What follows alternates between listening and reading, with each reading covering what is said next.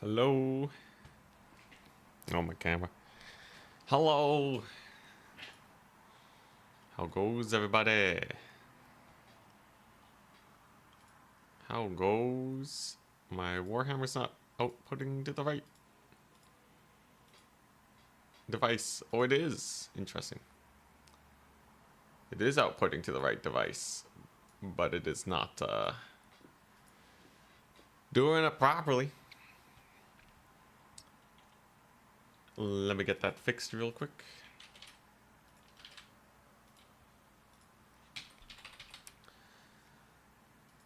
Let's see here. It should be in my sound settings somewhere. Classic Windows update obliterating everything. What's up, Trizik? We got Darstrix, we got Violet, Scion, Diomed, Kaiser, hello. Yeah, let me just, where's my advanced sound settings? There they are. So, I want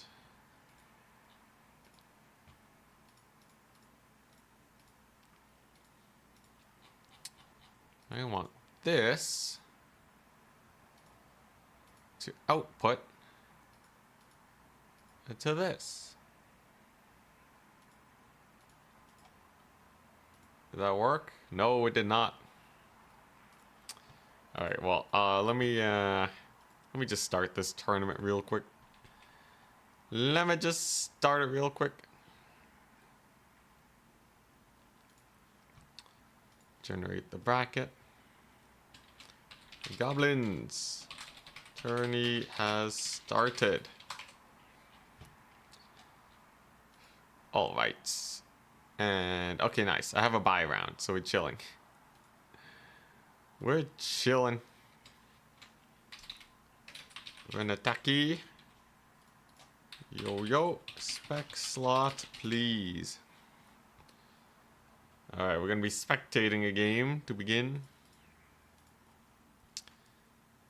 And then I just gotta fix my audio. Alright. Let's get the armor blocker up. Let's use this one for now. Beautiful. Look at that guy. Played 3K hours of Warhammer Total War but never touched PvP. What's the best mode to get into it? I think Domination has a bigger community. I'm obviously a little biased there, but seems like Dom is a little bit bigger. Would recommend that.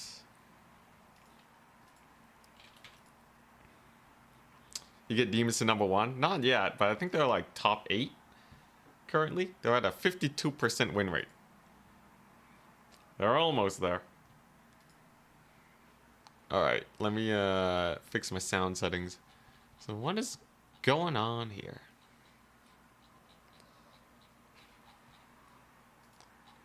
So this thing is not working properly.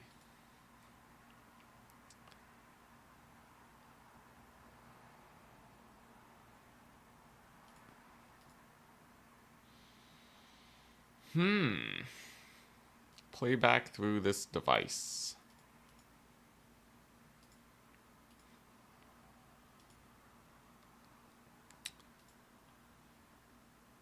Strange. Hopefully I finish before then. Hey, what's up, Meaty Dangler? Finally not second class viewers. Oh, nice. Redeem 15 squats. That was early. I'll go and do that in a second. Let's see here. Output device.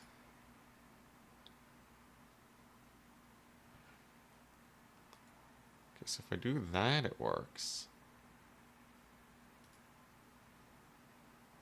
Yeah, okay, so the game sound works.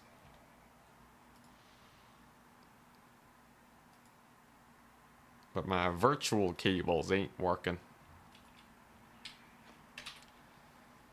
VB cable. Strange. Well, I have a plan B, which is just to output straight to my normal audio. But that's a little janky. Okay, yeah, that doesn't work. Okay, you know what? Screw it.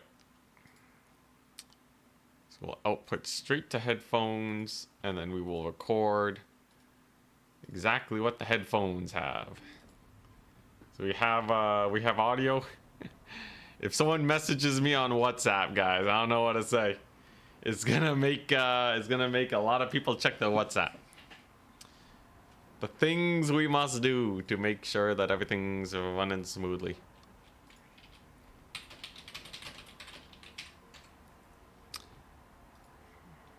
Alright, let me do some squats. 15, here we go. What's up? Skelly, Basis, hello. Linus, what's up?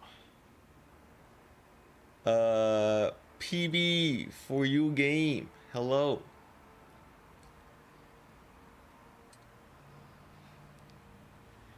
Yeah, if you can find matches for land battle,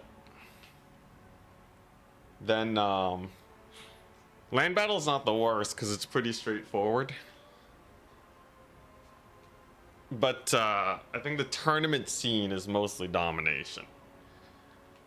Whew. You've got to get the exercise in. We're doing Dark Elves versus Beastmen. What is this? Ah, oh, nice. You have an attacky has the matchups. Hell yeah, Dark Elves versus Beastmen. Is that one Dark Elf favored or Beastmen favored? Beastmen got a lot of nerfs, so I feel like Dark Elves win that. Chaos versus Nurgle is very Chaos favored. Kislev versus Chaos Dwarfs should be probably okay for Kislev. Alright. Where was yesterday's stream? I messaged on my Discord. Took a proper day off. Took a full day off so I could get some editing, which I did. Relaxed for a bit. I needed an unwinding day, so that's what yesterday was. What are the rules for this one? So this is a 3x3 matrix tournament. You pick 3 factions, they pick 3 factions. That's 9 matchups total. You both ban 3 of those matchups so that 3 remain, and then you play those in the best of 3. Nice and simple. Isn't editing working too? Well, like, it's something that I've wanted to get done for a while. And after streams, I'm like too tired, you know?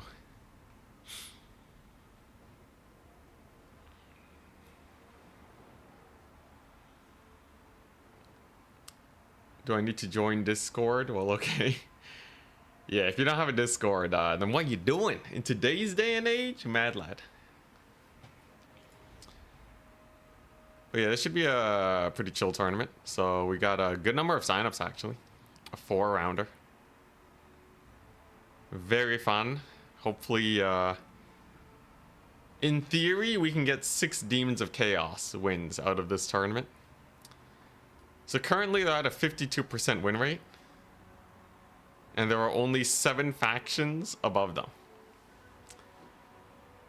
So if I get 6 wins with them, that would be pretty hype. They would probably beat Vampire Coast, but probably not get into the 54% range. They're getting there though. I think as soon as they get top 4, people will start being like, whoa, what's going on? It'd be hilarious. Just didn't realize I had a Discord. Noble and Haldor, you've been here for so long. You've been here for so long, man. Yeah, we got the Discord. It's where the tournaments are posted. It's where people can ask questions and replays and keep up to date with where the stream is at.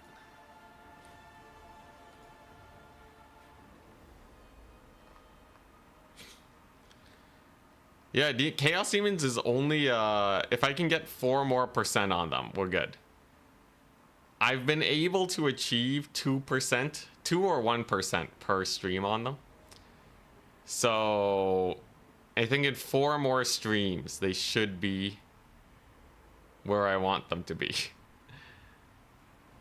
I still struggle winning the grand finals with them, though. Anyone that saw the Turin tournament a couple days ago? I beat Cathay against a normal Cathay build, but then we just lost the finals.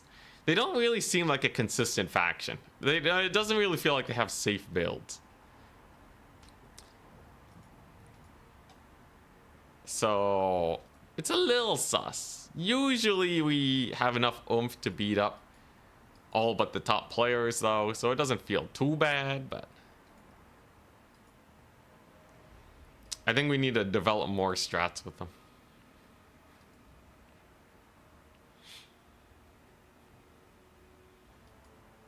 Casual player of Total War. Only time you used Discord was for a study session years ago. Truly a casual player.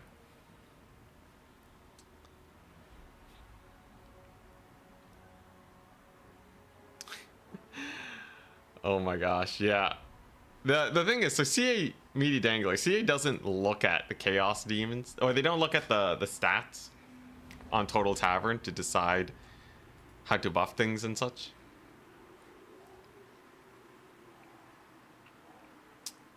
If they did, life would be a lot better. But they don't. I think they mostly take into account like specific suggestions, but here's what we have. Noxbringer. Epidemius. Turin said Epidemius is the worst lord out of all of them. He has a vigor boost, but it's only 16 seconds, so pretty inconsequential. He can summon plague bearers, which is pretty cool if they can't be ignored. And he has a pretty sick slow, but it's a 15-meter range. Ah, yes, and he can also increase physical resist, which might not be too useful against Chaos. They got a Hell Cannon, a Sartorial, Marauders of Khorne dual weapon. Okay, spending the mark on some Marauders, though dual weapons are pretty high. And the usual Horse Mastering.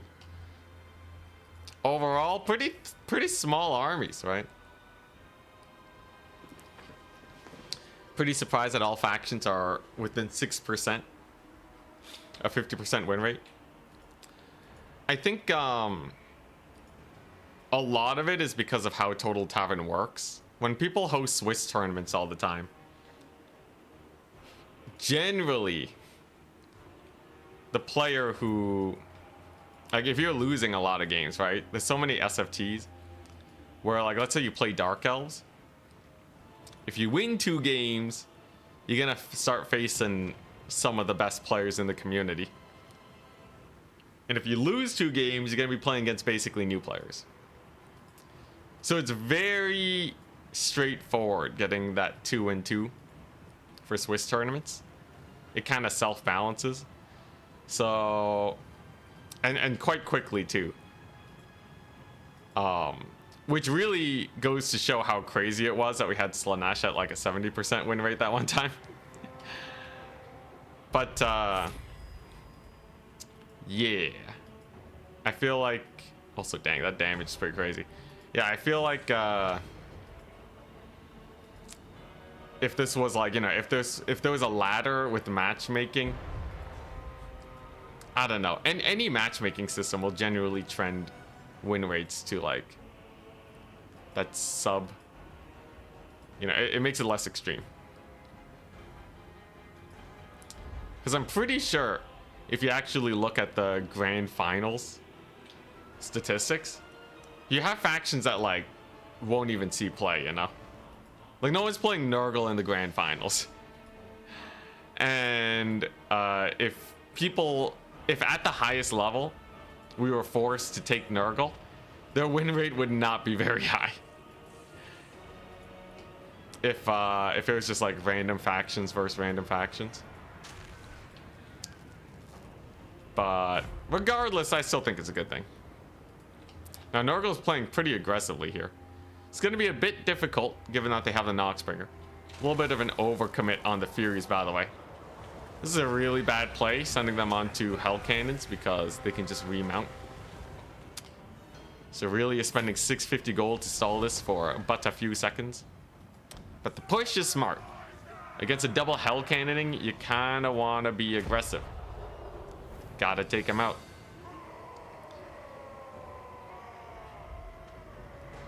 But let's see. Another volley. Little bit of deeps. Horse Masters are going down. Nurgle really just needs one successful push and they're good. But the Overcast Final Transmutation hurting Epidemius and the Plague Ridden pretty bad. He cast the Vigor reset. Okay. That doesn't really do much. He also cast Locus of Virulence. That's a little bit early. Gets the Fleshy Abundance down though. So most of the duration was actually lost. Had this been Slaanesh, they could have gone into the fight a little bit faster.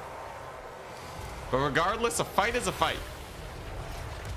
Barons of the Bog are in there. Their damage reflecting the Marauders. That's pretty nice. Searing Doom does okay damage, but this is just a summon. And Sartorial's getting kind of low.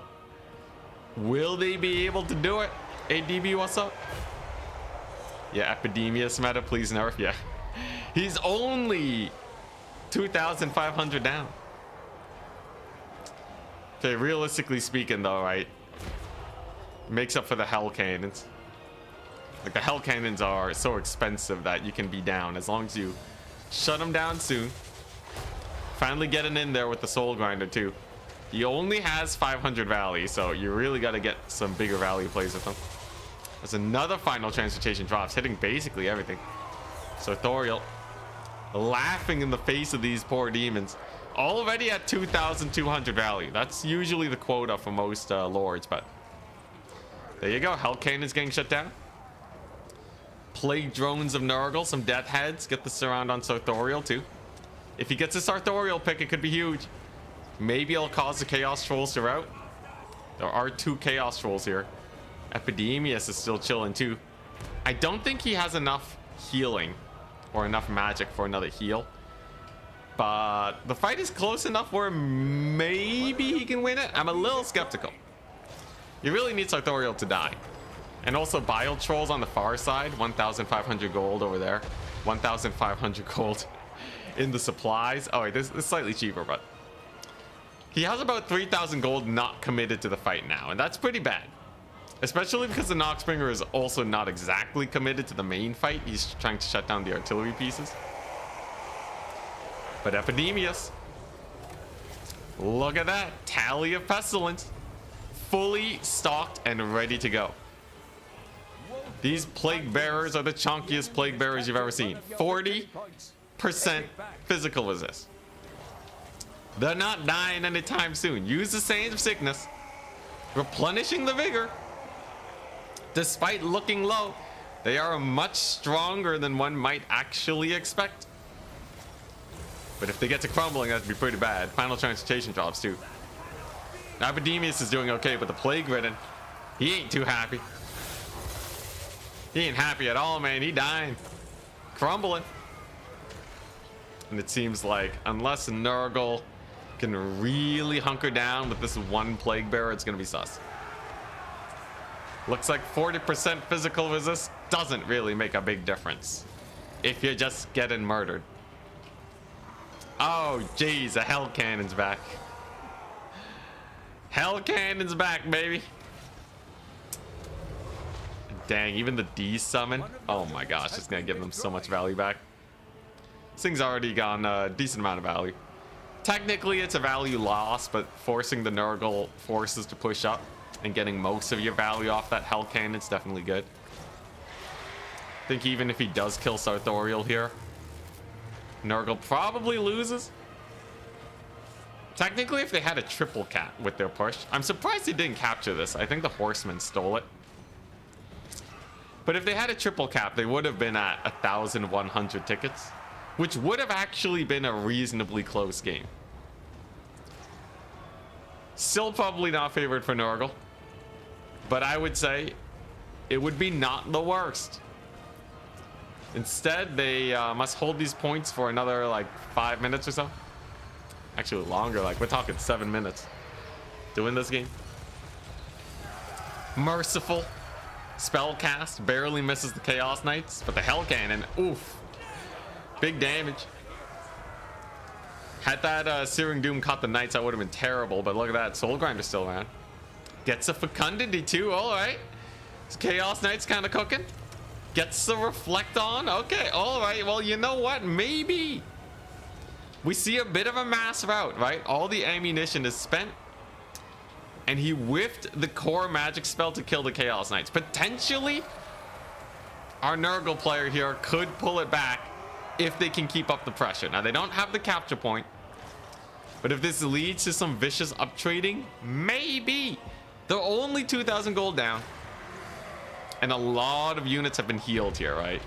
We're looking at no physical resist on the Knights because they're not demons. No physical resist on the Bile Trolls because they're not demons. But the Soul Grinder does have 40%, so it will be lasting pretty long. And now look at this. Chaos making some desperation plays, trying to get on the point. They probably won't be able to take it with the Angels of Decay here. But is this a misplay? Is this a grand misplay? The blunder? Sartorial going into combat, 100% shields does not mean he's actually at max shields. It scales lower based on the remaining HP you have. Sartorial looking a little bit sus, but the point is getting captured. Now, one Plague Bearer will eventually be able to get to this point. I'm pretty sure this gets captured before they show up. It'll take 20 seconds to capture, probably more for these guys to show up. But look at that, Lord down. I repeat, Lord is down. There's still 2,000 points behind, but the army size is actually looking more and more reasonable by the second. Despite the Chaos Knights routing, like the terrible unit they are, and they got 900 value. It's still ain't too bad because Bile Trolls are here. With the Lord loss penalty and an extra -8 leadership on these trolls, aspiring champions even can be routed off. Especially because they don't have ITP. Soul Grinder really putting in the work. But Nurgle's gonna have to recapture points. Plague Drones, Angels of Decay. Insane stats, 54 melee defense. Still dying to Hellstriders. But maybe they win it. Like, Sartorial's donezo, man. Sartorial's gone. At least for the next while. And if he gets resummoned, there's no way Chaos is actually recapturing any points. Far side will probably be taken back by Plague Bearers in the next millennia. And trading is not the worst. Look at that. Damage reflection is back. Epidemius doing his hardest to try and look useful. It is actually... No, it's not keeping the vigor okay. Horsemen have been resummoned too, and they're annihilating those poor Bile Trolls. But here's the thing. If these Forsaken rout, maybe they'll have capture weight. If the Bile Trolls barely hold on, maybe. Though, man, those Horsemen. Horsemen are just annihilating them. Good distraction play, though. Sends the Soul Grinder in. But Nurgle's gonna have to actually secure some points. And look at this. Plague Bearers are slow. They're very slow. They're not even attacking properly. They're the dancing, turning back and forth as you do. Love the movement in this game. It's glorious. There you go, bracing up now. All right, there's the attack command. They're not going to kill the Marauders. Well, they will kill the Marauders, but not anytime soon. Trolls will be getting here. And is that a Hellstrider summon? No, Horseman summon. That will definitely tip the fight over here. All the meanwhile, Bile Trolls did manage to live, but none of these points are actually getting captured. Nurgle's just too slow, man. Nurgle's just too slow. They're making a desperate attempt to get onto the points, but like... Okay, yeah, these Plague Bearers barely have this one. The Chaos on the triple cap have already caught up, man. Honestly, had he captured and held this point, I think there would have been a chance. I think Nurgle might have won it. But, yeah, this is looking a little bit too sus now. He summons in a Fury. They're going to kill off the Hellstriders. But with the Plague Bearers already so injured, there's just no capture weight on this point. Yes, he will get the home point. But, like, Epidemius and a Soul Grinder are just not going to hold this. More Horsemen are being summoned. Even Sartorial's back. And when you try to go for the triple cap, you tend to trade down. You tend to trade down, and look at that. Gold damage slipping from Nurgle's grasp. Soul Grinder getting charged by a fresh Sartorial. The Vigor boost has done nothing for this Soul Grinder. And unless we see a miracle for Nurgle, it looks like we're going to be going on to game number 2. Though he's still scrapping. Game of the Heart didn't hear no bell. There's a non-zero chance that there's going to be a ton of horsemen getting summoned in here. Technically, he has the money to summon 2 horsemen to get this point, but no. Resummons the Barons of the Bog. That will secure this 1 point. But I don't think this is possible without the Soul Grinder. We'll see. We are seeing a Plague Bearer march moving on over here. This map's kind of big. So I'm a little wary. I'm just a little wary, you know. It just yeah. Yeah, it just, I don't know. It's gonna be a while, right? Like Plague Bearers is slow. Very slow. And like how long are they gonna take to kill this, right? Look at the gold per second they're getting. These Plague Bearers are getting roughly 2 gold per second. That's not even an exaggeration. They're getting roughly 2 gold per second in melee. Your opponent is getting 15 gold damage value just by existing. That means that you need at least 8 Plague Bearers in melee to outpace the passive income of your opponent. So he could just send endless tides of units to stall you forever, even if you have 8 Plague Bearers. He has 3. One of them is not in melee. Barons of the Bog coming on in to slow combat even further by reducing the damage of the opponent. Does not increase your own DPS though. Maybe Epidemius. Look at that massive value. Oh dang, that's like 30 value right there. Then 2. Alright, there you go. A little bit of value. I think Epidemius might push past that 15 gold a second mark. We are actually seeing some routes. But we are almost in single cap territory. Chaos just has to hold the points for a little bit longer. Now, I will say summoning the Hell Cannon's a bit of a misplay if you want to go for that strat. But potentially he'll just kill everything here with the Hell Cannon. I'm seeing 2 dead Plague Bearers. Okay, you know, maybe if the Barons of the Bog and Epidemius get on the point, he could capture it. Now we're well in the territory, though, of single cap victory. Oh my gosh. Oh, the points. The tickets. He even unsummons the Horsemen, losing the point and opting to go for this point instead. Chaos Knights only have like 4 capture weight right now. Slightly less. At least Epidemius was chilling for the whole game. I guess he did get his value back. But then you have to take a caster hero, and that's just so expensive. Saw how easily they died. And they are quite expensive. You don't feel that great taking them. But there we go. A goodbye, Nurgle. You did well. I think had you been able to hold the opponent's home point during that main fight, it would have been better. Maybe you just tank the hell cannon shots. You basically were doing that anyways.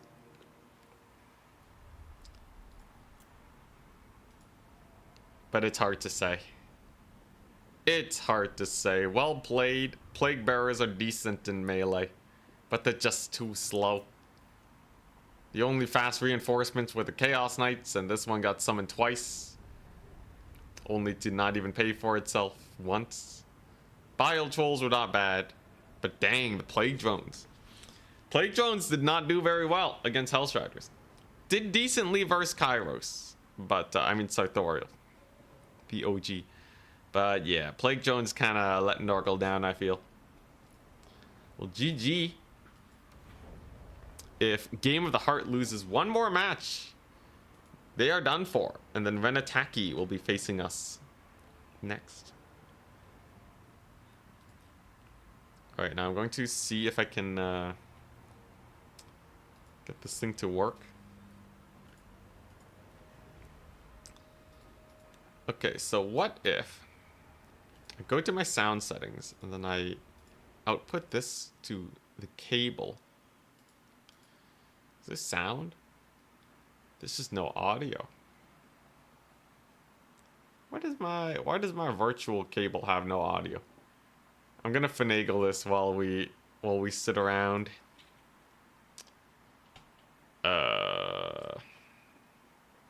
Sound settings. Yeah, Sartorial got so much value. The blob fight into Final Transmutation, especially killing the caster so early. I think Nurgle lost like... They might have lost like half of their Winds of Magic by the time their caster died. That is very bad. That is something you do not want to be having happen to you.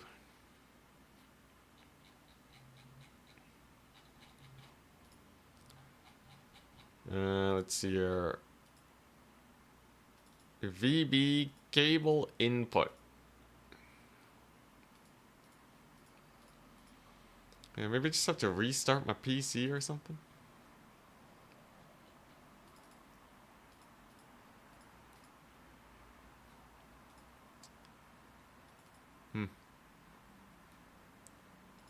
How strange. How strange.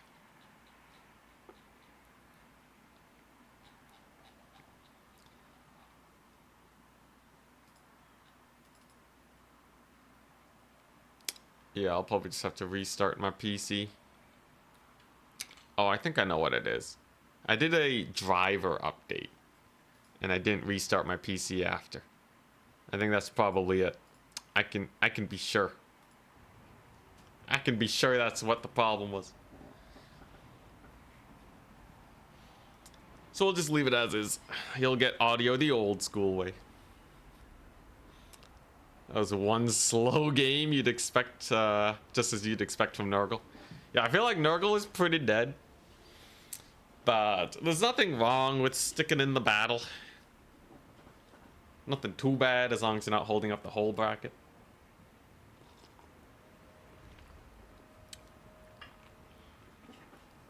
Looks like they're playing Chaos Dwarfs versus Kislev next. Okay. So I would say... Pretty sure Kislev wins here pretty hard.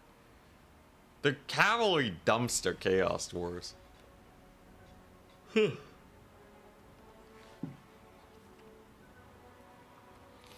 only thing is the artillery. So maybe Chaos Dwarves goes for a heavy artillery build, and then Kislev overcommits. They could spam a bunch of ranged. I don't know. I personally feel like Kislev is pretty strong as a faction. Maybe less, I don't know. They do have horse skirmishers. They got really good cavalry. Not the best versed armor, but I think if you just spam a bunch of infantry, Chaos Dwarfs can't do that much, right? They're quite slow. Just field a bunch of Streltsy maybe. Sure, they're a little bit expensive, but I can't really see what Chaos Dwarfs can do against them if you can dodge artillery. Now, maybe when attack you can't get the artillery dodging game on, in which case it's a little bit different. You could summon in Lil Grom, but if they're playing on Glinty Tooths, they can be line of sighted. Did the Kislev single entity build get nerfed? It did not. Oh my gosh, another 15 squats. Oh, get swole. Alright. Alright, I gotta do bicep curls again. 2, 3, 4, 5. Jeez, yeah, I haven't done more than 15 squats in a while. I used to be able to do 15 back to back, you know, as sets. Now my legs, they burning. Gotta get swole though. That's my sign that I've been not exercising enough the last while. How do the Chaos Dwarf flying monsters do against infantry spam? Pretty bad. Most of them don't really have the armor to tank. Like, they're quite large. They don't have an insane amount of armor. So, it's pretty rough, especially because it eats into your main army too. And you kind of need that to shut down a lot of range units. Like, the counter to range spam is 400 gold infantry. Chaos Dwarves don't really have that.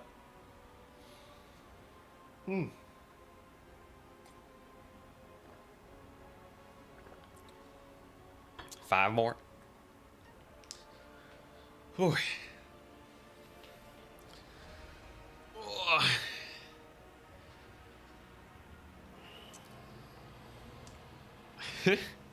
Please tell me those are painkillers for your knees you just took.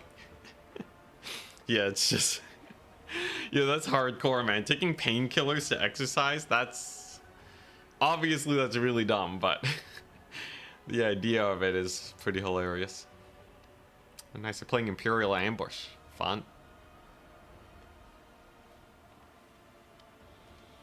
What's your build / playstyle? Playing as a Bretonnian against Chaos or Nurgle. Shielded Chosen Core on points on more streamlined maps where you can't flex your mobility as hard. So if you're really worried about Chosen, Foot Squires will trade okay against them. So like you get a Grail Relic and Foot Squires and they'll do damage back. They won't win, but they'll get the money back mostly. And then you use your Bowmen. So you get some Poison Bowmen going. You get some normal Bowmen. And you just shoot at the flanks a little bit. You can also rear charge with Questing Knights. And because Chosen really screw over the rest of the army, they're very slow, they can't really support the rest of the army, it's pretty easy to get like a Flying Alberic on his big mount to just cycle charge them to death after you've secured mobility dominance. Like, you just cycle charge with a single entity, they'll eventually get worn down and then you get... Alternatively, 8 trebuchets, but that's a meme. Don't do it. Max Chevron Grail Guardians. Okay, normal Grail Guardians actually might actually be a pretty good choice, but yeah, the big problem with infantry is that if they're halberds, they're getting shot by bowmen. I don't care if they have a lot of armor, they're not shielded. Your bowmen will get their value back. And if they're shielded, they're just going to get cycle charged. So, you're more or less fine that way as Bretonnia.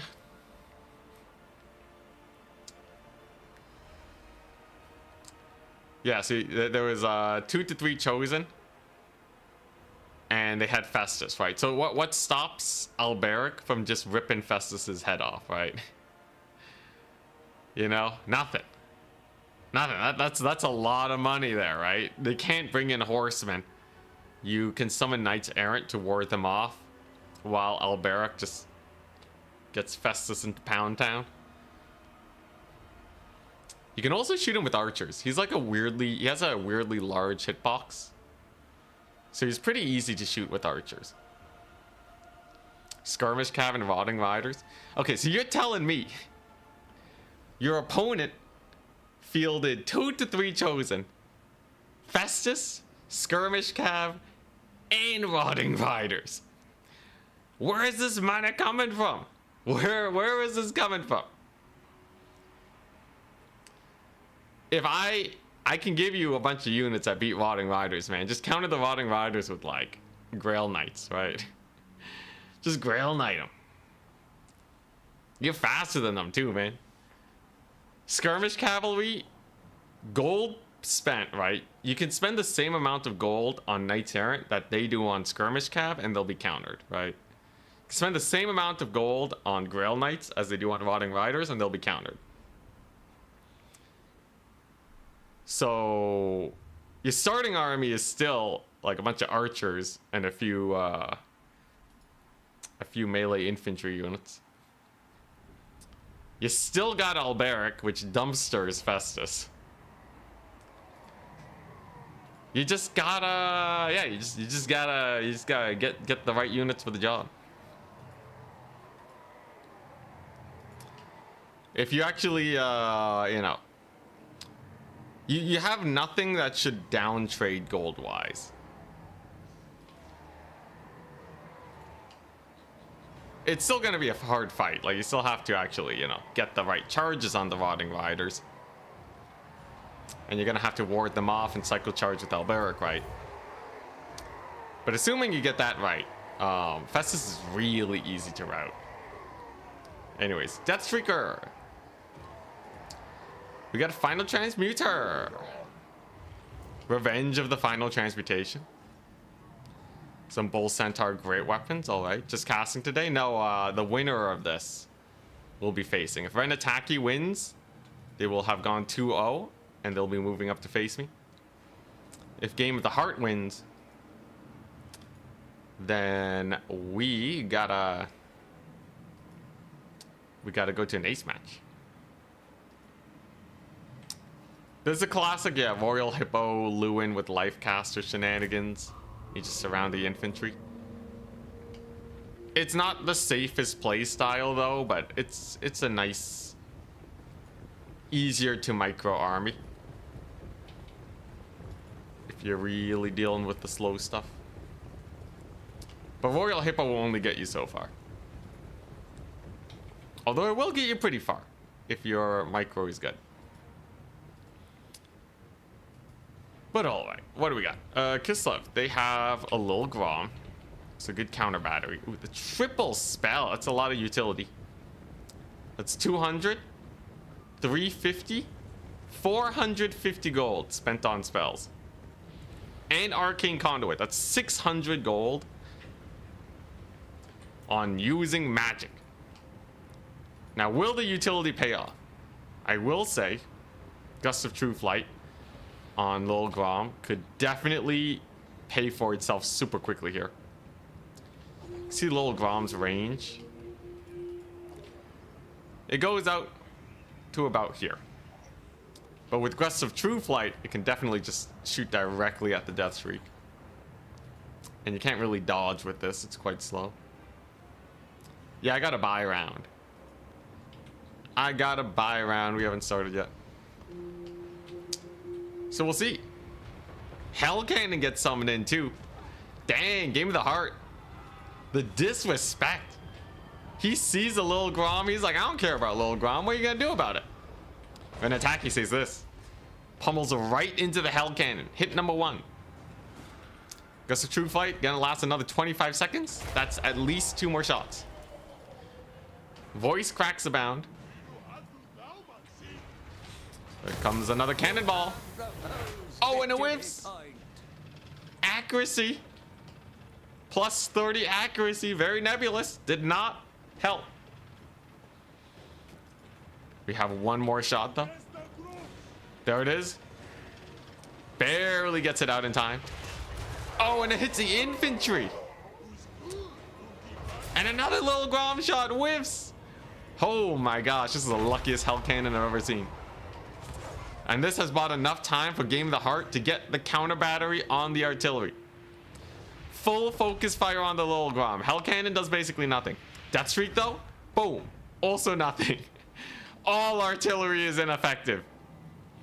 Both players have committed heavily onto the artillery game, only to be sorely disappointed by everything.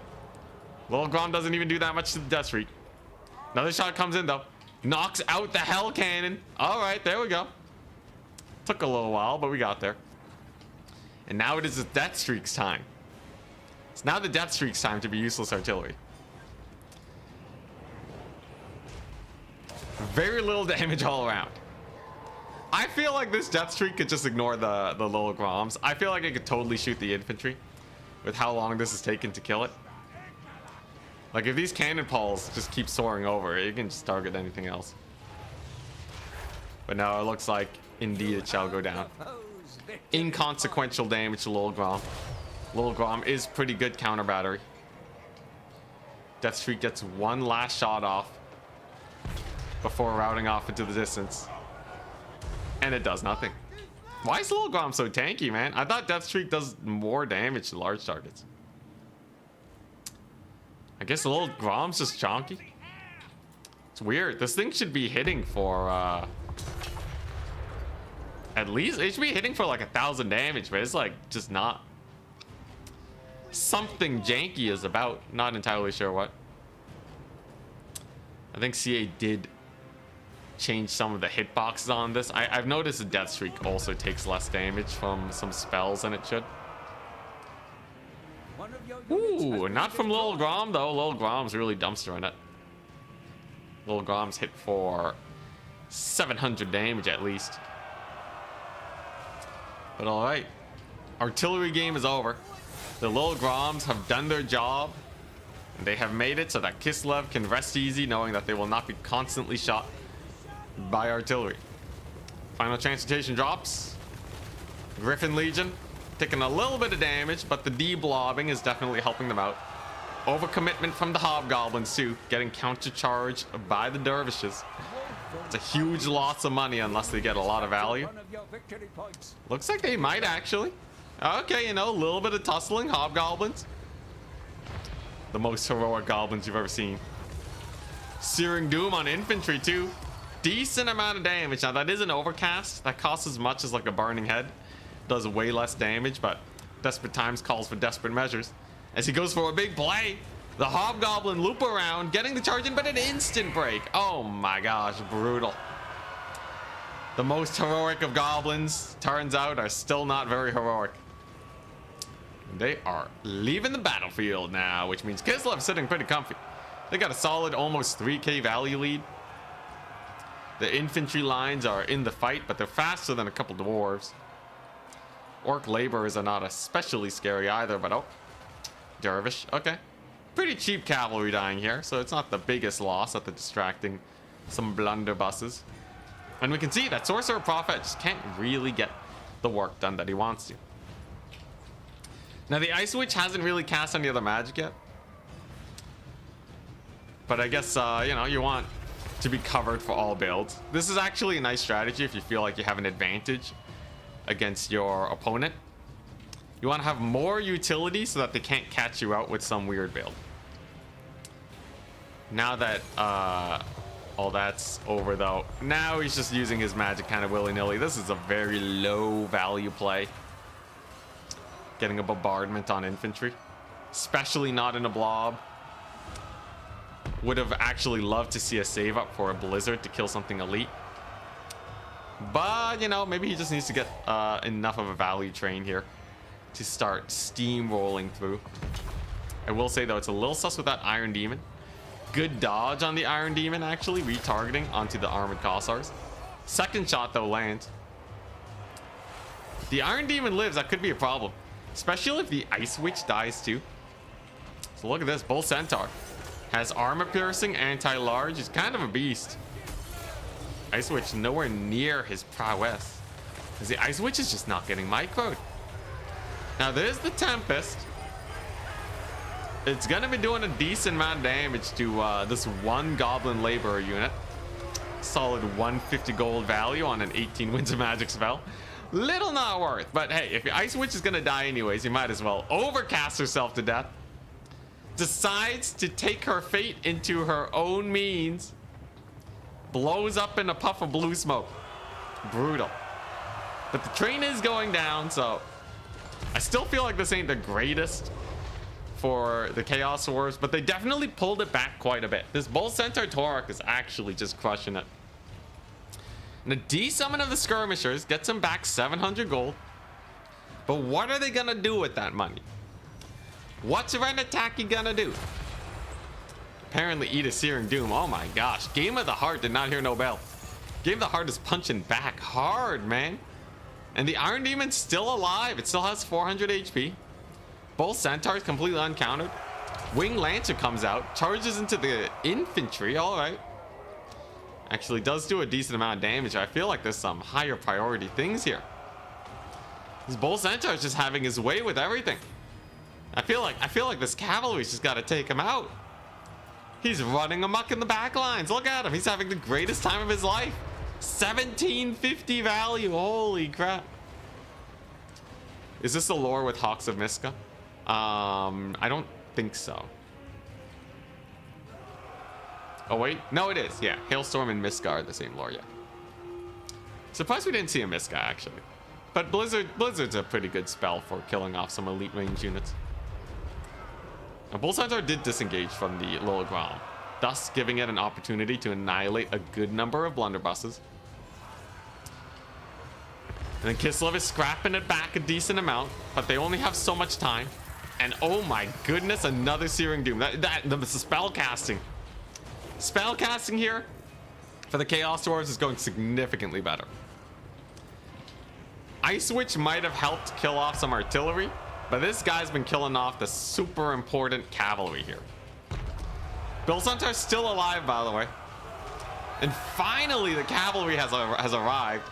Dervishes charge in, but is it too little too late? Lil Grom's gonna go down. Oh my god, the Grom routes.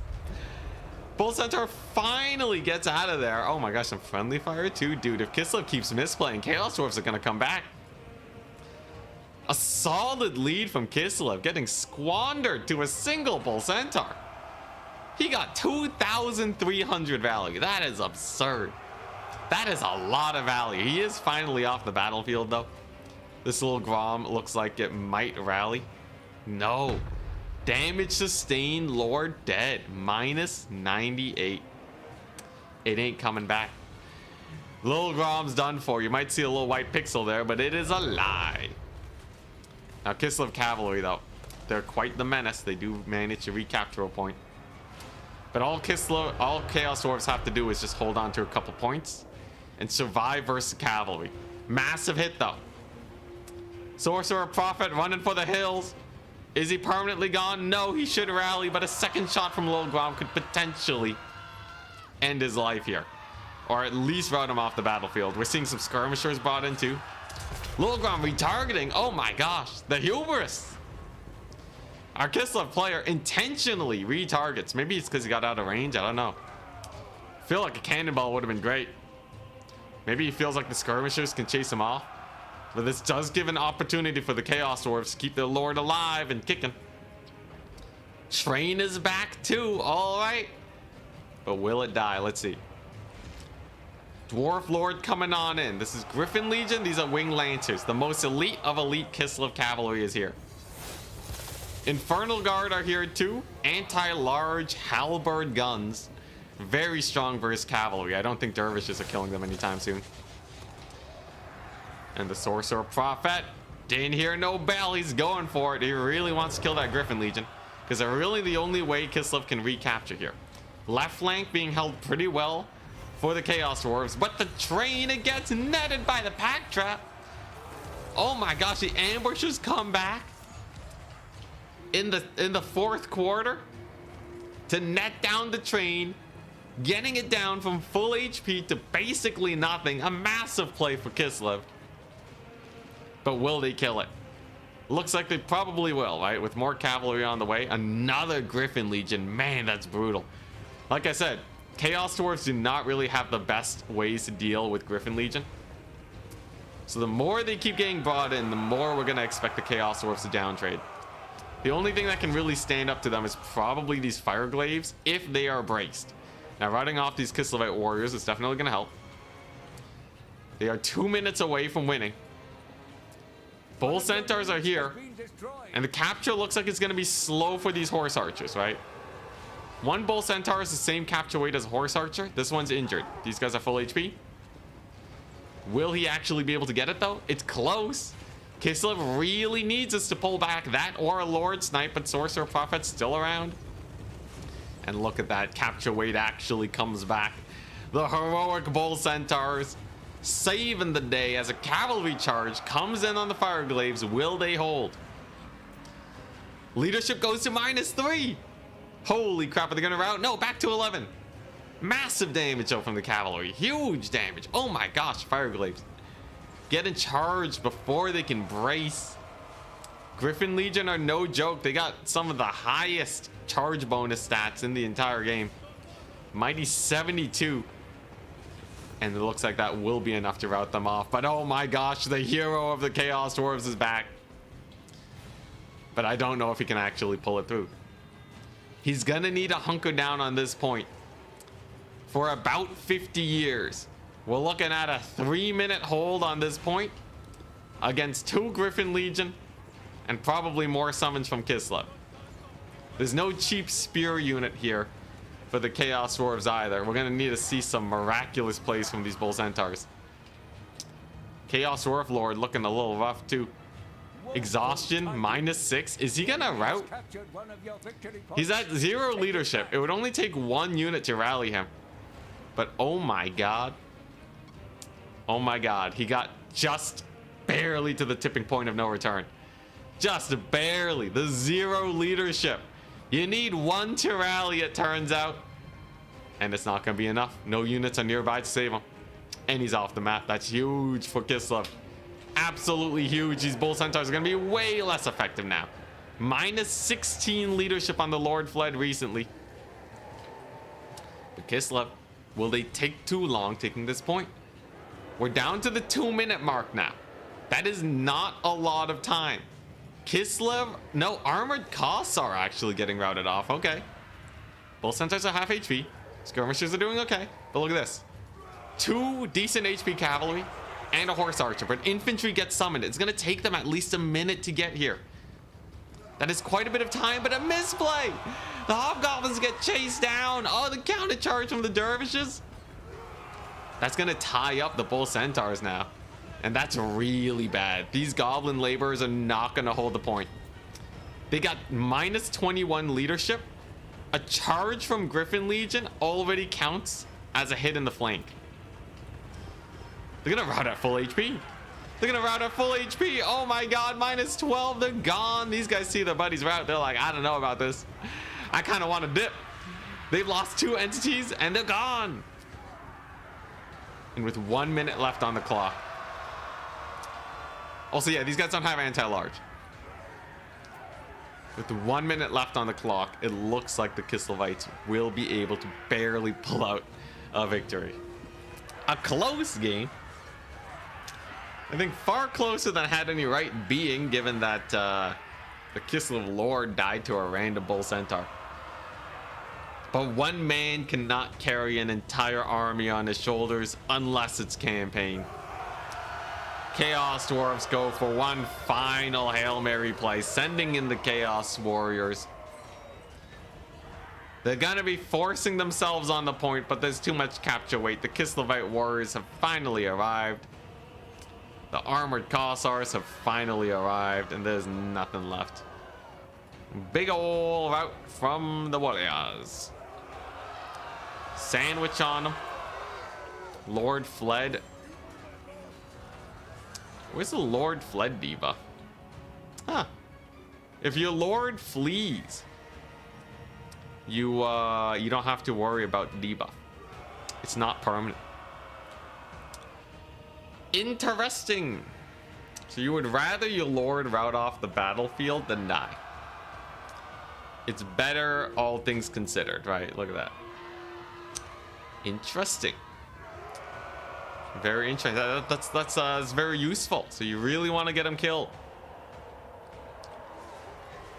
In this case, though, doesn't really change anything. I think even if the Lord had rallied, this would have been pretty over. Absolute slugfest. The Bull Centaur. He's doing his bestest. He has 68 kills. Can we get one more? Yeah, let's go. Good job, Bull Centaur. That's how you know. Truly a Chad of our times.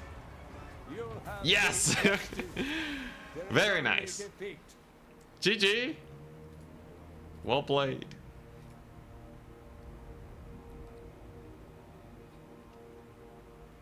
All right. Well, there you go.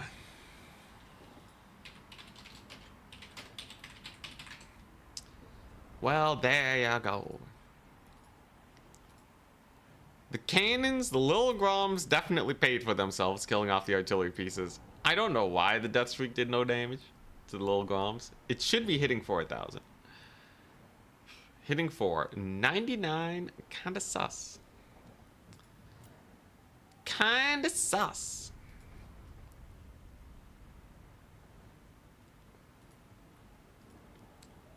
Maybe I should make a bug report.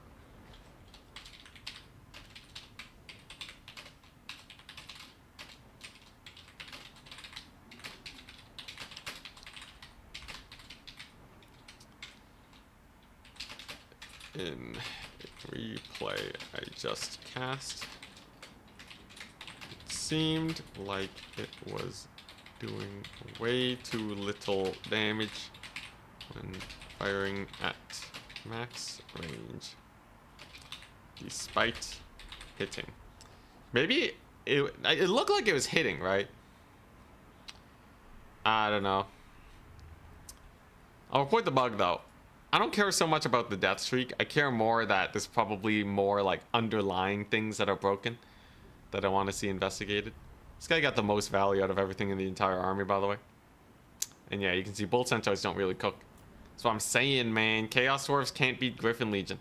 They got no answers. So GG. Which means we are up against Venataki. Okay, we're up. And I would like to play a Demons of Chaos. If at all possible. If not, we have many other options. But if we can get it done, all the merrier. So let's do this.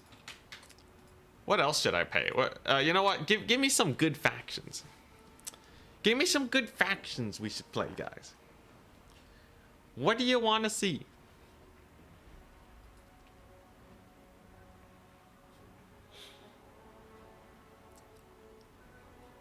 Skaven. I hate you so much. Alright. So what my faction is going to be Demons of Chaos, Skaven, and Nurgle. I hate you all. Alright, so be it. Alright. Oh, jeez. Well, at least I don't have to worry about him stealing my factions. That's pretty hype. Alright. Demons of Chaos, Nurgle, and Skaven. He picked Dark Elves, Warriors of Chaos, and Kislev. Oh, that's a doozy. To say that I have bad matchups is a severe understatement, but I do fancy myself better than this player. I don't think they're completely helpless, though. Give them a good matchup, they might be able to pull through. So I will start by banning Kislev versus... Alright. I will start by banning Kislev versus...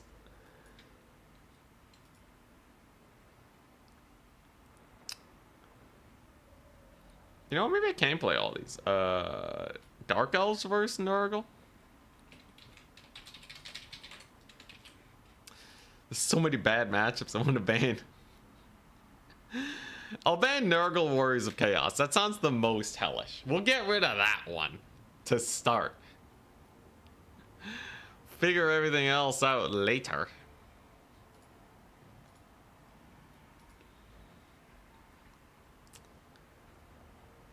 Gonna see some 6 Skaven play. Oh boy. Why couldn't the person who typed Beastmen message first? Or Wood Elves? Or even Greenskins, man. These are the 3, like, bottom tier factions, man. Garbage. He banned demons. He banned Demons of Chaos twice. No. We ain't farming wins on them today. Now, Skaven versus Warriors of Chaos is... you know, maybe I am just playing Skaven a lot today. Demons of Chaos versus Warriors of Chaos is okay. Do I want to play Nurgle versus Dark Elves? The answer is no. Do I want to play Nurgle versus Kislev? The answer is actually maybe. And then I can play Skaven versus anything but Kislev.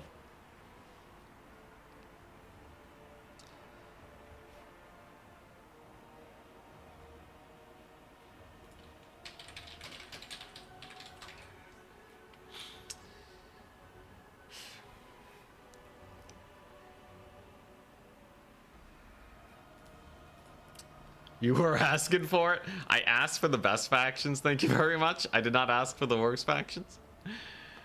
I should have known, though. I should have known. You know? I feel like this is, blaming the victim here, though, alright? I trusted you, chat. I trusted you. Let's play Demons of Chaos versus Warriors of Chaos first.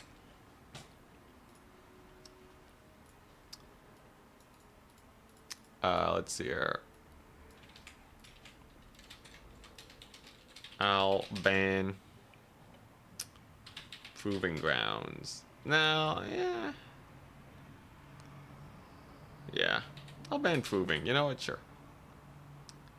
I'll ban Proving Grounds. We're starting off strong. We're playing Demons of Chaos. We're against Walk. This is not an impossible matchup.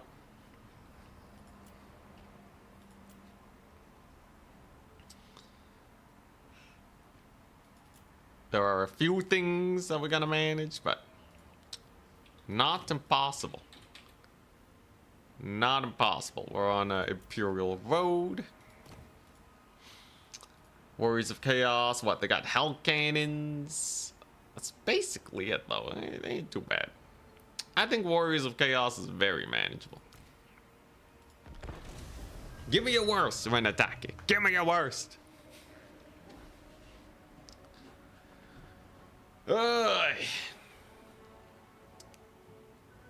You don't specifically play campaign or multiplayer? Yeah, I kind of play both. Mostly multiplayer. It's more of like a sprinkling of campaign. Skaven versus Kislev is easy, says B6. Maybe I should have left it in. I don't know how to play the matchup though. And then there's the whole unbreakable cav problem. But maybe Skaven just outshoot them. Let me see. Skaven win rate versus Kislev. They have a 42% win rate. That does not seem easy in my book. But maybe people don't know how to play Skaven, you know? You're lying. You know, it's a better matchup than most. It's a better matchup than most. Why do Warriors of Chaos have a 47% win rate? That's greenskin tier. I think it's because no high-level player is really grinding them right now. If one man can get Demons of Chaos to 52% from 43, I increase the win rate 9% just by playing them, right? So realistically, you only need a few good players to play a faction. Like Wood Elves is at 50%. I don't have to tell you that Wood Elves is insane. Look at any grand finals. Look at any high stakes tournament. People are playing Wood Elves. So yeah, it's about who's playing the factions, right? Attack speed and Jorah hasn't been playing as many games recently, so there's gonna be less Wood Elves. Own Goal hasn't been playing as much. It's gonna be less Wood Elves, right?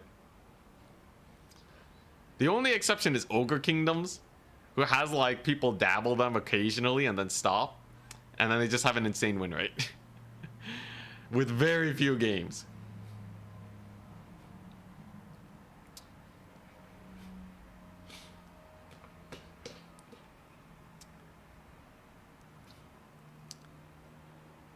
Single-handedly lowering the win rates of factions I love. With which one? Which one? Oh wait, you're saying that Game of the Heart? Oh, come on, man. Come on. We all know Nurgle just sucks. Nurgle's garbage. A lot of people are drawn to Nurgle too. A lot of people like Nurgle. A lot of people like the aesthetic. They just stop playing them after a bit, and the win rate remains low. I think the only person that can do well as them is Turin, but even he can't elevate them to like top tier, you know? Pretty bad.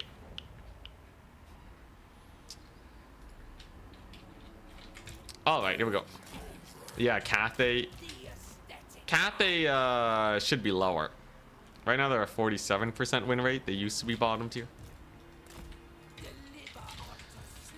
Ready, good luck, have fun. So going for the rush build. This build is generally very safe against anything but a Mantide. Warriors of Chaos cannot go for a Mantide. So I have a simple game plan. Bring out the Changebringers. Catch the skirmishers with these guys. We're good. What's there to worry about? Some spawn Ozinch. Severed Claw, Chaos Lord. Oh, this is their favorite build. They love the Chaos Lord Exalted Hero combo. Keep it from the foe. I don't fear it that much though. We've played this. We've played this specific matchup quite a few times. Now there's a few times when they get it close when I misplay. So I still gotta be careful. We can't be overconfident. But this should be a little sus. We know the Furies trade pretty well into these guys. I don't even really need the Changebringers. And the map is quite comfy for us.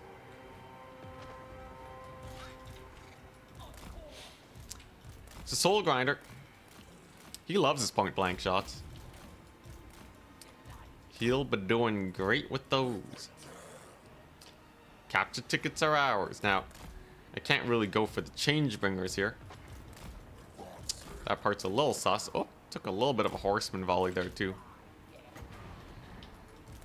Can't exactly get the Pavane either. What we can do though is we can absolutely kill these guys. Forsaken, super duper exposed.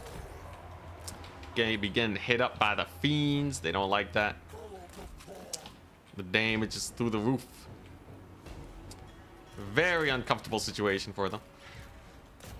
I think one Soul Grinder hit will get them dead. Though, a bit of a misplay. Blood Reaper. Getting a little bit stuck up. Does manage to barely escape. But that misplay could have cost me the game there if I had not been careful. Still though, killing a Forsaken is definitely an uptrade. And what do I want next?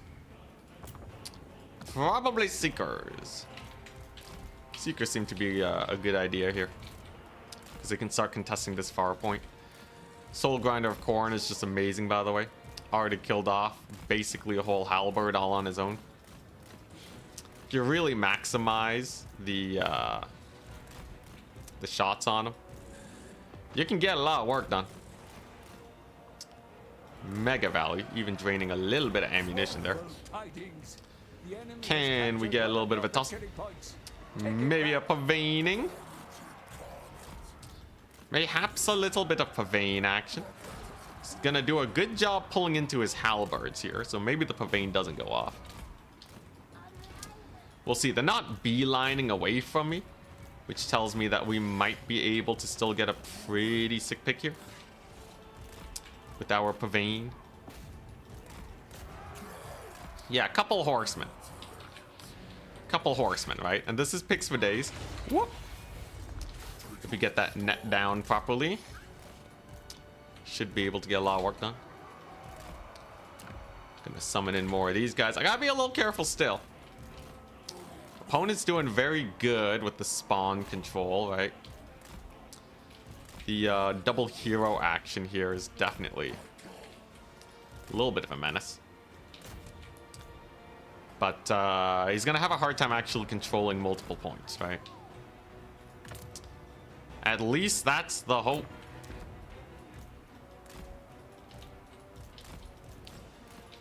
Because we can kind of just chill here. These guys don't run away right now. They're getting caught by Seeker's O Slaanesh. Let's see how they do. Looks like he might be able to barely get away there. Do I get another pavane just for the deeps? It's honestly not the worst idea in the world. Looks like I might even just route him off entirely. Pretty brutal. We're really using our mobility to our advantage here. Can't really go wrong with Moby maxing. Really forces your opponent into a tough situation. And the more horsemen he brings out, the more liabilities we'll be seeing. As another point gets captured for us. Now there's a bit of a summon here of cavalry. Not something that we have to worry too much about. They are fairly easily outmaneuvered. And I'm just drawing him away from his point.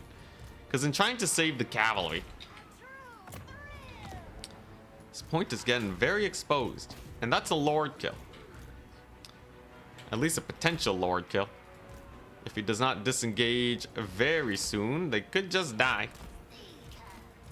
What is this, a unit of houndos? You know what? I'll take a unit of houndos. Unit of houndos is good. There's another net. Unfortunately, I may have whiffed with it. A little misplay over there. But killing off the hounds does give me an escape route. So we're not too worried. More Furies, as always. Couple spawn here that are gonna die. Maybe some knights. If we can take fights away from the spawn, I'm happy.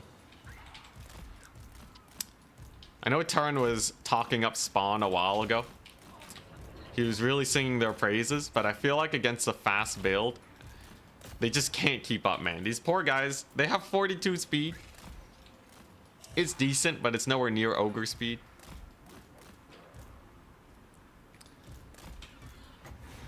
Should be able to pavane the knights next. We'll just hit them up with the pain train. And then if we can just kill them with the Furies, I'm happy. So there's the pavaning. There's our escape attempt away from the spawn. Soul Grinder's still a great single entity. We'll keep him around. And I'm just using pavane as a damage spell. Kind of jokes. So there go the Chaos Knights. Completely and utterly surrounded by Furies. The worst case scenario for them. Absolute devastation is about to drop on these poor knights. They do manage to kill off a Fury on their way out, which is impressive. But unfortunately, one Fury for a whole Chaos Knight is pretty bad. He does catch my lord, though. We'll be able to save him, however, with just the smallest bit of help. Can I save this point? I accidentally left it open for a little bit too long. Let's see if we can get our boys in there. Lord looks like he will probably be okay. Whoops. Dragged him a little too far away. Just keep dancing, man. If I can just distract his lords with mine for the whole battle, we don't have to worry too much. It's a game about stalling. Oh man, he's really going for my lord. I'm just gonna keep ignoring him though. I have my fiends nearby. They'll do great. Poor spawn are dead. And then we go for the lord strike. If we kill him off here, that would be perfect. Might even be able to kill off the Severed Claw. Doing a little bit of a bad fight right now. I would be slightly worried for them if I was him. Let's go for that Lord Snipe. Hopefully he goes down nice and quick. Dang, Severed Claw getting terror routed is so sad. I also don't know why he doesn't have magic. Yeah, I don't know why my opponent doesn't have magic. That's neither here nor there. I feel like a caster would have been great for this situation. But what can you do, I guess? I guess we'll summon these guys. I'll save the Changebringers for last. We'll escort these guys off the battlefield. A little bit of a melee attack debuff. I really want this guy dead. Don't need the Furies on him, though. And yeah, I'm just going to keep avoiding fight. Into infinity, we will avoid this fight. Lord Chase Off will be very straightforward. This lady's fast. She can definitely keep up pace with him. He actually gets shattered. So we'll be able to make use of the Lord Routed penalty. A temporary penalty, but a good one. Let's get our Furies in. Should be able to get some pretty nice picks here. Whoops, a little bit of a misclick. But I think this will still go okay. So there's a speed buff. There's our ladies in there. There's that massive, massive melee attack boost. And then a Pavane to get these guys off. My darn point. Pretty sure with these Bringers of Beguilement, these guys die, but we'll see. Spawn can be a little bit terrifying, right? We gotta be wary of that. Lord Loss penalty doesn't affect the spawn either, you know? Gotta be a little careful. I did lose my Lord. Whoops, a daisies. It's okay, I got Changebringers now. He did get a successful Lord sniping. Pretty sure we kill off these horsemen, though. Losing my Lord's a little bit silly. As long as we keep this guy on the ground, I'm okay. The Changebringers definitely, with the roasty toasty, they will definitely swing things in our favor. Look at that. Horsemen are down. The Changebringers have arrived. He ain't capturing that point anytime soon. And there goes his little hero. So Lord Snipe was not worth. Look at these. I will say the spawn are actually kind of annoying to deal with. I should give them a little bit more credit. They do actually, you know, they're decently fast. They kind of get in there.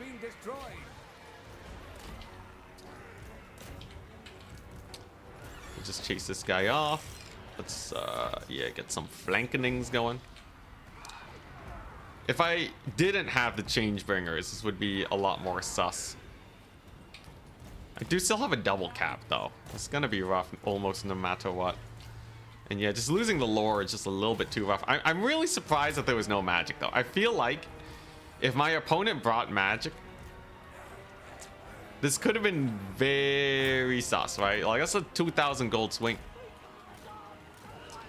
Obviously, it costs a lot of money to bring a caster, but still. Not even the slightest amount of magic. I am surprised. I'm gonna see a Lord resummon. Pretty sure that's exactly what we're seeing a save up for. Spawn are cooked.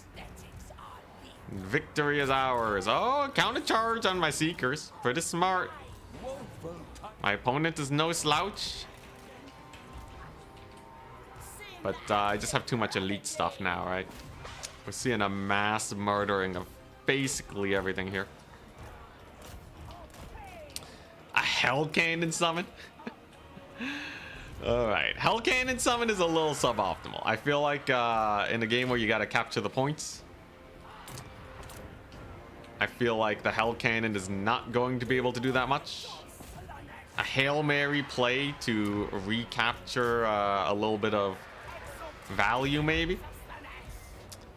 But a Hell Cannon's pretty crazy. There you go. There's a big route. Jeez. They just messaged me GG's. So we'll message back. Oh, they misclicked the Hell Cannon. Oh, I see. It must have been the Lord got back in their pool or something. And then the Hell Cannon showed up. That makes a lot more sense then. Okay. Just a misclick. Regardless though, no magic. It was a no magic build. A solid victory. My Lord did not get a lot of value, but he did debate his Lord to their death.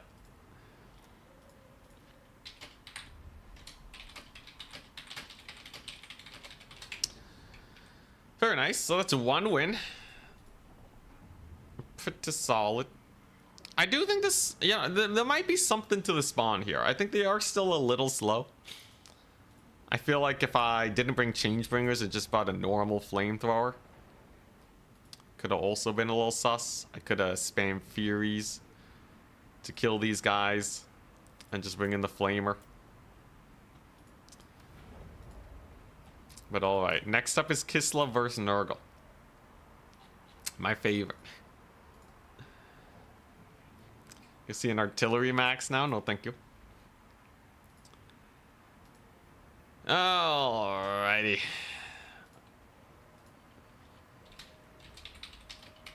Ban Bleak Spire, because that map is really bad for shooting. And then that way, maybe I'll get a map where we can get some Soul Grinder action in. What do you think of the main strengths of Demons of Chaos? They're really good at countering builds if you know what your opponent is bringing. So they can beat Main Tides if you know they're bringing them. They can beat Kite if you know that they're bringing them. And they have some pretty strong builds against both. Stronger even than some other factions for hard countering. But that's the main thing. They only hard counter, it feels. Because their normal builds have a lot of weaknesses. Like, I don't think there's a safe Demons of Chaos build. Any situation where someone knows what I'm going to bring feels like a bad situation for me. But anyways, let's see. What do we want to do? He's playing Kislev. Oh, the mighty Kislev. A faction of much murdering prowess. Can we defeat them with Nurgle? I feel like the answer's maybe. Give it a hard maybe. Nurgle is... They're all right. They got tools, man. I think Kislevite Cavalry is a little strong here. Rot Knights technically can win, but they're so expensive. When they get outnumbered, they will generally have a bad day. But who knows? The possibilities are endless. And at least you can't tell what build I'm gonna bring. It's very hard to predict a Nurgle build. They have quite a few. Think Vampire Counts has any advantages against Slaanesh? I think so. Maximillionaire has been able to win it. The idea is that you can kind of drain... If you can bring out a Mortis engine when the horsemen run out of ammunition, it's not the worst. And then Vampire Counts can actually get some pretty strong infantry on the field. I think Graveguard help a lot in the matchup. So you just run Graveguard, great weapons. You run a few healing corpse carts. They can't kill the corpse carts with horsemen because they'll run out of ammo for the Mortis engine. And then you also have Manfred, or not Manfred, but you can run like a double White King to kill off Keepers of Secrets. If they take 2 Keepers of Secrets, you have so many Crypt Horrors that they can't really get into your backline. And then you celebrate.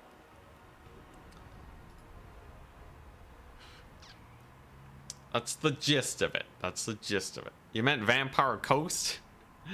Vampire Coast have crab builds. That's about it. They have, yeah, they have some crab builds. And they can go man-tide. Nothing too crazy there. You know what is crazy, though? This. So, if I run a ludicrous number of Chaos Warriors, I'm just gonna go the classic Nurgle strat of just armor check your opponent.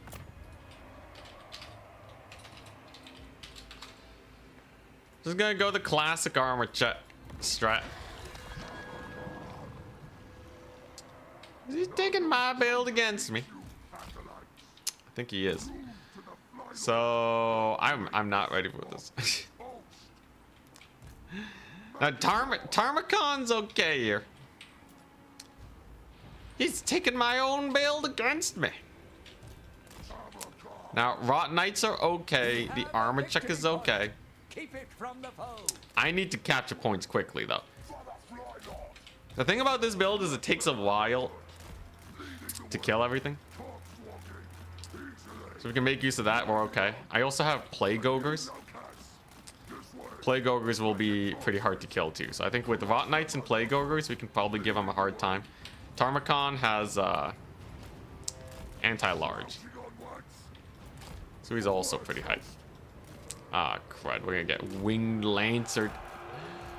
We're gonna get hit by the winged lancers. If we run away, will we take less damage? No, honestly, not the worst. Got the brace off with the Chaos Warriors. Hell yeah. And the weakest part about this build is the Incarnate Elemental Beast. You kill that, you're doing all right. So Tamarcon's doing his bestest. Capture point is secured. We will have some Rot Knights in soon enough. Obviously, he's going to be routing off a lot of fools, but not an infinite number of fools. Can we brace? Nah, they got the charge animation off before I could brace. Unfortunate, but not the end of the world. Can we kill this bad boy, though? Tamarcon, of course, needs a little bit of help. Got another brace off. That's nice. And triple cap is underway. Finally, we have a little bit of a tool here to deal with these guys. We know that he's going to have more Hawks of Miska, so I have to be a little wary of that. And he actually summons the Wolf Hearts. Kind of surprising. I feel like the Wolf Hearts don't really complement the build very much in this particular case. So we'll see how they do. The armor checking is not the worst either. We're just gonna charge straight into the infantry or the thing in the woods there. I'm just gonna keep trading, I think. Here comes the cavalry. They're doing great. Tamarcon can actually stall the Frostworm. A little bit of SC micro. Doing pretty good for us. And if we can kill off the Winged Lancers, that's a pretty nice, you know, leadership debuffing unit off the battlefield. Forsaken are actually doing really well against the things in the woods there. And look at that, these bad boys. They're doing great. And the netted. Ripperoni. At least he's not going to net my infantry chasing his Wolf Hearts. He's probably going to rout him off, though. A little unpleasant. These guys did not live up to my hopes and dreams. Could have done slightly better. Could have done slightly better. Hopefully he can't chase them off at least. But dang. Dang, they died fast. Triple cap is underway though, and we got the big boys. So we got a couple ogres here. They're gonna be participating. Gonna be doing great. We got more warriors. The armor checking continues. And the damage of the Frostworm is mild. Mild and decent, I say. Right Knights are completely shattered, though. Dang, what a disappointment. Next time I'll know to play a little bit safer with them. Right Knights could have been, yeah. Could have been a lot safer there. At least we get a little bit of a hold up over here. His ambushers are certainly having a rough day. Wing Lancers didn't get the best of charges either. As long as we keep bracing here, I'm okay. So here we go. We're going to use these ogres more defensively so that they don't die. That's the plan. Frostworm slowly getting worn down. Thing in the woods actually got routed. That's not the worst, actually. The normal Khazar gets summoned. I don't think they'll do too well. And here come the big Ogies. The big Ogies are here. Can they cook? They're anti-large. They got everything I could possibly want. They got the leadership of Tamarkon. If they don't cook here, we're pretty screwed, so kind of counting on them here to do well. Tamarkon can hold them up in place. And maybe we kill off the Incarnate here. It's getting almost completely enveloped right now, right? The enemy has captured one of your victory points. Come on, you darn Ogies. We kill the Incarnate, we're golden. Another one has arrived, but do they have ITP? They do. Okay. They have ITP. His ambushers are caught up. But will it be enough? Will it be enough? I still haven't summoned in my magic yet. I don't really have a good use for it. Guy has Spirit Leech and that's basically it. It's not particularly impressive. Beat him, Tamarkon! Kill him! Holy crap, the ogres suck. Oh man, I made a big misplay forgetting that Kislev can do this. We'll still scrap it out though, you never know. Maybe this double cap is enough. He's probably gonna get this capture point though.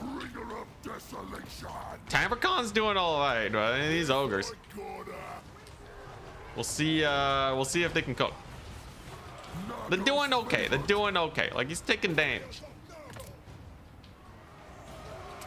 I could Spirit Leech this thing if it gets low enough, too. And it is actually taking a decent amount of hits. Don't count him out just yet. We'll get that caster in. He'll clutch it out. You just wait and see. He's also a single entity, too. So it means he can actually cook decently. The ogres are finally getting a little bit of work done. You'll love to see it. Okay. So we got him. And we are going to get a little bit of damage on his Ice Witch too. Tamarkon's ability trigger. That's pretty nice. And we even routed a Frostworm. Non-zero chance we can actually kill off his Lord here. If we kill her off, there's actually a chance. It's gonna really rely on Tamarkon crushing it. But she's getting low. Come on, Tamarkon, don't get hit. I'm counting on you, man. Okay, he dies. But his Lord is pretty beat up for it. He's gonna straight up cast a Purple Sun on these Winged Lancers just to kill him. He does have a capture point, but his Lord's low, and he just has the one Patriarch to heal her up. Not the end of the world, especially if we get a Tamarkon resummon. I technically win on a 1 cap too. Value trading's actually in our favor, so maybe we pull it back. You know, we routed off his ambushers. He's gonna want to heal up the Frostworm, so I gotta Spirit Leech it just to get it off the battlefield. Don't want that thing rallying. That would be very bad. Oh, he actually desummoned the Patriarch. Oh, that's a good sign. That's a very good sign. I think the woods here aren't going to cook up too well. I can probably get Tamarkon re-summoned very soon. If we can get that Lord kill here, that would be golden. I don't know how possible that is, especially with these big routes. Oh my god, this guy actually terror routed. Borowski. Okay, I need my Rotting Riders.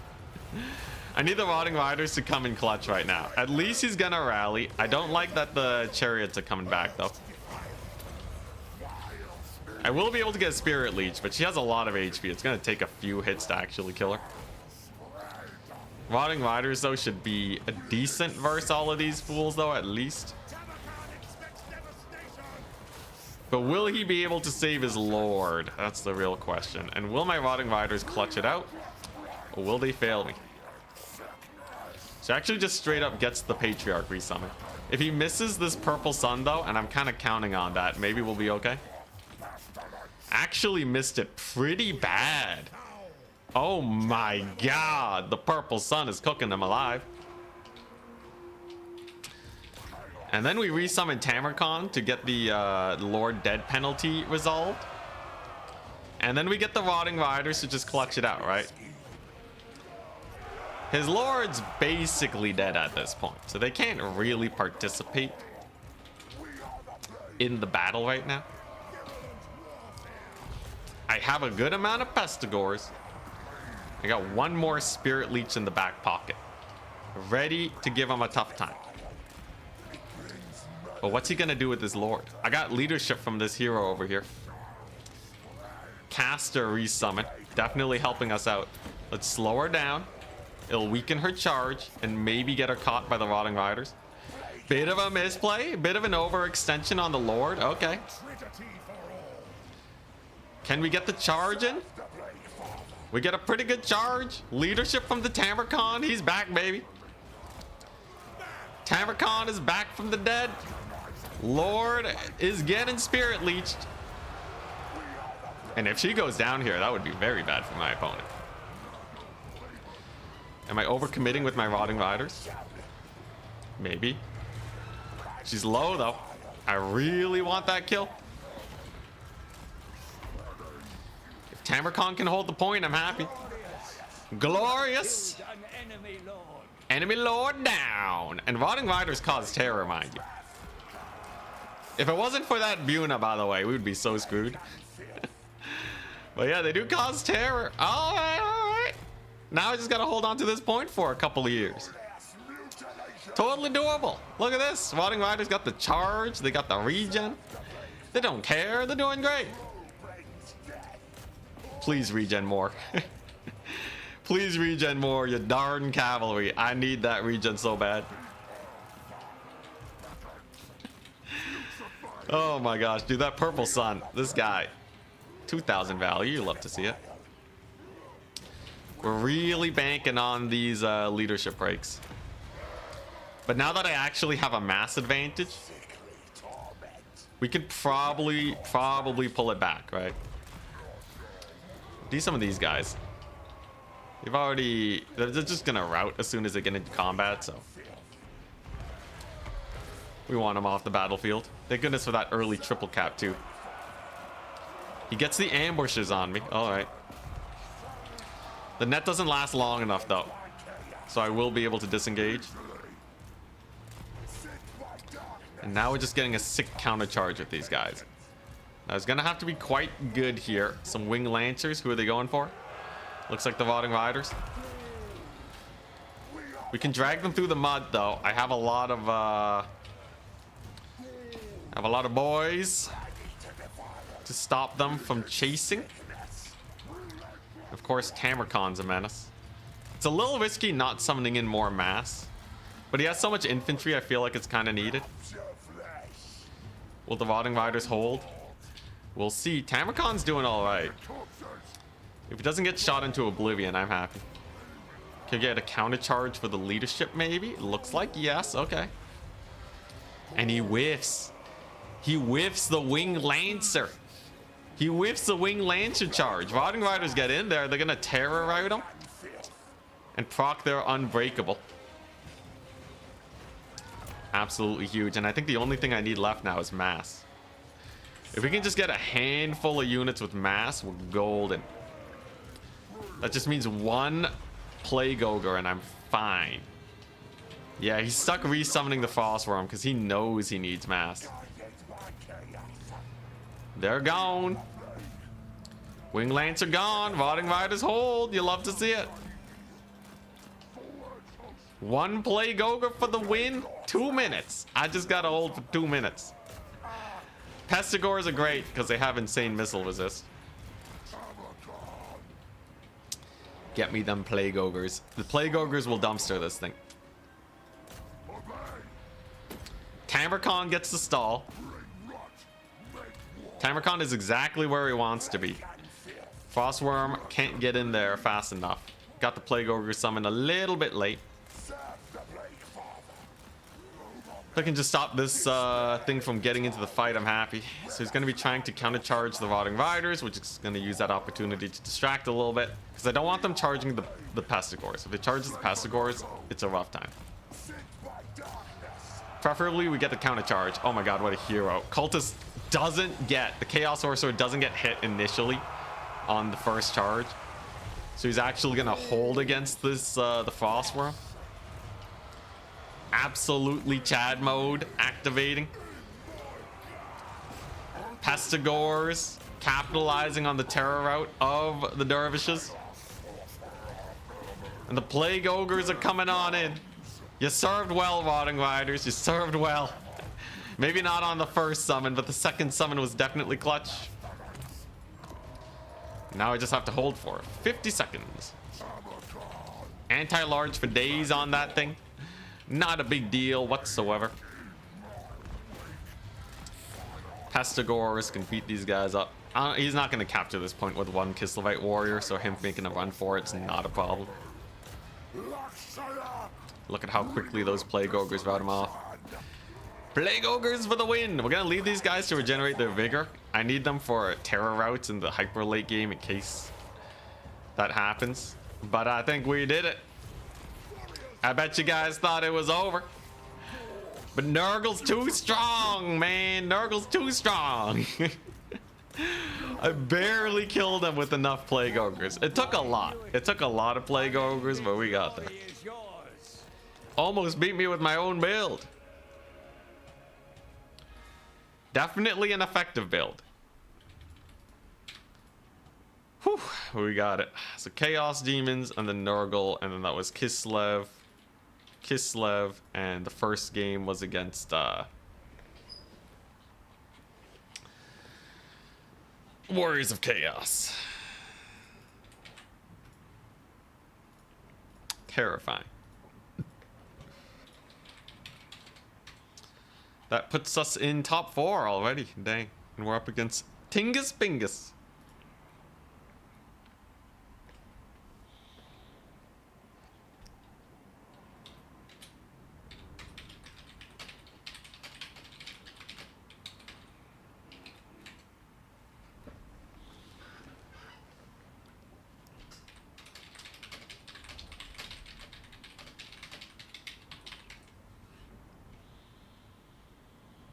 Whew. All right, Tingus Bingus. Yo yo. Man, what a scrap though. That was a crazy scrap. Nurgle loves sweaty ogres. Yeah, not Skaven time today. All right, Demons of Chaos. Any faction suggestions? He picked Chaos Dwarfs. You guys have 30 seconds.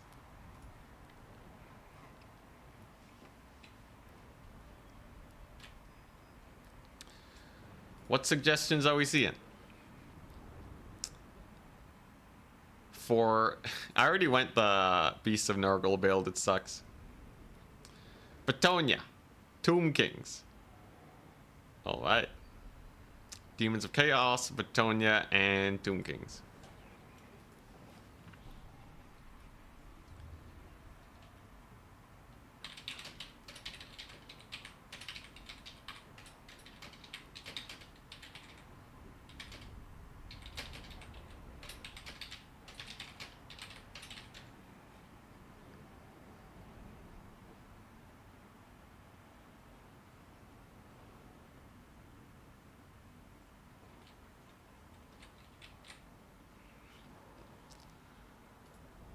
All right.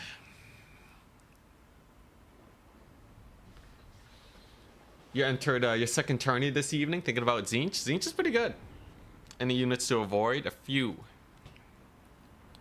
Also Tamcon with the mega value. Plague Ogres with the mega value. Yeah, if you're playing Tzeentch, don't take Screamers. Don't take the Cockatrice.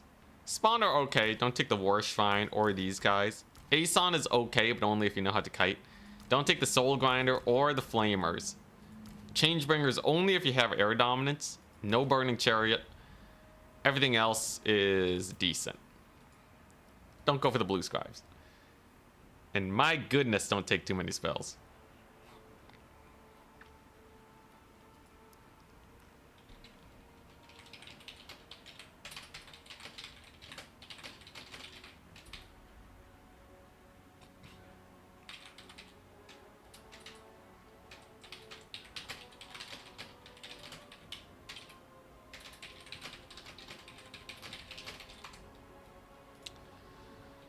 Alright, so we got our factions. Tingus is banning first. It's Empire, Skaven, and Chaos Dwarfs. I see. Demons of Chaos versus Empire is a pretty bad matchup. But I want to leave my Demons of Chaos open. He's playing Skaven, kind of crazy. Skaven versus Tomb Kings is suicidal. Do I just ban all the Chaos Dwarf matchups? Let's see here. I'll ban Bretonnia versus Chaos Dwarves. I'll ban Bretonnia versus Empire. And then maybe we get some good Tomb Kings practice.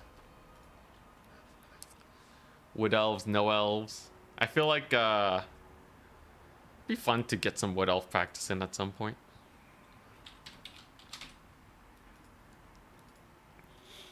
Not today though. Tzeentch Soul Grinder sucks? Yeah, it's real bad. Way too expensive. It's hard for it to get 2,000 gold worth of value. Unless your opponent's literally just feeding it to you. Melee Wood Elves. I already did that. I'm done with Melee Wood Elves.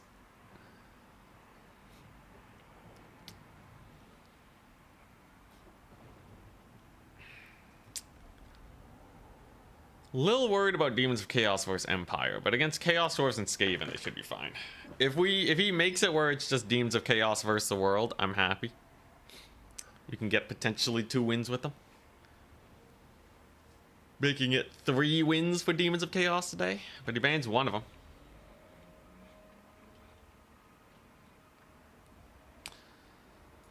Okay. I'll ban Tomb Kings versus Empire. So it's Tomb Kings versus Skaven, Demons of Chaos versus Empire, and Demons of Chaos versus Skaven. I think we have 2 good matchups there and 1 bad one. You can guess which one is the bad one, I already said. But what are we playing first? So we're in the semis. This is round 3.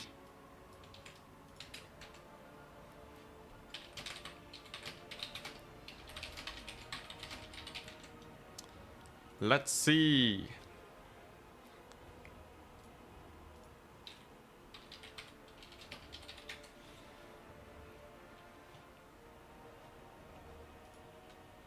I hope he picks Demons of Chaos. Yo, it's been a while since I played Tomb Kings. He's playing Skaven. Yay, a fellow masochist.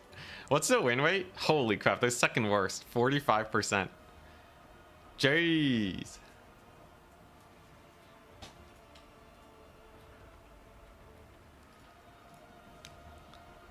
Empire versus Demons of Chaos. Alright, the big test. So, I think I have a build. Demons of Chaos versus Empire. Yeah, I have a build. It's okay. I don't think it's like amazing, but it should do decent versus Empire. Should be good practice. Savage only greenskins, giants allowed. They have basically all the units you need. They got archers, infantry. But then you're playing Demons of Chaos. You just got physical resist and no armor. Doesn't matter as much. They're quite killy. Oh boy, alright. I would say our odds of winning here are okay. They're okay.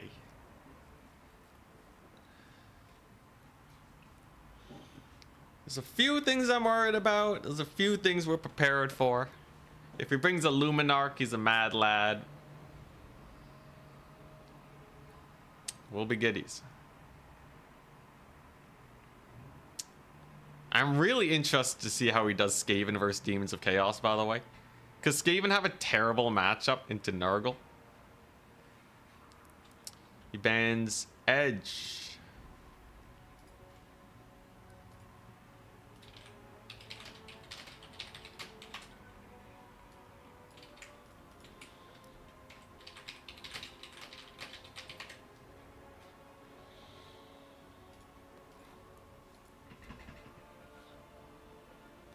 That's not in the map pool, so we gotta ban another map.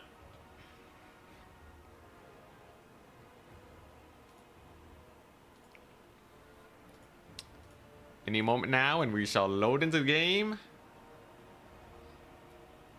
Let's see what we can get done. But yeah, I feel like Empire Main Tide is just a menace, though. Main Tide Empire is just such a strong playstyle. I'm surprised we don't see more of it. With all the people playing Dark Elves, you'd think that they would switch over to Empire. Because they got War Wagons, which are your Scourge Runner chariots. And they have a much better infantry corps. I guess they can't do the build-up strat, though. They're way worse at rushing.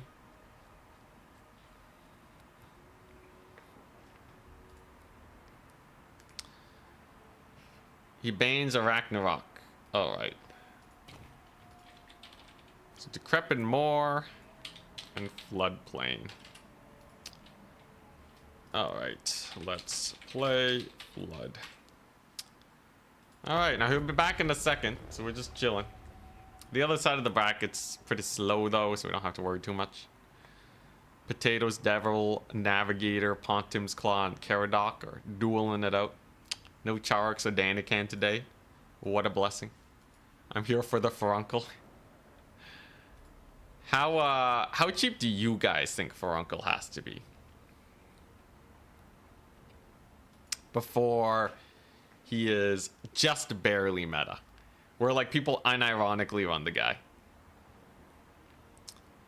For the record, Aeson the Fallen only needed like what? It was like a 200 gold decrease for people to start taking Aeson, unironically.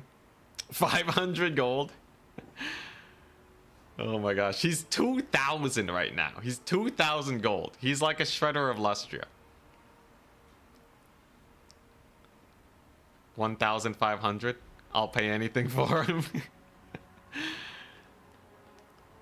I think gold per mass ratio. I think you probably do better with the Shredder. I think the Shredder is just so much better in every way.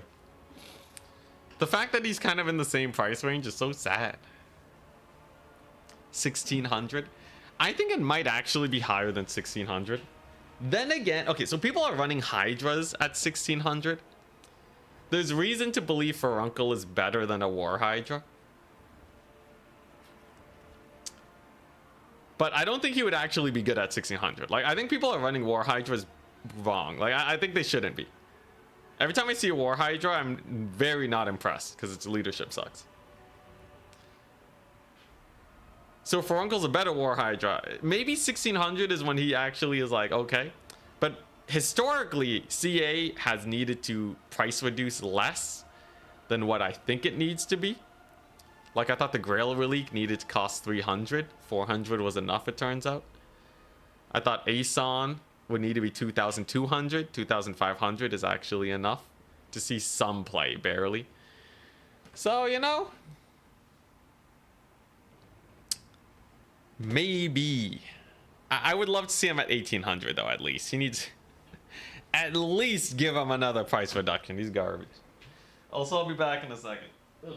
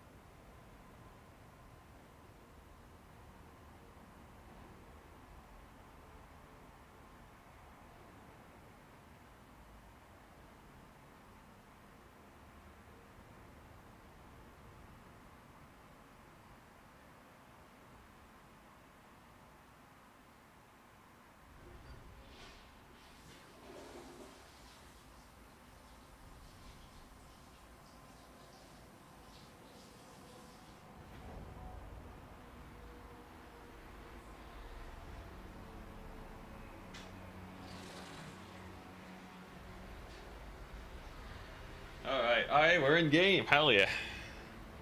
Good stuff.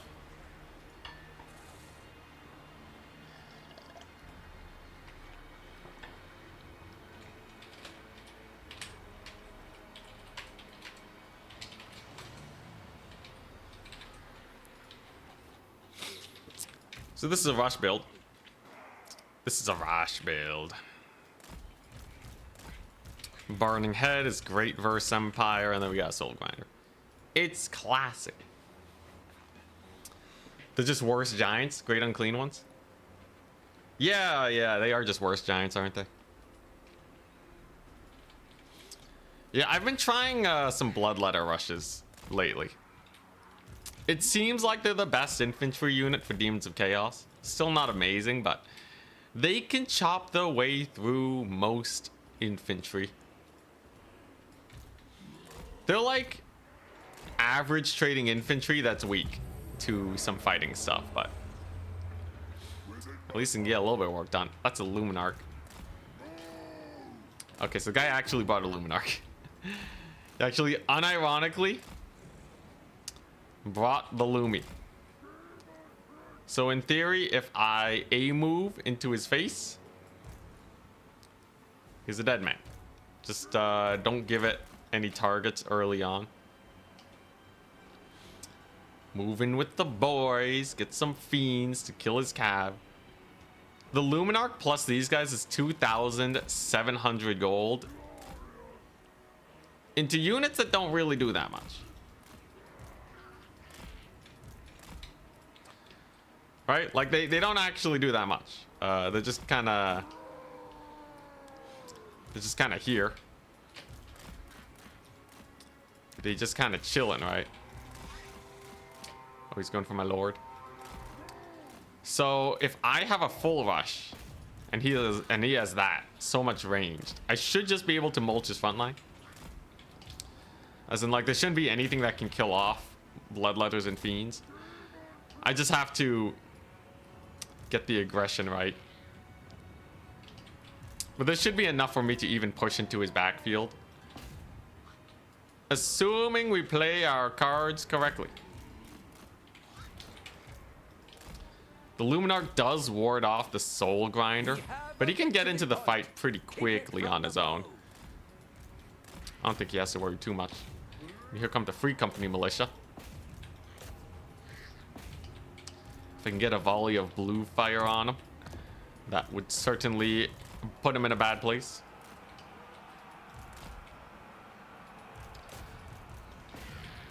Bloodletters are in.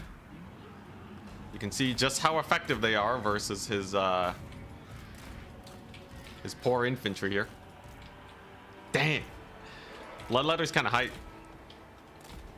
Okay, yeah, so they're deleting his infantry. Absolute annihilation of his infantry. And then all we gotta do is get in here. Get a couple Feelies.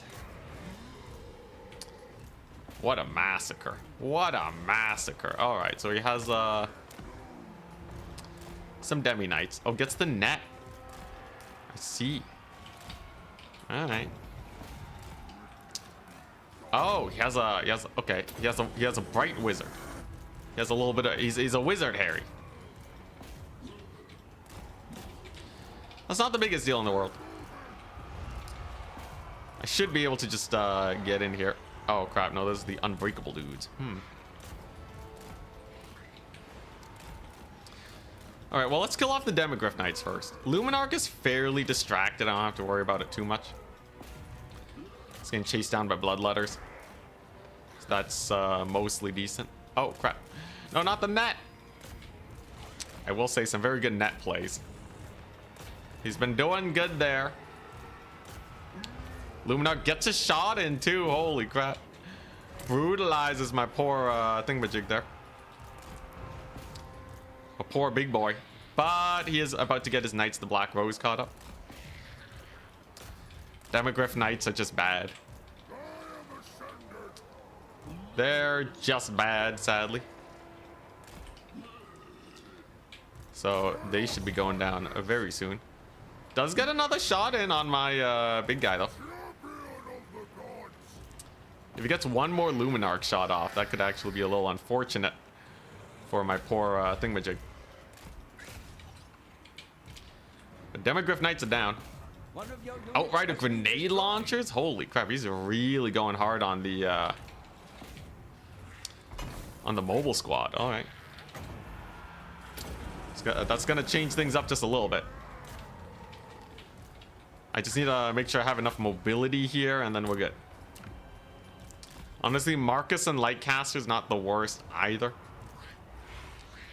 I don't think I have to worry about them too much. We're gonna have to kill the Luminarch though.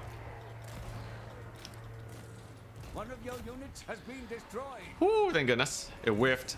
Just Luminarch things. Alright, and then we got our Lord on it. The Demi Knights are dead. We got blues for the Pistoliers. Overall, not bad. I think he also whiffed a net, maybe. That's what that is. His Lightcaster is most definitely dead, too. And grenade launchers are not too spooky. Oh, he is lining up a shot on my Lord, though. That's gonna hurt. Ouch. Gets the double tap on the Lord. But in the end, a rush build's a rush build. A rush build's a rush build. There's not too much to worry about. I think my opponent took a little bit too much range here. And he's going to be suffering the consequences. Let's have some knights here. I'm going to post up by the trees. Maybe that'll muck up their charge. Luminarch should be dead very soon. Let's run him down. Marcus Wolfhard even is having a bit of a rough time. I will say the game was still a little close, but not the end of the world. He did micro this thing very well too. I'll give him that. I will give him. The Luminarch was a menace indeed out of 10. But the piece goes down. The Soul Grinder lives. So I don't even have to worry about that. And what's going on here? Yeah, Fiends are doing okay. I really want to capture this point at some point. I think as long as I can get more Fiends on the battlefield, we'll be good though. More Fiends will be good. Just getting that Burning Head down over there. Demons of Chaos, the reason they're weak is because they are really reliant on just Fiends for late game. And there's a few too many counters to them. Fiends alone are not the greatest just because of how expensive they are. If there was a good light cavalry option, I think Demons of Chaos would be in a much better spot. There you go, Luminarch's dead. Get him, Soul Grinder, he coming back. Like, yeah, look at how hard the Fiends get kited, you know? It's a little unfortunate, but Bloodletters did really well this game. I think out of all the tools we had, the Bloodletters were probably, I would say, A tier in this fight. The Fiends were only okay, but killing off the Empire Cavalry is a very important job. The Blues, they were decent. And yeah, to win cav fights, he really only has the Demogryph Halberds. They are just not really enough. Match still kind of close though. Despite the triple cap, it's pretty easy for him to come back potentially if I can't get a good charge on these demis. I think the match will revolve around that.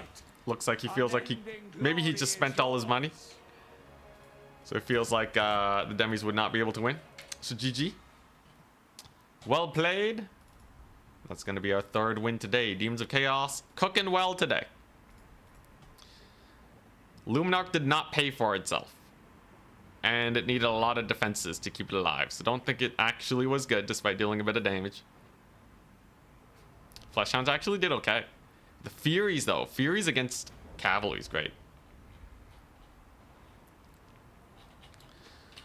Demons of Chaos versus Skaven next.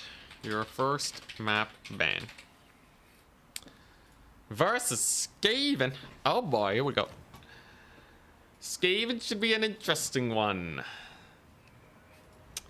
Hard carried by Furuncle. Frunk Maxim.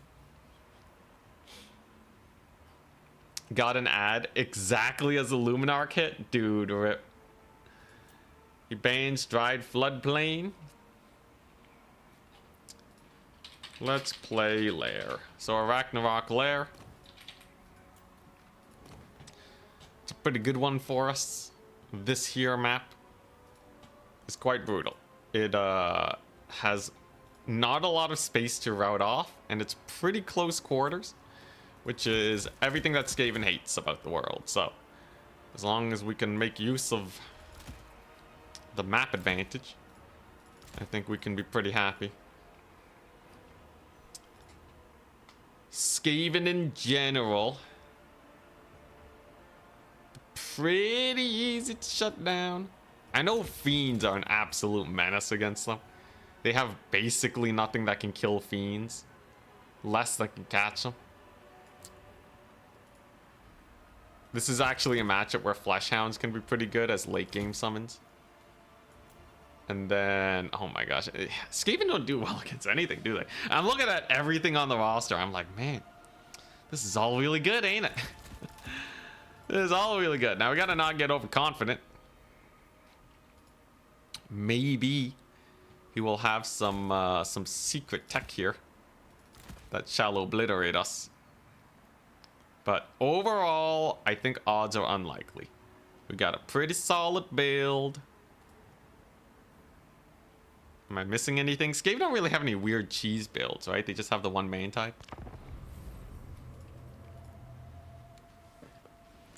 Fury seemed like a nightmare for Skaven. You know, they do actually have a lot of nets for Furies. It's true, though. I should probably run at least a couple.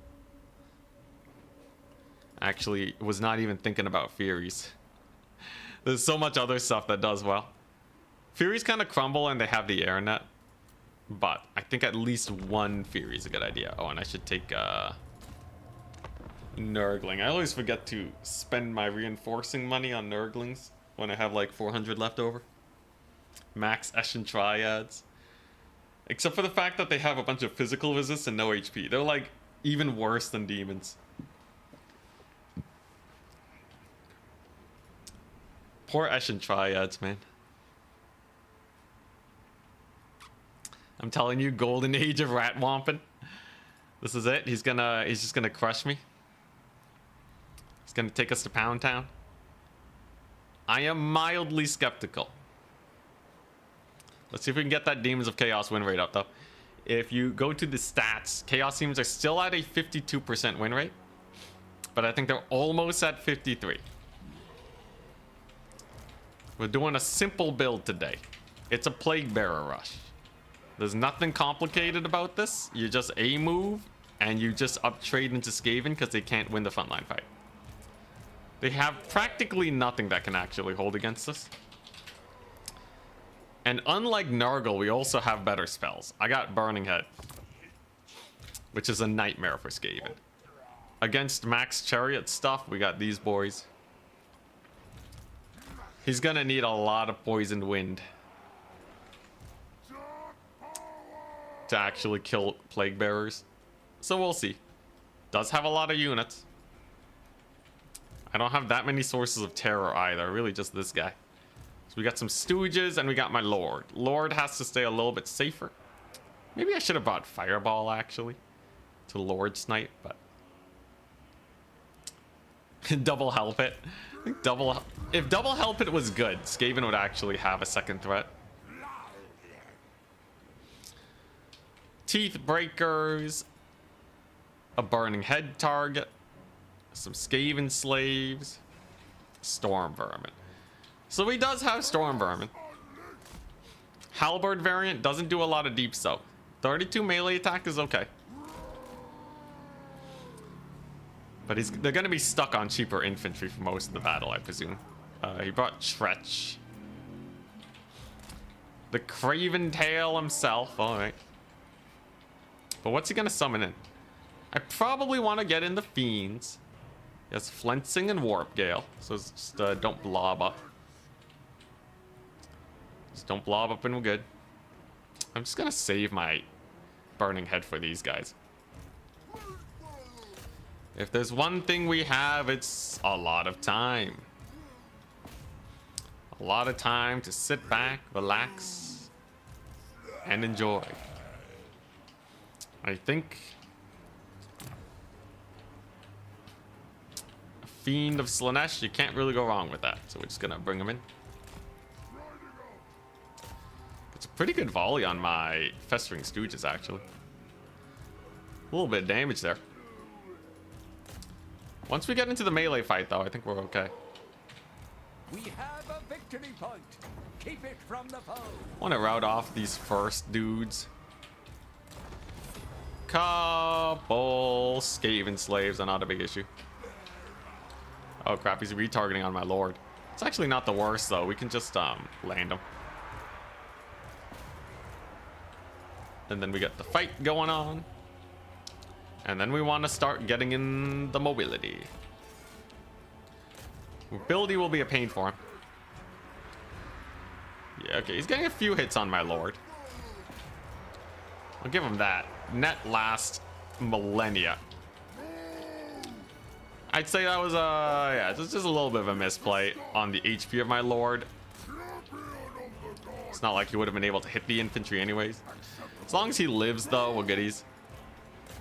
There we go. And then he brings in a warp lightning cannon. So as long as I dodge, he's gonna really want to be trying to kill my lord at this point. So as long as we dodge with them, we're fine. Just don't eat a second net to the face, and I think we're goodies. Okay, Lord's taking a bit more damage than he should. Classic Anticity, man. Is he just gonna crumble? Am I really just gonna Lord throw again? Stabilize, you fool! Stabilize! Get the Nurglings in! Alright, you know what? I don't need a Lord. Every single time. Every single time. Alright. The enemy has slain our lord. So the enemy has slain my lord again. Shameful display. Absolutely shameful display. In the end, he's still losing this. I don't need no lord. A strong, independent streamer. There he goes, de-summoning a lot of fools. I got the Icket Zap Zap cannon, alright? For how low HP my lord was, maybe it was worth. Maybe it was worth it to kill off the, you know, the Icket Zap Zap anyways. These guys heal too, by the way. They heal and cause terror. What a menace, right? Yeah, I'll probably resummon my lord. We'll probably resummon my lord. At least the Icket Zap cannon's dead. You know, he soaked up a lot of bullets and cannon shots.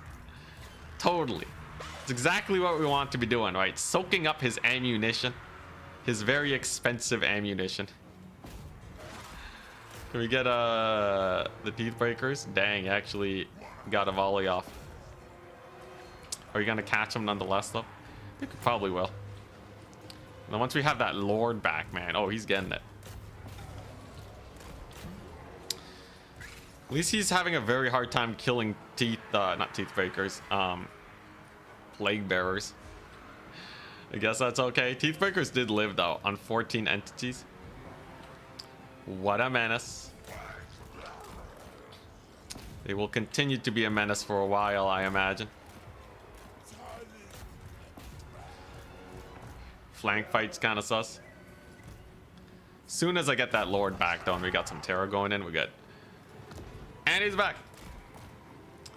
Leadership is fine. Everything's fine.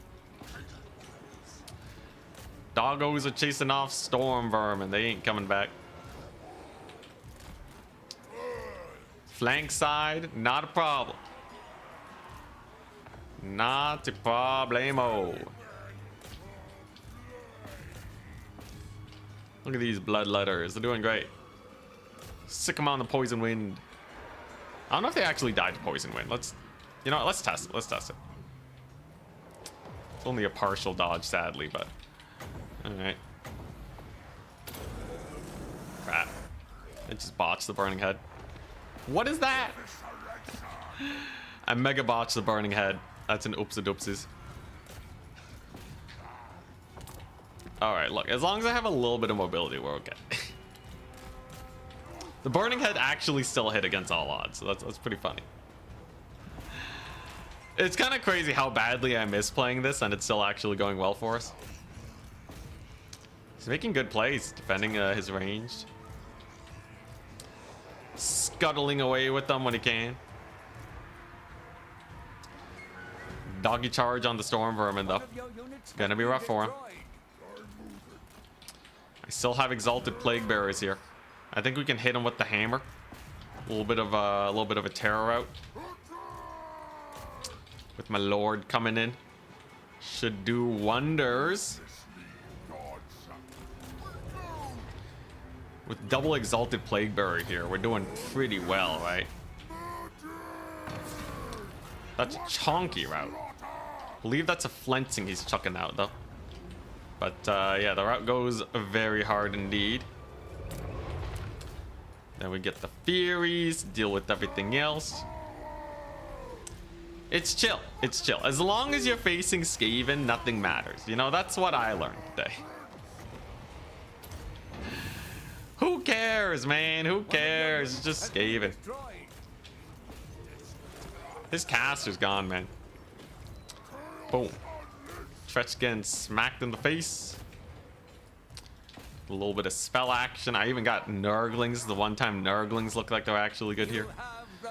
Point recaptured with the magnificent capture weight of these guys.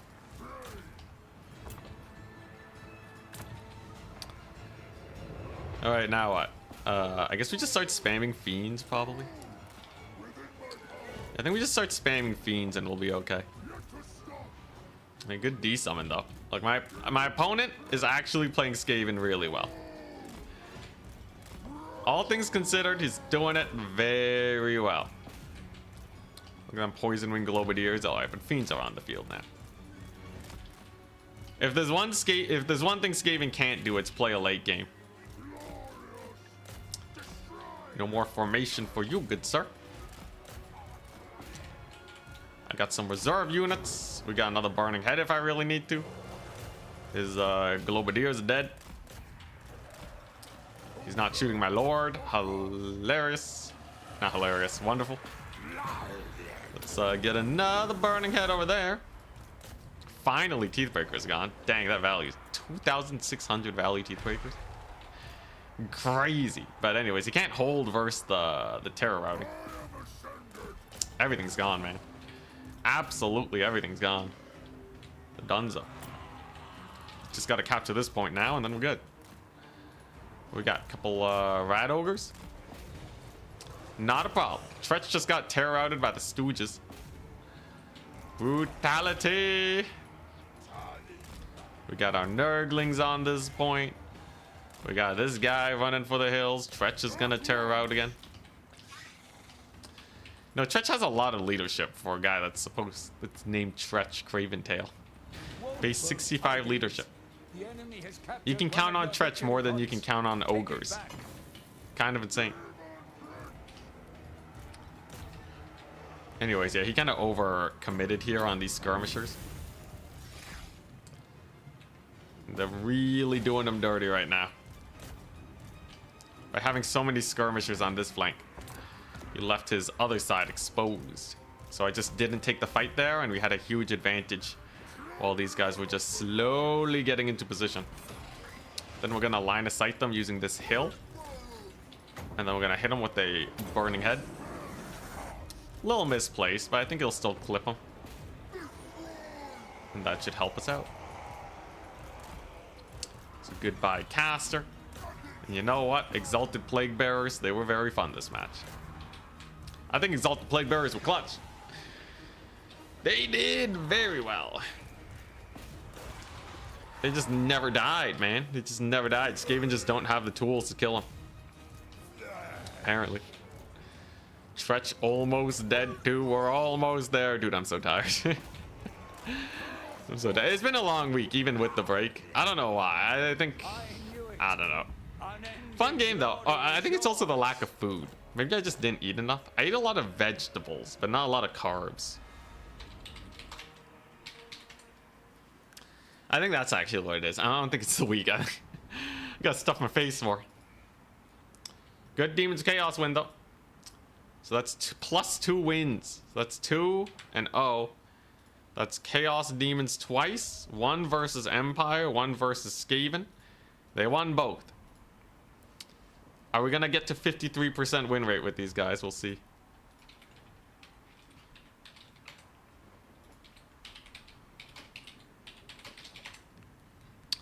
In the meantime, I'm gonna spectate the other semifinal. Yeah, these guys just don't really do well when Burning Head is on the field. I guess he might not have been expecting it though. Dang, that Warp Lightning Cannon though. Finished the job, but kind of just died. No defenses. Teeth Breakers were hype. I like them. I guess they don't really need that much damage. I don't know. Do they do AP? Feels like they usually don't do a lot of damage, but here they did okay. It's probably because, do they do magic attacks?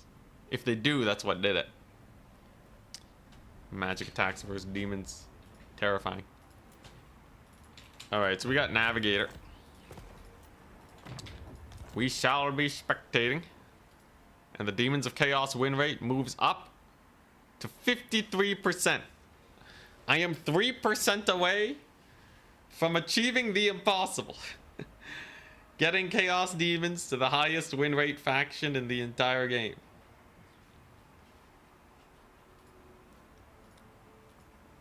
Gotta get that poutine. Dude, don't even mention it. Holy crap, I could really use a poutine right now. I guess if we're spectating, I can raid the pantry. Whew.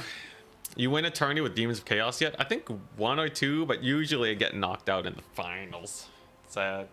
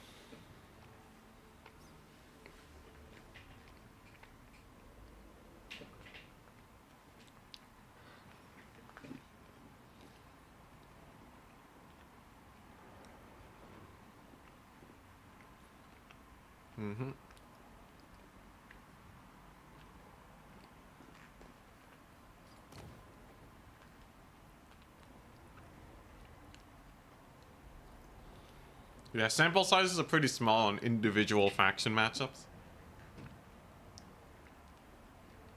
I wouldn't trust that as much unless it's very favored one way or the other. And there's a few matchups where it's a knowledge gap. So as soon as you know what to do, it becomes easy. So like Bretonnia into Khorne. Once you know what you gotta do and get the good archer play down, good cav charges, then you're set. But otherwise, Khorne will give you a hard time if you're not ready. That's kind of Khorne in general.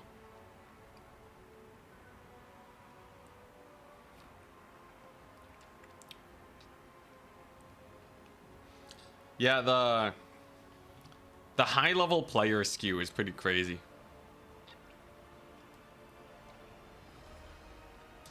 So if you look at Chaos Demons right now, how much have I skewed their matchups? No, honestly, not that much.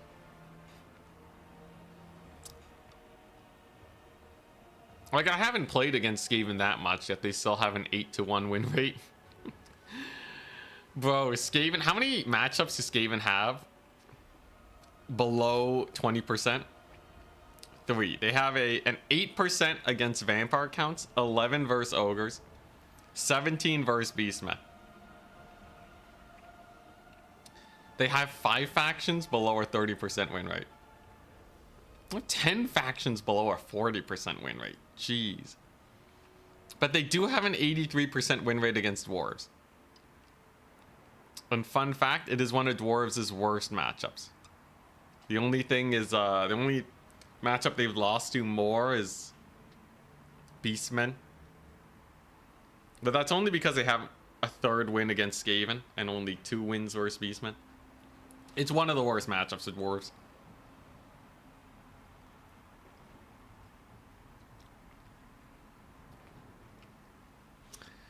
Exo saying, I think the fact that you're single-handedly changing the win rate of a single faction means that most of Total Tavern stats is a bit meaningless. A bit meaningless. But the majority not meaningless.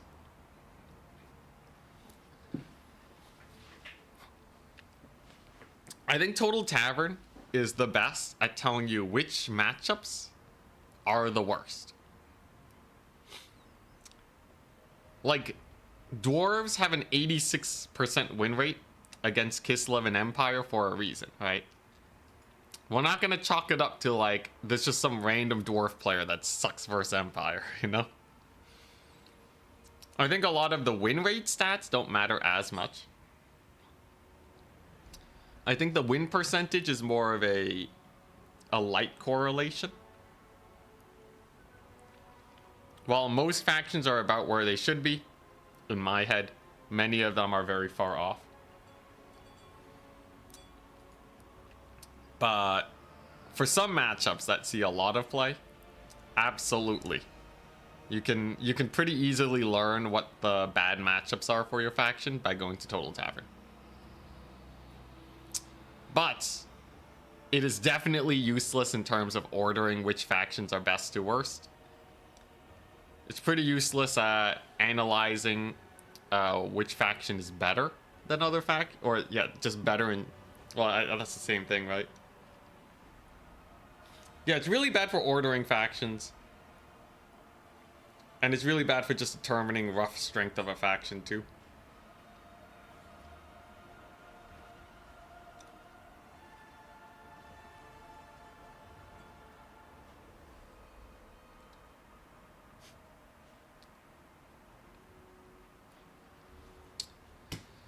But ye. Alright, so Pontim's Claw and Caradoc still fighting. They still fighting. I guess we're chilling though. What's the sweatiest? What is the sweatiest format? This is a best of 3 single elimination format. So this is the same format that Terran uses in like grand finals. So this is, yeah, this is it. There's not much going on else other than that though. I will say it's a little clickbaity. Just a smidge, but I'm not lying. That's literally it though. It's just, yeah. The thing is though, not a lot of people host this format anymore though. Everyone's hosting SFTs, which while fun, don't really practice you as much for tournaments.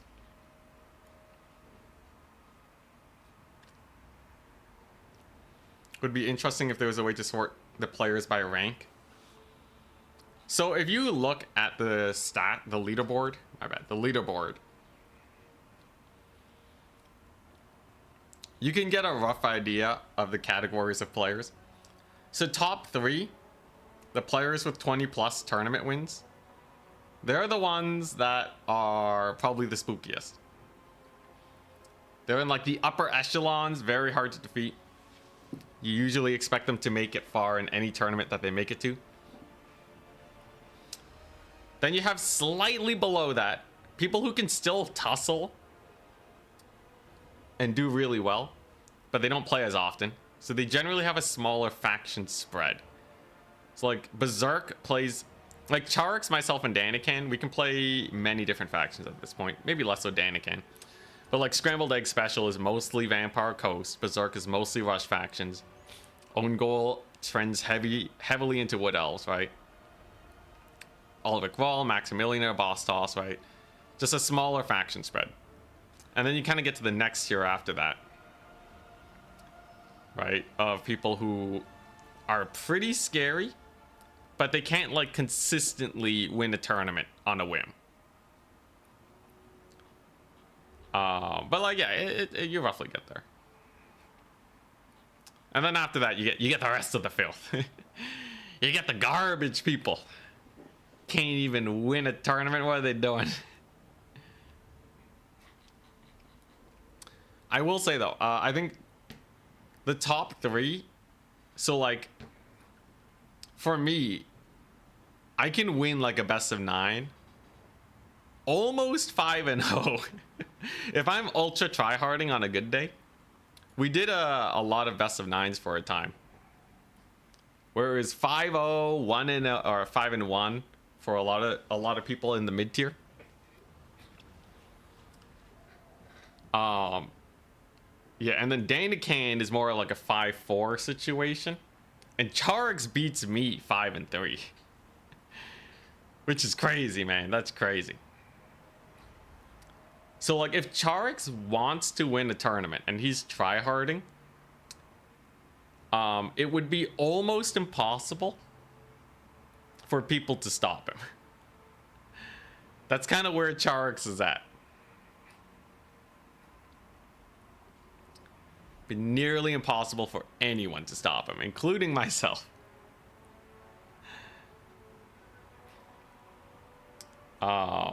Because yeah, I think most people would have like a 20% win rate versus Charix. Like most mid-tier people would have like a 20%.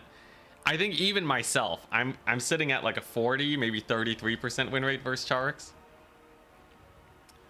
Yeah, he has a nearly 80% win rate in tourneys. Like, it's crazy. Crazy. That's 88%, or that's 80%, considering the fact that you still have to win a semis and a grand finals against top players. It's pretty crazy. Pretty crazy. He's not unbeatable though. I think the weakest part about Charix is that he doesn't play more filthy factions. If he played a lot more Wood Elves and like Ogres and Slaanesh, the end times are upon us, man. Impossible. Just impossible. You're not gonna beat him if he starts maining the tippy-toppest factions. He learns vampire accounts to counterpick. Oh, you dead. Oh, you so dead, man. I think Charix learning vampire accounts would truly be the end of anyone being able to win anything. Because right now, best of 9 versus Charix, I think he said he might be free next week. He's been a bit busy lately. But yeah, right now, people can count on him not playing vampire accounts, and that's the only thing saving us. For me, I do like those counter picks though. Enough Charix glazing. I won the last 2 Total Tavern Grand Finals. Mostly because I didn't face Charix, but you know. Some other people took him out with some spicy builds, thank goodness.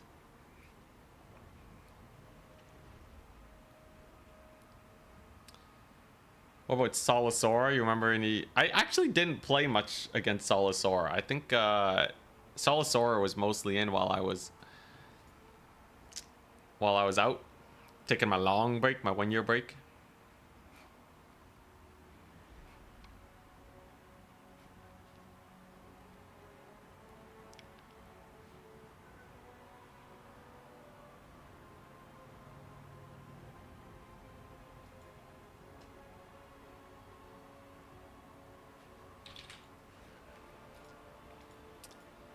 Yeah, he almost won with greenskins, but like the spicy builds, man. The spicy builds, like he played greenskins instead of like Ogre Kingdoms or what. Like there's so many, and he was picking Skaven too, and they were getting banned for some reason. I don't know. At the time, though, greenskins were getting popular in RTK, and I still don't think greenskins are good. And I think that holds. In fact, right now they have a 47% win rate. So I'm pretty sure greenskins were always bad. They were just kind of a fad.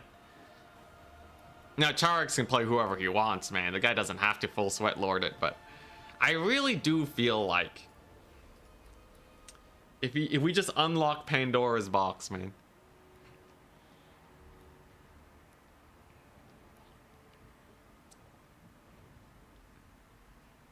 You gotta hope for another Sipa or one from land battle players to come in and catch Charix off guard. Yeah, I think I can beat Danican. Mostly because I know he's gonna play Wood Elf or Dark Elves.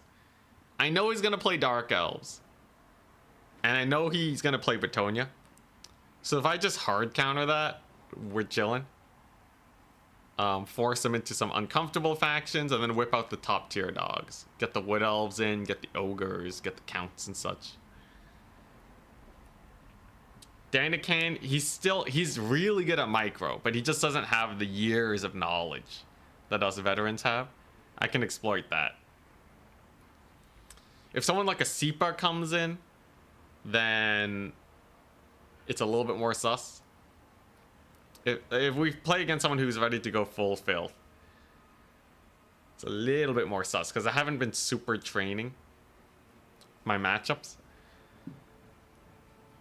So like you have you have like some core matchups that you need to be able to win. Like you need 3 factions that can beat Ogre Kingdoms, you know? And while I can play Vampire counts into them, what else do I have? I guess I have Counts, Slaanesh. Like Slaanesh is gonna have to hard carry me. Counts, Slaanesh, not Wood Elves. Chaos is like only okay. I don't like Chaos that much. Those Man-Eater pistols are such a menace. You kind of need a main tide. I guess Tomb Kings, but like these are all matchups I haven't played in a long time. So someone who's really full sweat lord in it will probably make it pretty close.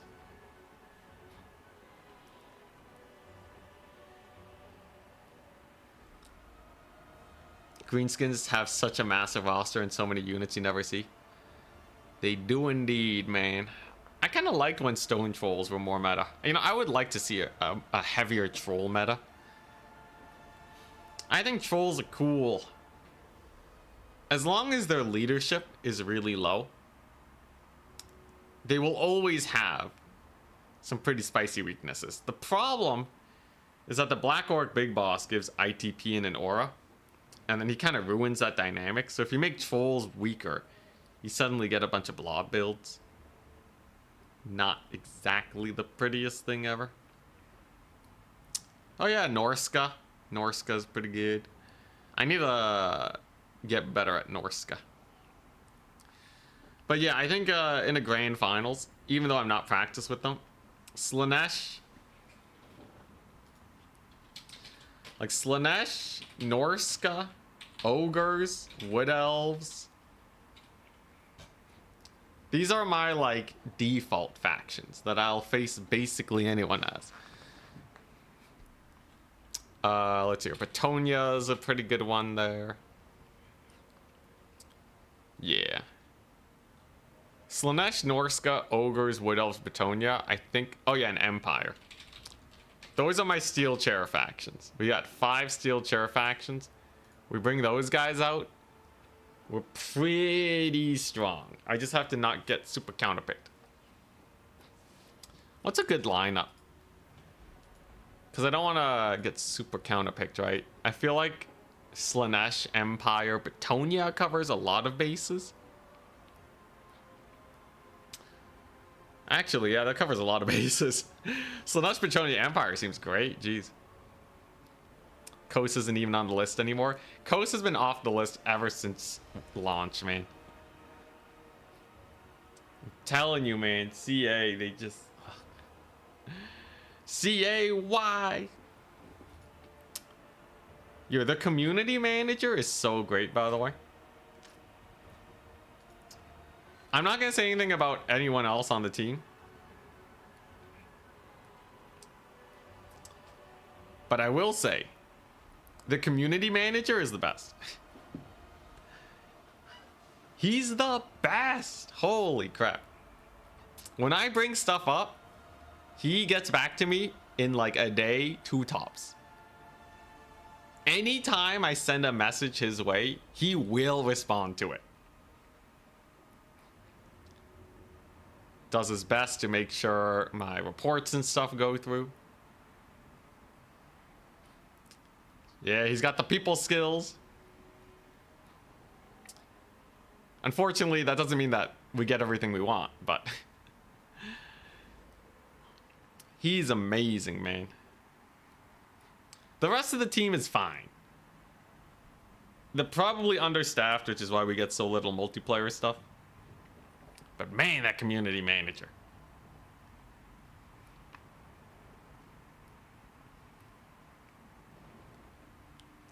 If they fix shooting too well, everyone will assume Total War 40k will come out. Everyone's already assuming 40k's coming out. Is anyone here like, nah, they don't want to print money? Like, as far as the game industry is concerned, right? Publishing slop to make money is totally a thing that happens. Now, I'm no game industry expert. Maybe I'm totally wrong. But I would be so surprised. I think everyone's expecting it too, right? So I'm not alone in this. And what if it's good? It might even be a good product. Who knows?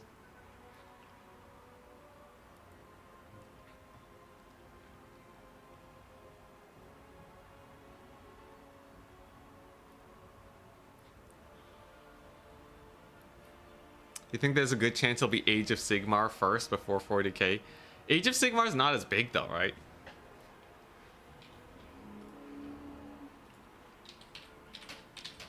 Sigmar yearly or Age of Sigmar franchise price.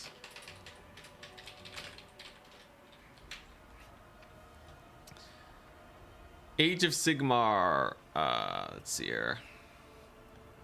Is there public information on how much Age of Sigmar franchise is worth?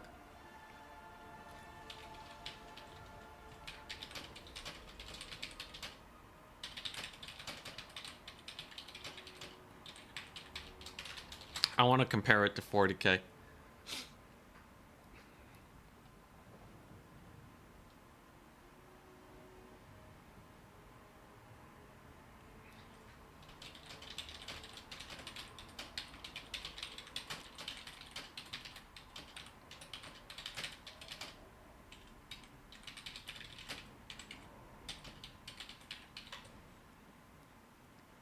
You're very excited for these big announcements at the end of the year?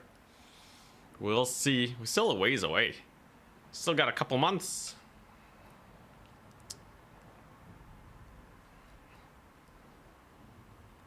Let's see here. Stock analysis. Nice. Okay, so Games Workshop. That's just Games Workshop, though. Whatever. If it isn't Medieval 3, World War 1, or 40k, I'll be sad. Yo, that's a nice lineup you got there. It's a nice lineup to be disappointed by year after year.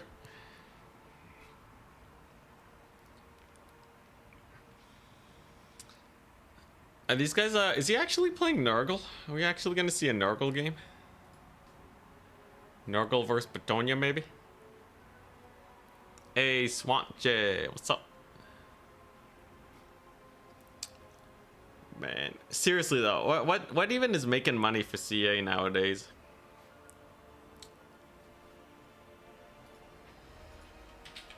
Games, Creative Assembly. Does Creative Assembly only release Total War games?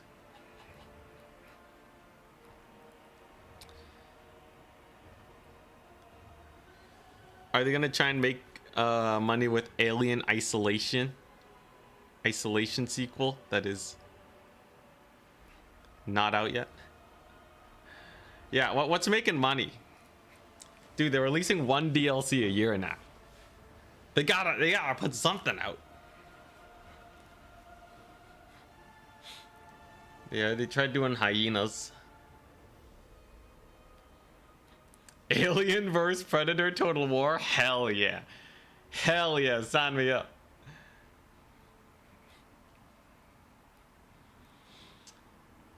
Yeah, we'll see. I wish I knew more about how companies worked. I wish I knew more. But I don't.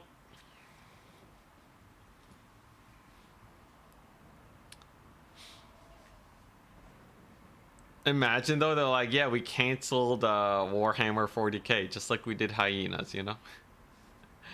It just wasn't working out.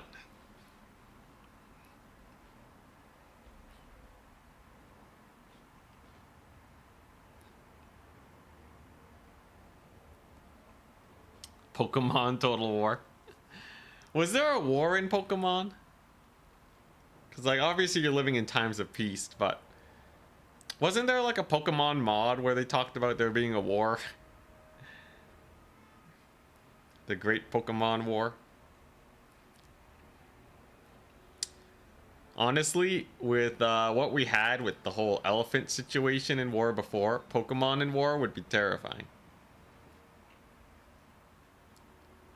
Is it canon? Is a Pokemon War canon? Did Professor Oak serve? Kanto region mentions it.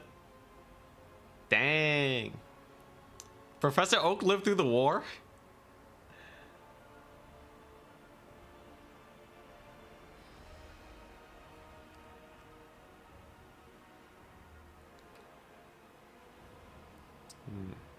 Yo, imagine Warhammer 40k got canceled because of how badly Warhammer 3 did.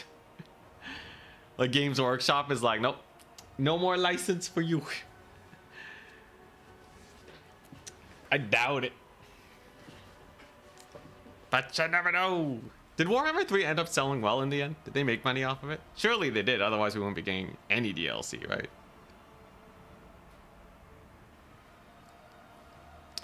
Lieutenant Surge is a war veteran, huh?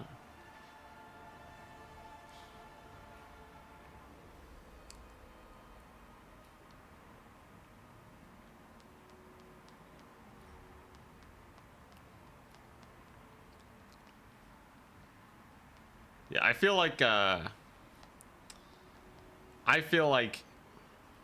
there's definitely some issues with CA internally.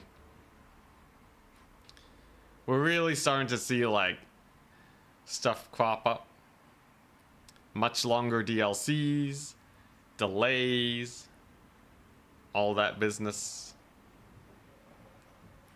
Layoff rumors. I think I saw that on Reddit.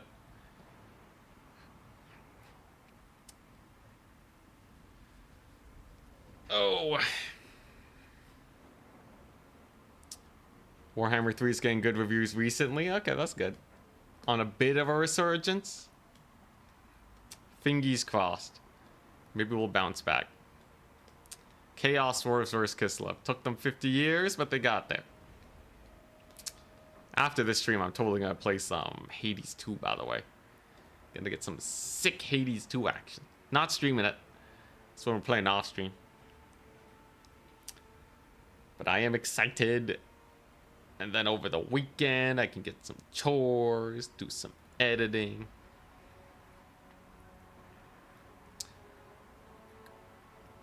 Yo, Hades 2? Hades 2, man. Holy crap. Talk about polish.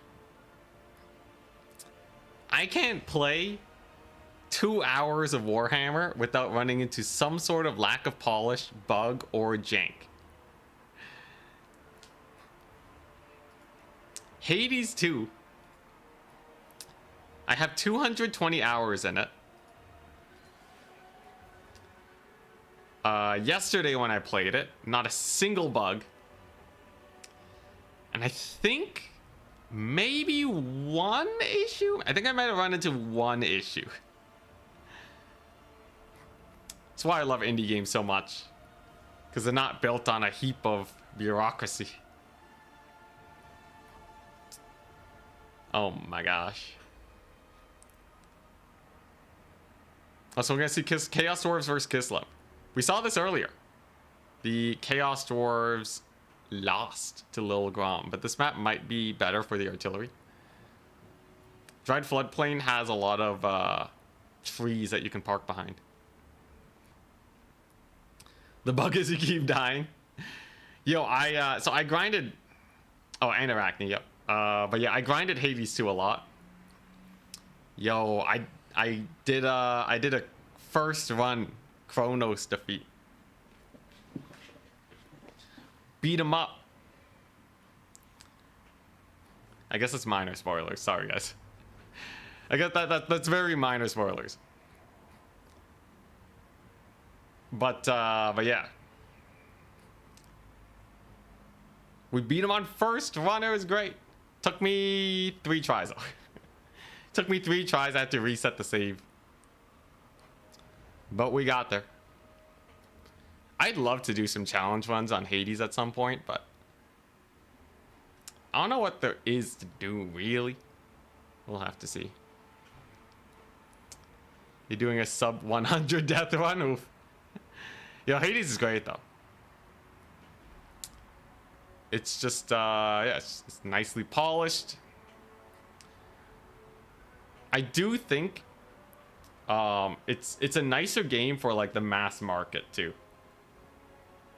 So, like, Hollow Knight, Silksong, that one is going to go down as a cult classic. It's just solid, right? Silksong's great. But it's going to be a niche classic. Like, it's a not for everyone type thing. It's going to be one of those Metroidvanias where it's like, oh, if you really like Metroidvanias, especially difficult ones, easy, send you right there, right? So I think all the Metroidvania enjoyers will be, again, sent to that game forever. Hades 2, though, I think basically anyone can pick it up and enjoy it. Because it's just a bunch of fighting. The difficulty scales really well.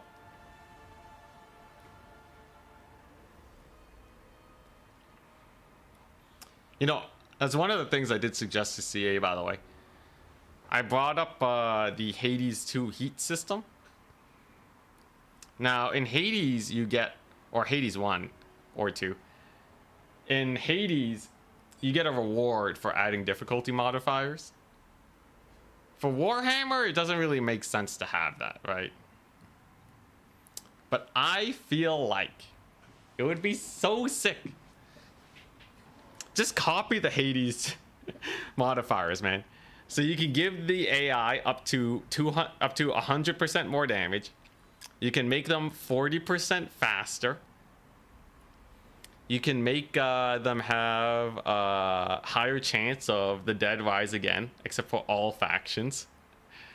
You can have it. Let's see. What are the other heat modifiers? Oh yeah, healing modifiers. Reduce your healing to 0%. Honestly, like, that's already interesting, right?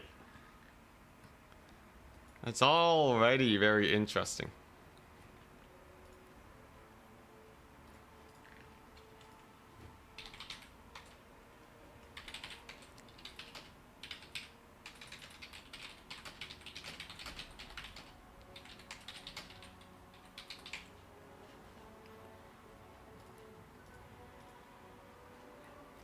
Mirror of Madness, but in campaign, yeah. Barrier for all units, hell yeah. There's a lot you can do. More HP for enemy units, that would be pretty spicy. And it's so easy to copy. It's just stat buffs, right? But I think that's way more interesting than just being like legendary difficulty. Here's a smorgasbord of buffs and debuffs for both sides. Have fun.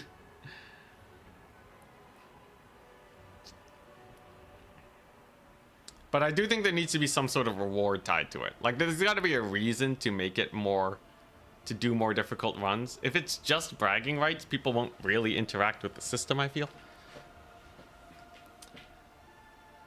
But yeah, I don't really know what to do. Unless you give Total War progression mechanics, which, by the way, I would actually kind of love that. Imagine if Total War had progression mechanics as like an optional side, right? So you can unlock like an extra, I don't know, like an extra bonus or something at the start of your campaigns, but the campaigns can be way harder. And then that way you have like a difficulty system that unlocks more stuff, and then you can remove the difficulty, and then you can just have stronger starting stuff. But because it's a sandbox, you can have it as a whole system. Like, that's a whole package. So you can get bonuses, and you can get those bonuses by defeating harder campaigns. I think that would be cool.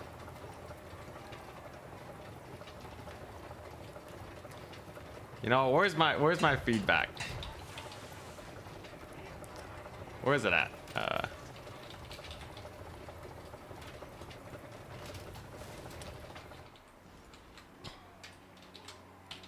I'll get into the game in a second.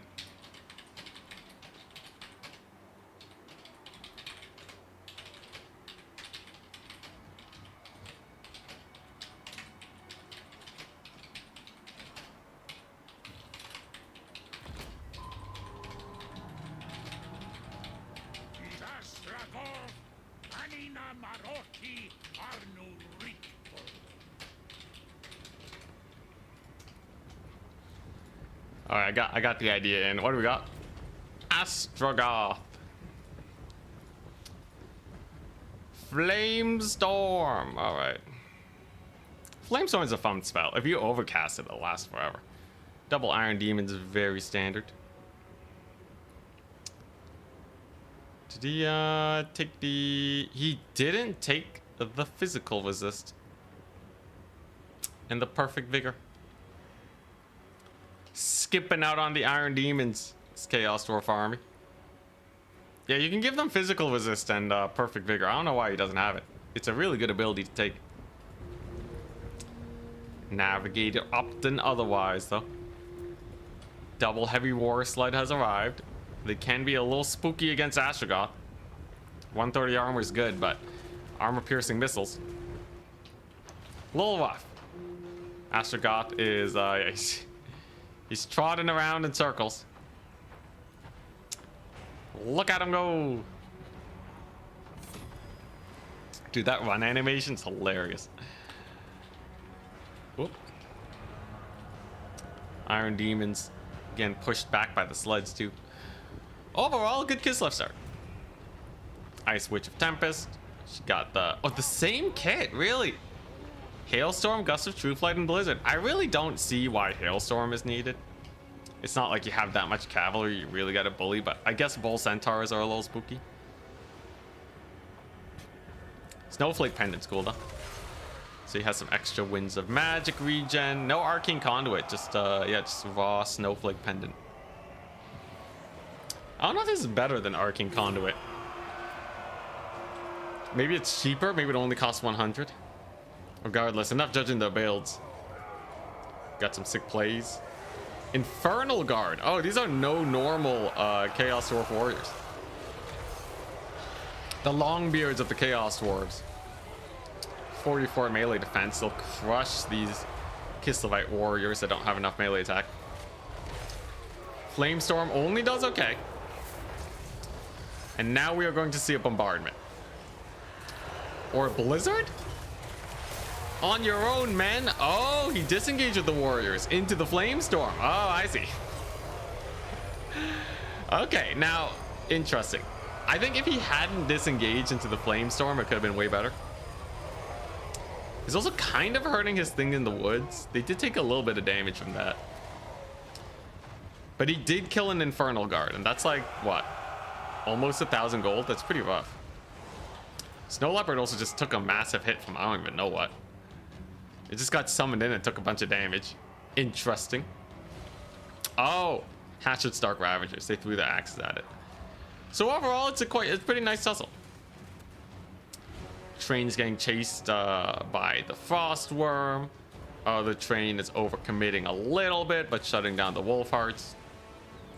And while the Chaos Dwarfs are down trading slightly, they have a triple cap, which means that they are pretty comfortable overall.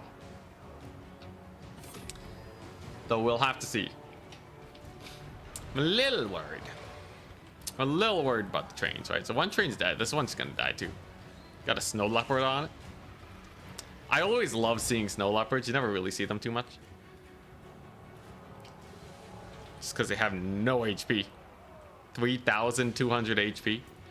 You're cheaper than basic foot character casters. Or less HP than them.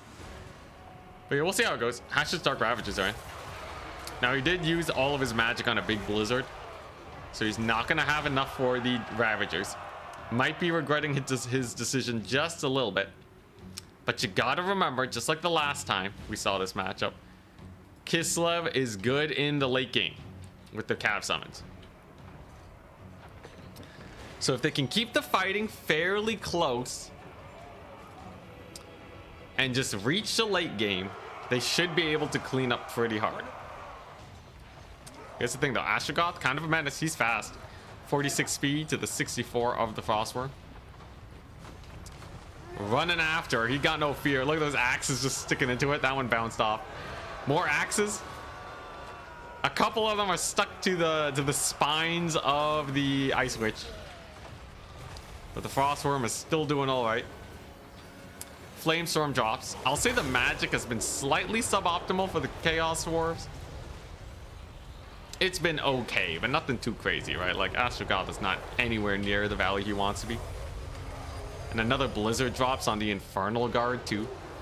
So it seems like Caradoc is really trying to go for a delete the infantry style. It seems like he wants to kill all the infantry, and then as soon as they're gone, he can take over. Probably by winning with cavalry.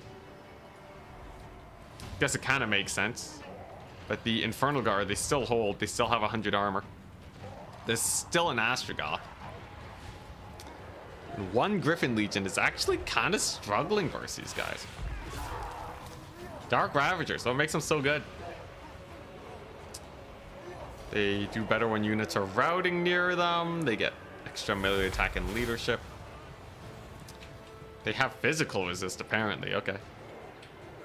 And then overall, just insane stats. Yeah, they have 52 melee defense. Bonkers. Okay, I see. Well, it's looking pretty bad for Kislev then.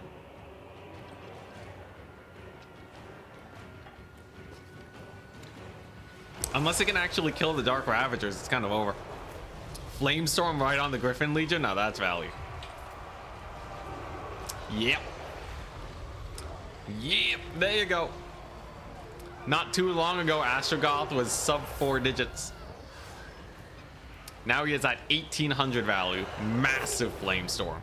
Absolutely chunky Flamestorm. Holy jeez. Smacks the Frostworm too. Yo, Astrogoth is a Dwarf Lord with long legs. That's really what he is.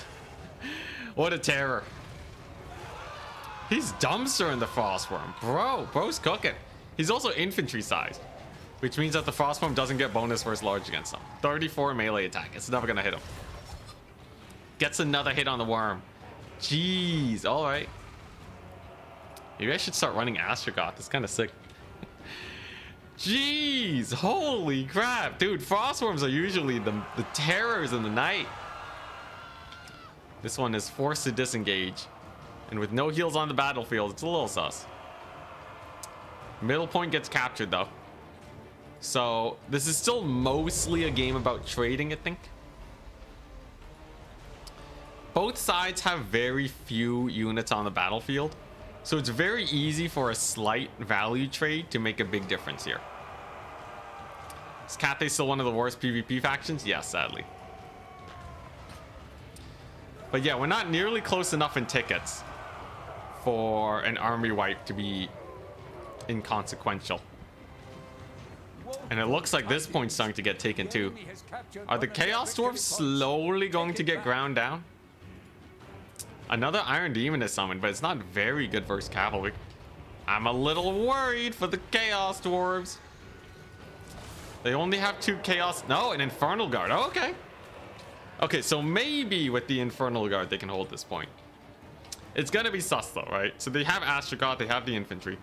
But the infantry down trade into these units. Excuse me, given enough time. So that means Navigator's kind of just going for a hold the line strat. But he has to hold the line for like another 5 minutes. 6 minutes even. That's a lot of time. And with chariots on the battlefield, I don't know. Cavalry coming in though, they're going to be able to help stop these chariots. Does he get a brace? He gets a pretty good brace. Okay. Chaos Dwarf Warriors stop the charge, but oh my gosh, another blizzard. Yo, if he doesn't dodge this, it's over. If he doesn't dodge it, it's over. Oh, the blizzard lands. But it's mostly dodged. Ice Witch is only getting like 400, 300 damage a tick. Which is pretty low, all things considered. Still rather painful. But Infernal Guard now at half HP. It's a little sus. I think Astrogoth is going to have a lot of carrying to do. Another spell drops. That's a hailstorm. Okay. There it goes. But it's not enough to steal the point just yet, right? Astrogoth is still a little bit too much of a menace, and it looks like there's no units nearby that can take it. And we're now on a 5-minute timer. So that's half of the battle that we've seen so far before Navigator wins on 1 point. He does actually win with the Iron Demon here because the thing in the woods got pulled away. But a misplay on the Hobgoblins could potentially lose it for him. So Hobgoblins are down. Frostworm looking a little rough. And what else do we got? A unit of Griffin Legion. Dang, guys been saving up. All right. So Griffin Legion are here. Now they don't have a lot of capture weight, but they can probably kill everything here. And the Ice Witch is still alive, right? So if she lives and just hides amongst the cavalry, it's probably not gonna go well. Flamestorm drops though, hitting a good number of the Griffin Legion, quarter damage, but it goes in the wrong direction. Oh my gosh. The Flamestorm whiff. Dude, if Flamestorm didn't move, oh my gosh, it would be a lot more consistent and helpful in situations like this. But look at him go. Griffin Legion have pushed in. Looks like the point is not going to be held unless the Iron Demon crushes it. But it's kind of getting hounded by a Frostworm. There's more cavalry coming. I think Caradoc has done it. A big swarm onto the point. He got his lord off by accident though. But there's no big rush, right? The up trading is just going slightly too well for Kislev. Like I said, they're late game, man. The late game is crazy for Kislev. So if you trade evenly with them early on, you're probably going to lose the game to just endless tides of cavalry. Iron Demon is looking like it's about to go down. Ice Witch, very nice lord control, by the way. Squeezing as much value out of her as possible without letting her die. And now there's nothing left. Even if everything blobs onto Astrogoth right now and he gets a massive Flamestorm and kills all the cavalry and the infantry, I think Kislev might still win. Looks like Caradoc wants to test that theory. Dervishes. Roasted, toasted dervishes. Oh my god. I will say Astrogoth has been getting some value. Jeez. Oh my gosh, 4k value on a footcaster? Amazing. But it's not enough, is it? You got more than the Ice Witch. It's crazy. But, yeah. Unless Chaos Dwarfs have a play to make up a lot of value, but like Infernal Guard and Infantry, they're not value making units. They make value for other units. They set up for counter charges, right? Maybe if they're on the point, they can force a fight. But generally speaking, at most, they'll get like 1.2 times their value. Typically 0.8 is what you see out of infantry. A very reliable 0.8, but that's not what we really need for Navigator. And Astrogoth too, finally going down. The endless tide of enemies is just a little bit too much for him. Gets charged by the double phosphor. Cavalry in the way so they can't attack. Classic. I guess he does get another flamestorm, but it goes right into his own unit. Oh my god. Oh, the warriors. Yeah, I don't care that they have 15% fire resist. Nobody wants to be sitting in a frost in a flamestorm. That's brutal. Dwarf warriors getting mulched. Astrogoth is down. It looks like Caradoc will be taking his first victory of the day. Or not of the day, of the best of 3. There goes Astrogoth. Rip. Ripperonis. Where's he at? Oh my gosh, his feet. His feet are still chilling there. I guess they're made out of stone, so it makes sense that he's a bit stiff. Well, GG. I think Astrogoth was amazing. Actually a really fun pick, especially because he's infantry sized. But the trains really didn't cook. Trains had effectively no targets. And the Infernal Guard, a little sus. I don't know how I feel about the Infernal Guard. Hashut Stark Ravagers were really good, though. I think they could have definitely brought it back. But yeah, just the trains. And that's kind of the problem with Chaos Dwarfs. If you have a counter to trains, they will have a hard time. Yeah, Ice Witch actually survived.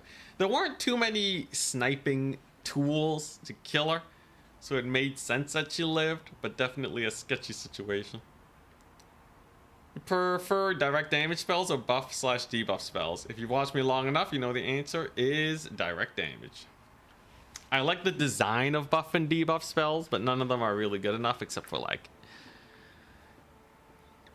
Plague of Rust. People don't even run a lot of Plague of Rust. But I like the idea of it though. I think Flesh to Stone is actually one that has been recently discovered to be quite good. We've actually been seeing a good amount of Flesh to Stone. It's not an always pick like many of the other spells, but as an occasional pick, it's pretty nice. It's pretty good. Reason being, on units with physical resist, it can make them almost indestructible to non-magic damage. And if you have really high DPS, you can kill the enemy before it runs out. Yeah, he spent a lot of money summoning in Hobgoblin Riders that didn't do anything. They're so bad into Kislev. I don't think there's a lot that they trade up into. Next is Slaanesh versus Bretonnia. Navigators are ready. Now, common knowledge says this is a bad matchup for Slaanesh. I'm really interested to see how Caradoc plays this out. I think everyone has a different way of dealing with Slaanesh. So we'll see.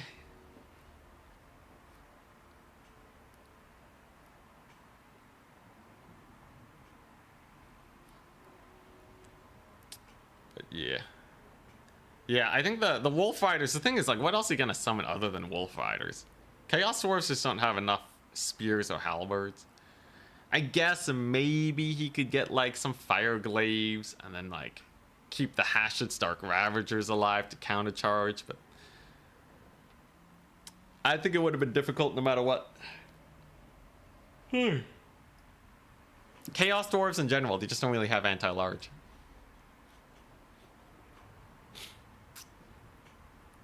Oh yeah, Here We Go is also a pretty good spell. I should try playing greenskins with Here We Go. I've kind of been falling in love with this whole plus 40 melee attack type of deal. And I feel like if we use that on our light cavalry... Oh my goodness. Or not our light cavalry, but our mid-tier cav. Ugh. When's the next game? If Caradoc wins this, we face Caradoc. If Navigator wins this, they go into ace match. Or Kadai bad into Kislev. I don't know how well they do into Frostworms. They're a bit slow, they might get shot to death. But they would hold better versus the cavalry.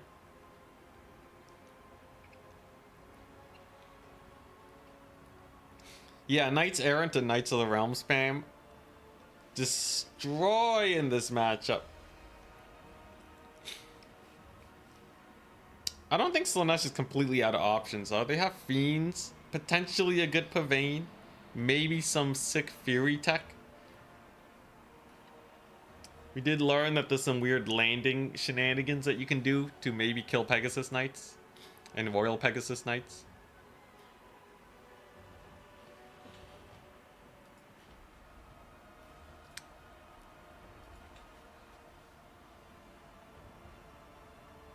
The stacking multiple infantry units when there's no AoE spell to punish them.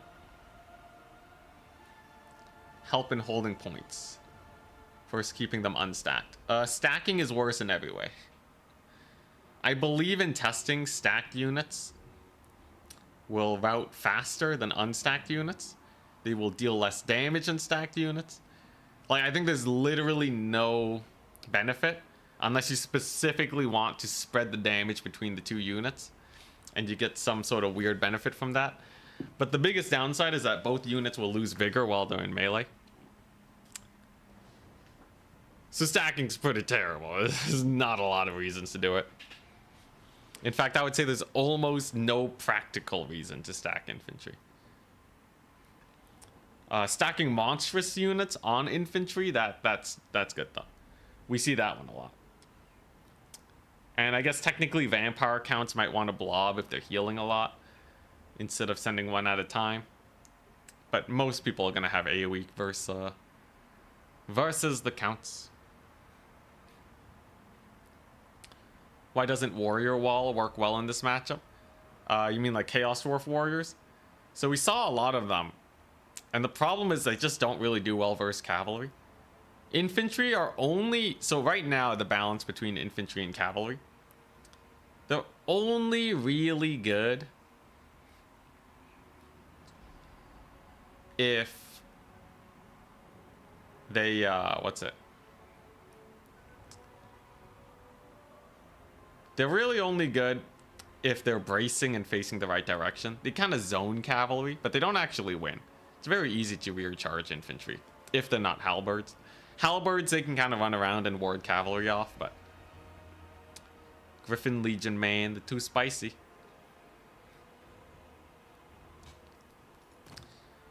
Let's take a look at these builds. Caradoc, man. Don't take so long with the army building. These tournaments usually last, not this long.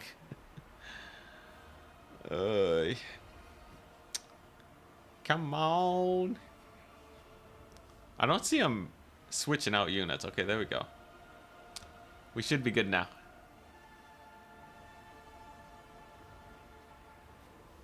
Yeah, infantry are the slowest trading unit in the game.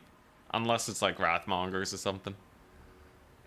Oh boy, here we go. So we're seeing a Bretonnia build.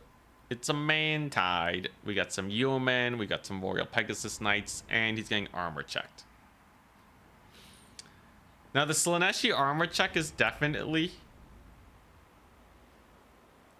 a pretty solid way to play. But generally speaking, you get very little agency here. Slaanesh also lacks halberds. Very important to note. And without halberds, Bretonnian cavalry can have their way with these guys, but He did run into the Bretonnian wall o peasantry.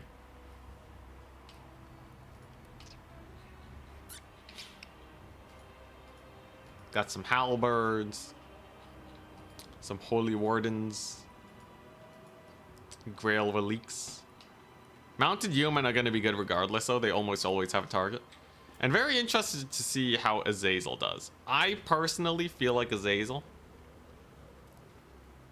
I think Azazel cooks pretty hard.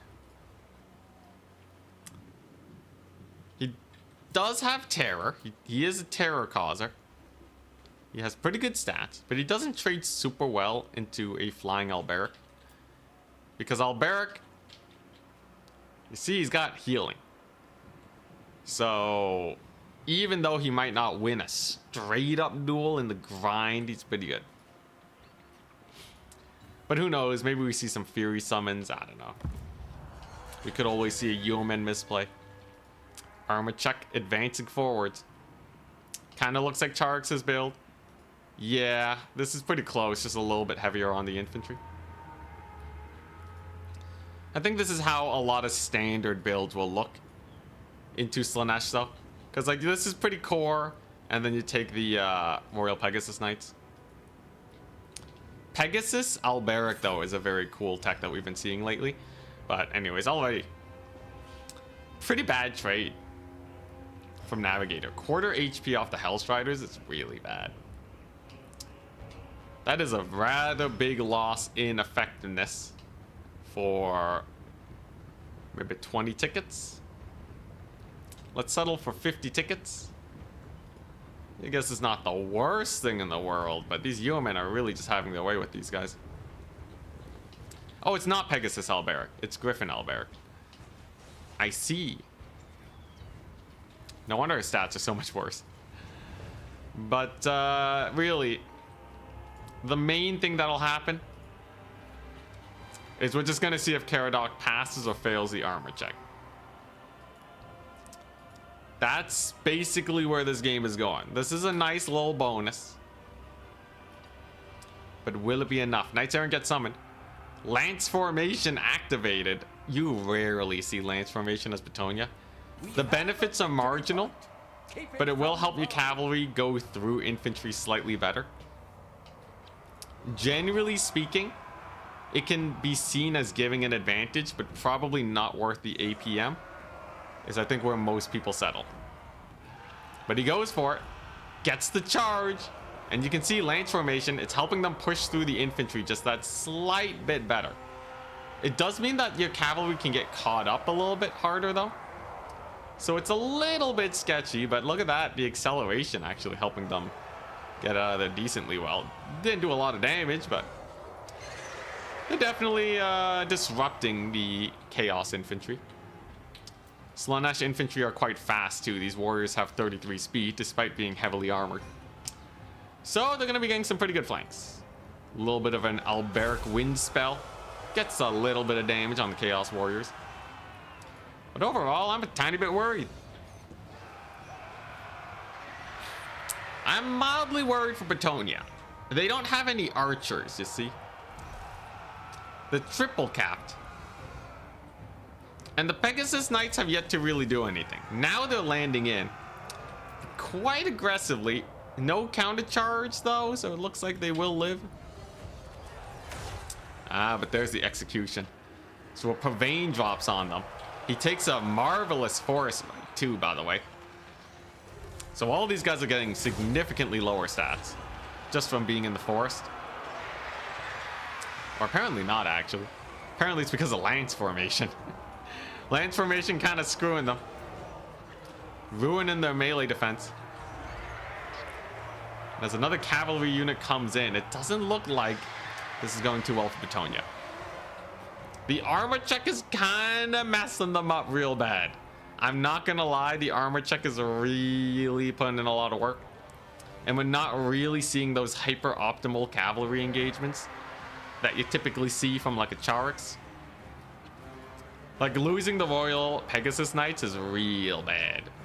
You don't want to be losing these guys. So expensive, no flesh to stone.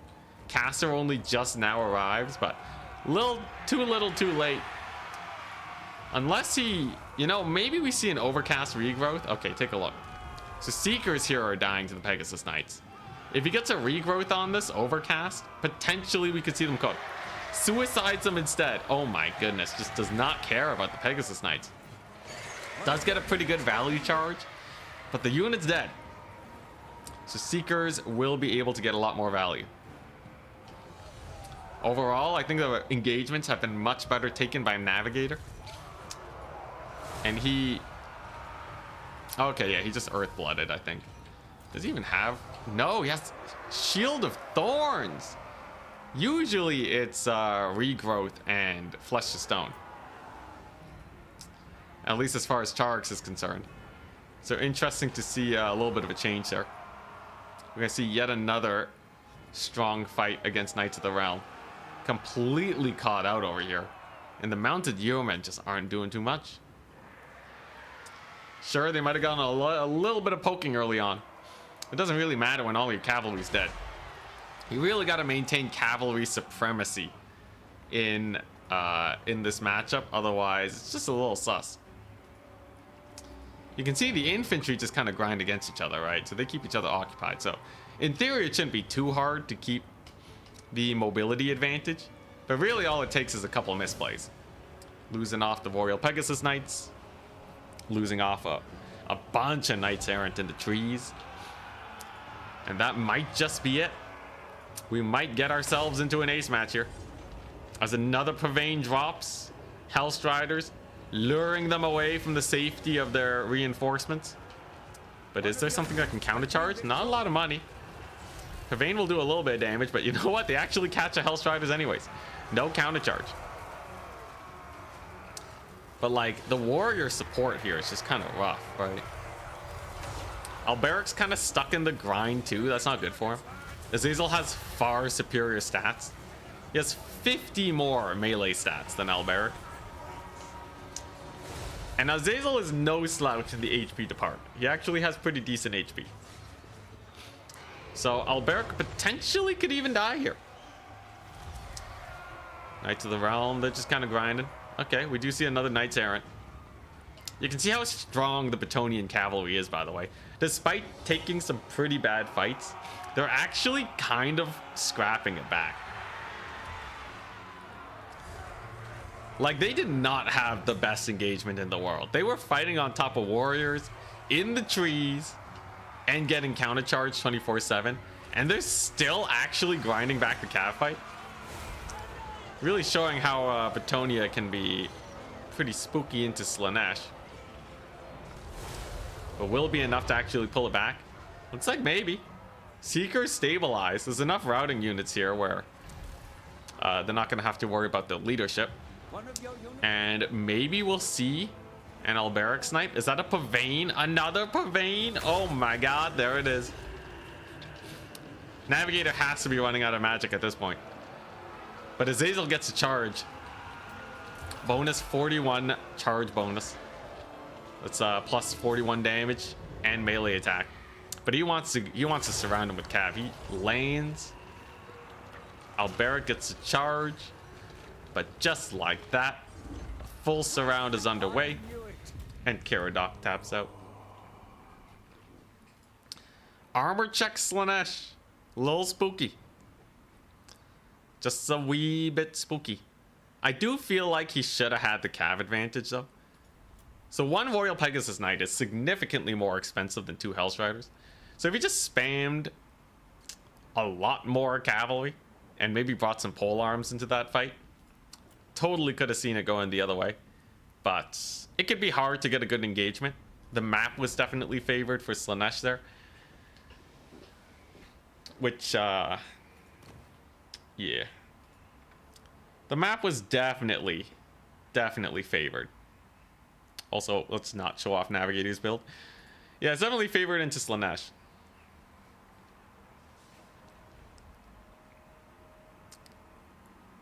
Or favored as Slaanesh. It's not enough flanking routes, but still. I feel like he really didn't need to take that fight. And then the Pegasus Knights, man, they took so much damage. I don't think Shield of Thorns really did anything either. It's pretty funny. because there's so many Hellstriders, Flesh to Stone is actually still pretty good into Slaanesh. Because it makes it where your Pegasus Knights can't be overwhelmed.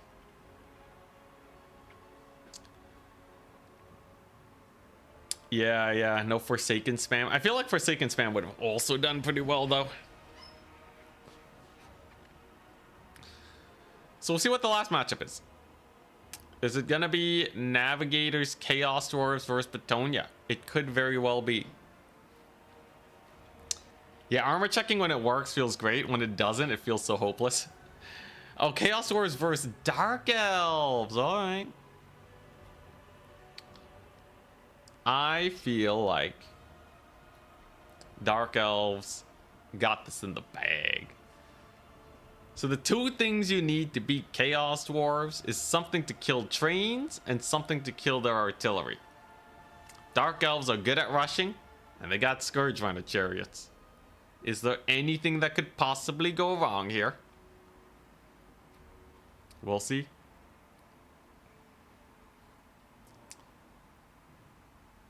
We will see.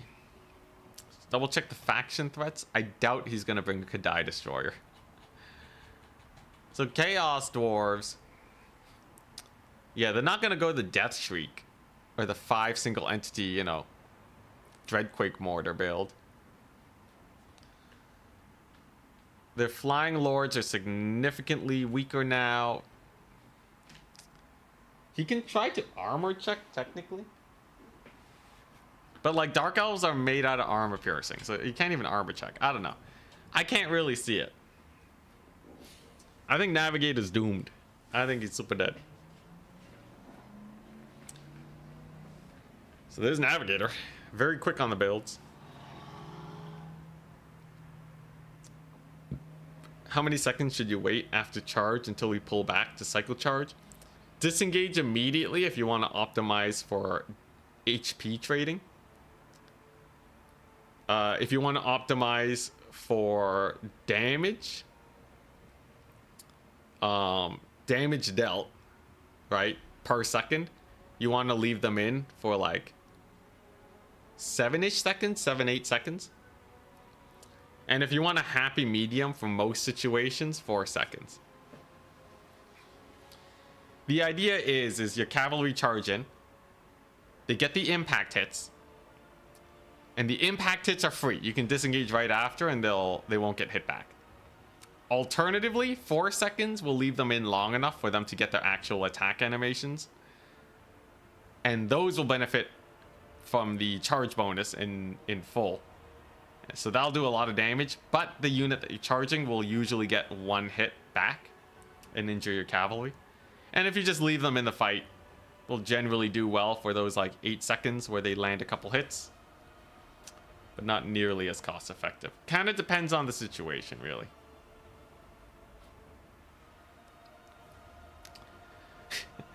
You want the triple magma cannon?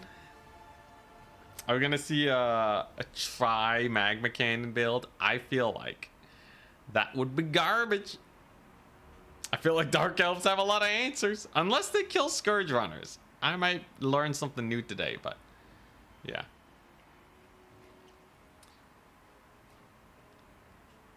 Here we go.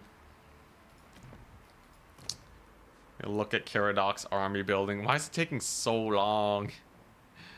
Guy doesn't have any pre-builds.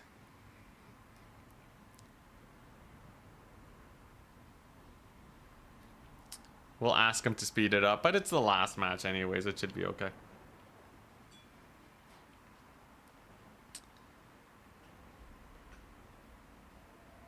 Oh my gosh, you Kislev cavalry.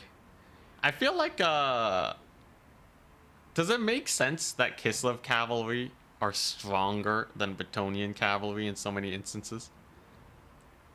I feel like Kislev cavalry are like really well known to be super strong. Which makes sense, you know, winged lancers, winged hussars, right? But I feel like Bretonnia cavalry, they should feel pretty good. I think Bretonnia cavalry feels great because they're cheap, but not because they're actually strong. People aren't like spamming out Grail Knights, you know, 24/7. It looks like Caradoc should almost be done here. You only got a handful more units to add in. Come on, Caradoc. And he's ready. All right, that didn't take too long. You like artillery, guys? The double death shriek. Now, death shrieks can kill scourge runners. It's pretty hard to dodge, but they're fighting on a Ragnarok lair, which is pretty melee focused map.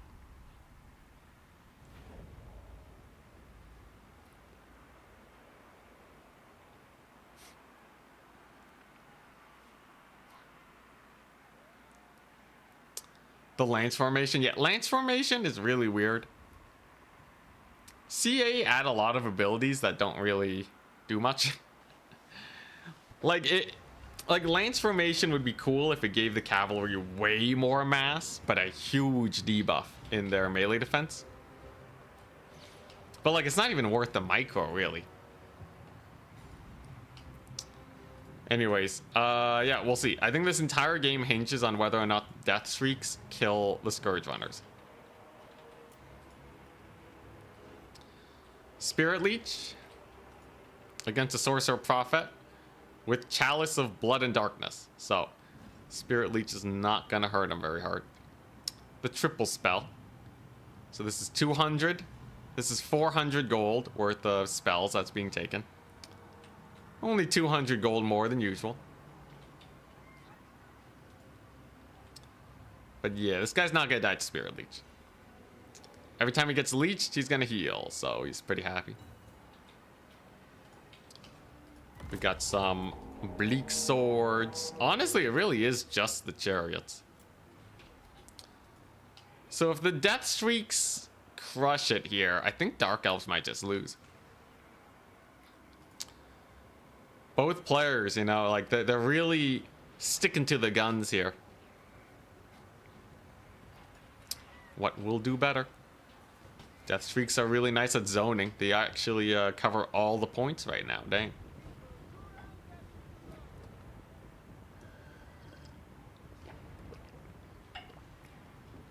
You think it'd be cool if Lance Formation gave armor piercing? But like, what stops them from just always having Lance Formation, you know? I hate these abilities where people just like, the obvious thing is to just leave it on. I do think having a formation attack is still cool though. It's cool seeing Bretonnia Knights in Lance formation, but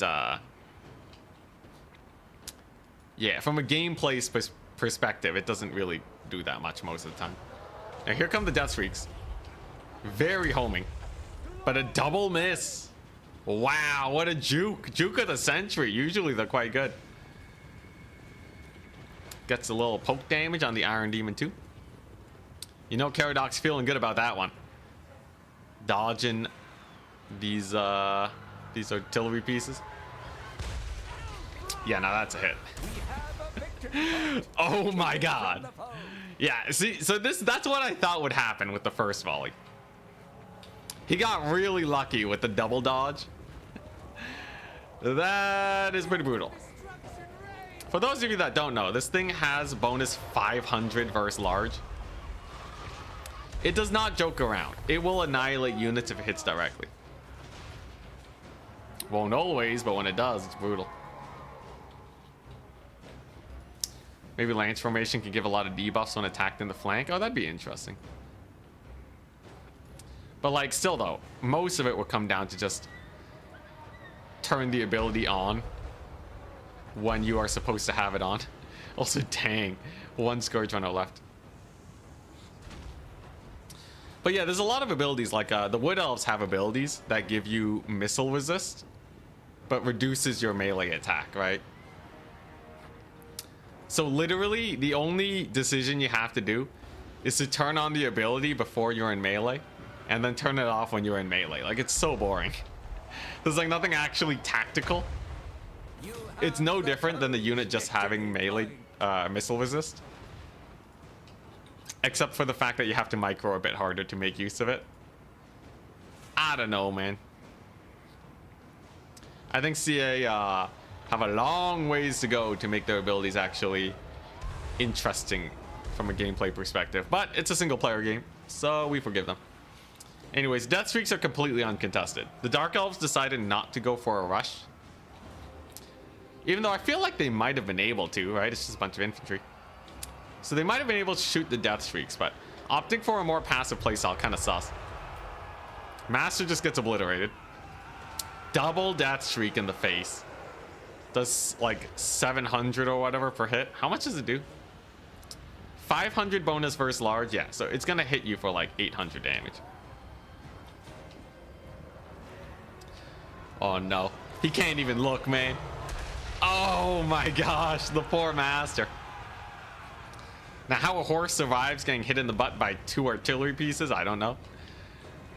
He has the strongest horse in the entire universe. But definitely pretty rough.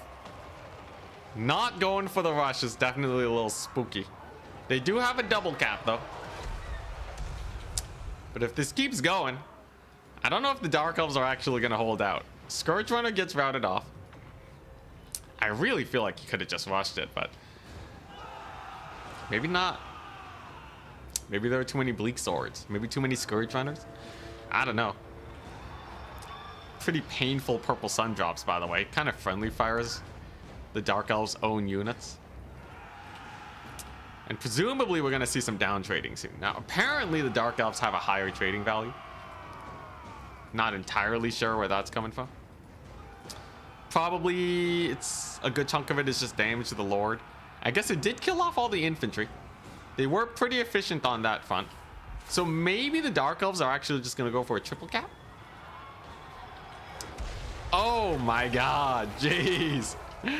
Holy crap, that's like Doom Bolt. Each hit is a normal cast Doom Bolt to the face. And a final transmutation too. Yeah, you dead, man. You're double dead. Triple dead even. Quadruple dead. Oh, deleted. Absolutely positively deleted. Beastmaster is out of here. And the Chaos Dwarfs do manage to hold on to 1 point, which is going to help them a lot in a kind of longer, grindy sort of game. Only just now does the Dark Elf passive trigger too. Master's going to get shot up also. Oh, and he's dead too. He's gone. No masters at all, man. Chaos Dwarf Lord is ready to give a whooping now that the Beast Slayers are off the battlefield. Routes off the Sorceress immediately. Knocks down a couple Bleak Swords. The Chaos Dwarfs still have to make some plays. Now, I like the infantry summon. Assuming you've traded up really well, you can summon in a unit of ranged infantry and get a lot of value. But if they get shut down, that could set the Chaos Dwarves back pretty hard. So let's not call it over just yet. If these guys get shut down, it could be very bad. I have a call.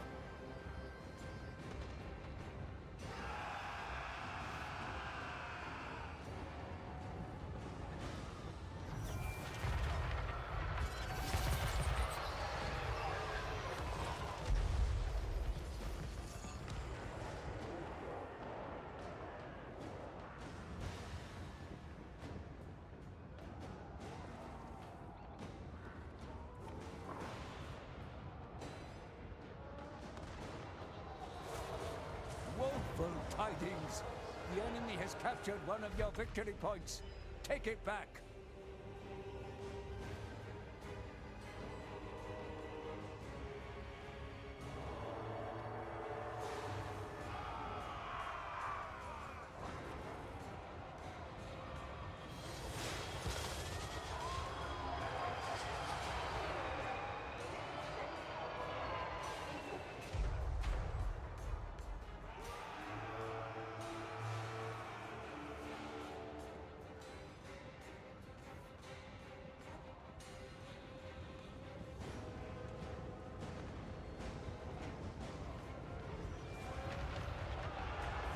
And we're back. I got a call from my financial advisor. and I told him that I'm still working. Was still working, so we're kind of busy. We'll get though. And getting confirmation that the hit was successful. Yeah, where were we? We were watching Chaos Dwarfs massacre Dark Elves with double death streak. Hey, it looks like the Granite Guard still lived. Okay, impressive. Invest in death streaks, all in. Let's see here, what we got. Yeah, I was thinking of maybe getting into the condo market, but I don't know exactly how things pan out. I also might not have enough money, but forward thinking will be good. I know you guys are gonna have a million tips, and we'll save it for later because this is definitely not something that you just get advice from your Twitch and YouTube chat, as much as I respect you guys. But yeah. Figuring out how to get property when you're doing YouTube. It's easier than you might think, but still difficult. ADK, what's up? So, what are we seeing? High Beastmaster gets resummoned. Both artillery pieces are desummoned.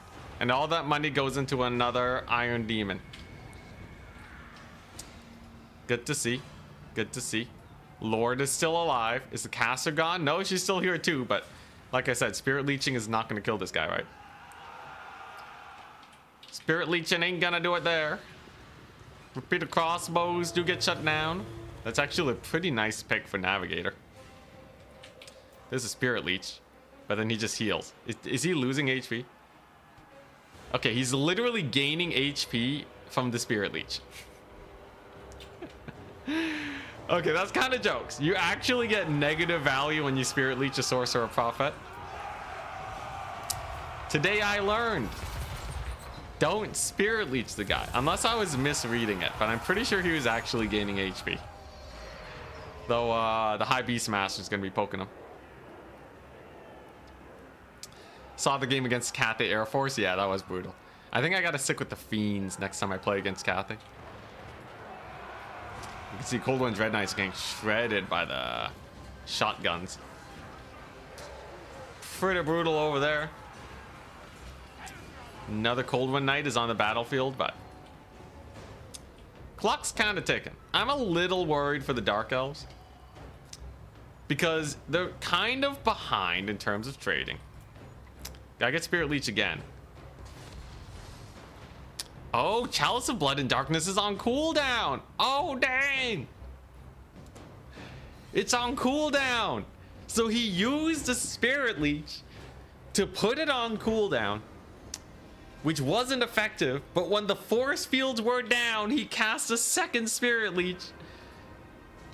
And just to BM him further, she runs off the battlefield, knowing that the job is done. -4 leadership, he's not coming back. Actually sick play. That's some 5D chess. No idea if it was intentional, but that's -1 Chaos Dwarf Lord, -16, at least temporarily. That's gonna be pretty brutal. I am slightly worried for the Chaos Dwarfs, but in the end, not that worried.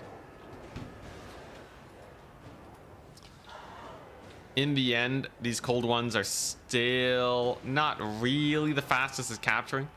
They have some time, right? And you know what? Okay, wait, no, we see a Hobgoblin routing, a Laborer routing, Wolf Riders maybe about to leave. If he can somehow deal with this one Iron Demon, I think Dark Elves might have a way to come back here. So let's take a look. Dark Riders are coming on in.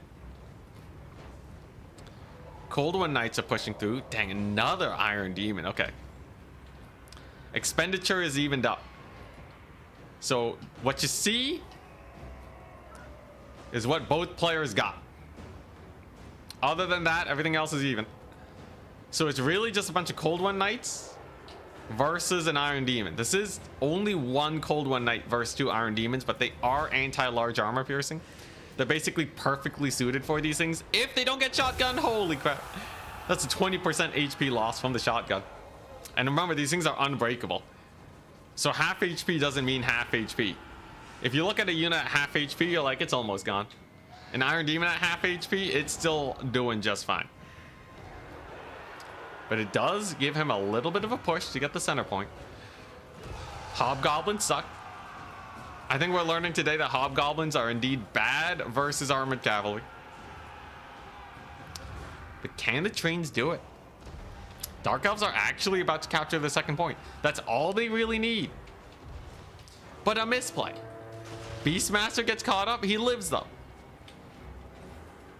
If he dies, that would be very bad for the Dark Elves. Chaos Dwarfs are committing to just not summoning in their Lord, by the way.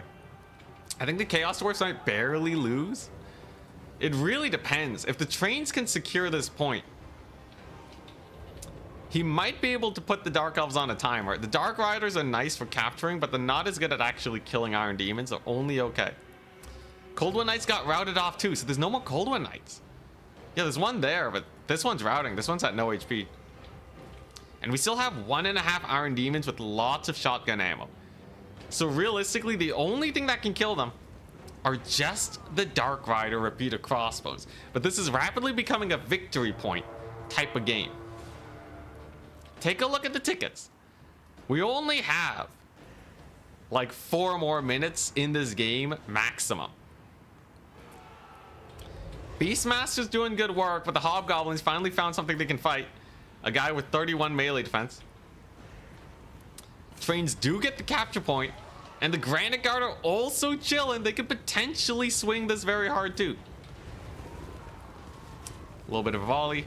Never mind. Okay, no, they fired 2 shots, 4 shots. Okay, never mind. Granite Guard were less exciting.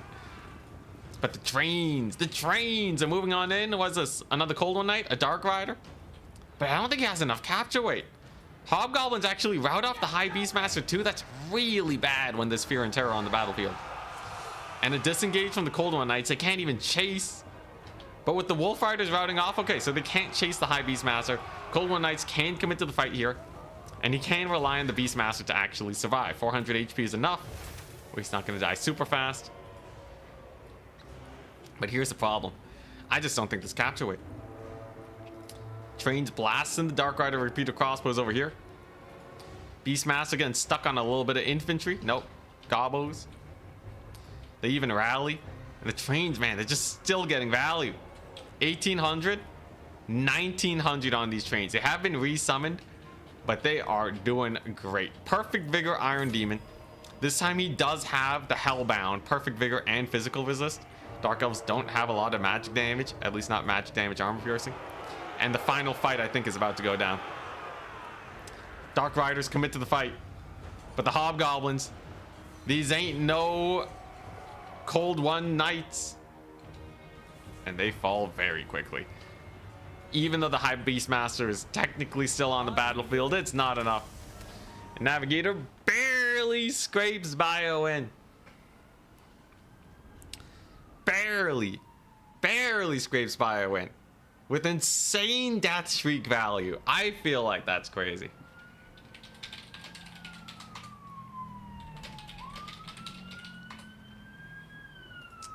I feel like he really could have rushed. Oh, the cops. I feel like he really could have rushed with this army. There's only 3 units of real infantry here. I feel like Triple Scourge Runner should have just shot these things to death. Would have been rough because they still do so much damage to them. And then, of course, the summoned cavalry is a little spooky, but there's not that much I can deal with Cold One Knights. And he had the High Beastmaster. One wonders what would have happened with the rush. Absolute tussle. We are now up against Navigator. And he's a pretty good player, so I don't know if I'm actually going to go for Demons of Chaos again. I think I might. But I don't want to lose with them. Alright, so we still gotta make sure that they have good matchups, you know? That's the plan, and we'll practice some of the other factions. I would love to practice Norska.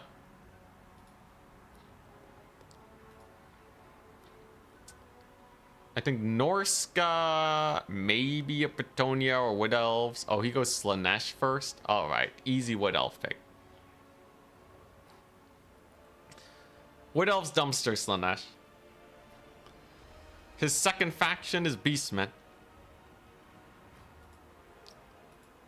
All right. Locking it in. So Norska Wood Elves versus Slaanesh Beastmen. But what is his last faction? What are you gonna do, son? Tomb Kings. Wonderful.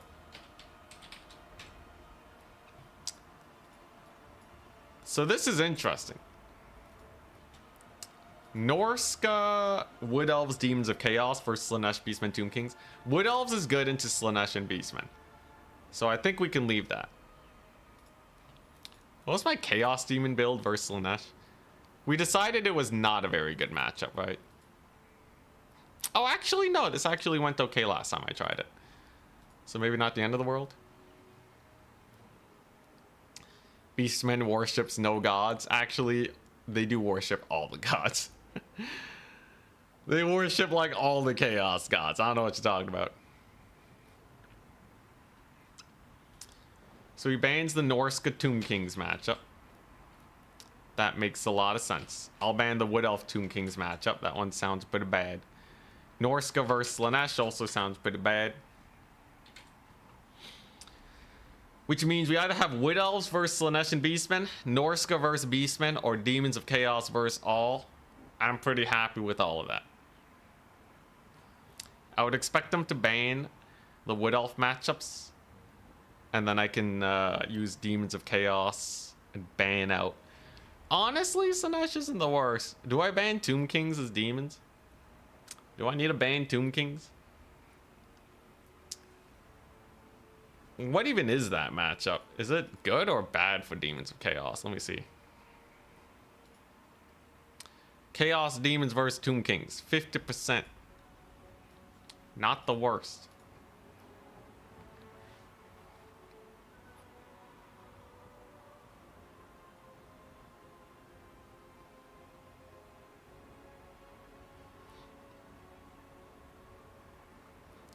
Insane map pool for round 3. Caradoc. What's it? It's randomly generated from the map pool. So sometimes you get some crazy maps. He bans the Slaanesh Wood Elf matchup. And he bans the Beastmen Wood Elf matchup. Alright. So Wood Elves have been banned. I'll play Demons of Chaos. I think Norska versus Beastmen is really fun. I kind of want to play that. But Demons of Chaos versus Beastmen. What a strange matchup that one is. I'm interested to see how it plays out. The Tomb Kings one is also really interesting. I think it's a little bit more sus though. So we'll see. I got Demons of Chaos versus Slaanesh, Demons of Chaos versus Beastmen, and Norska versus Beastmen. I'm sad he banned Beastmen into Wood Elves, but Beastmen have kind of fallen off.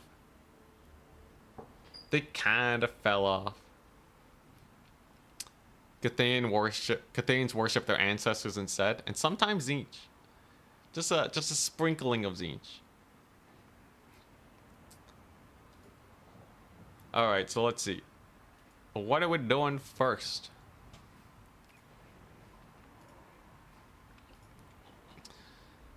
This is round 4.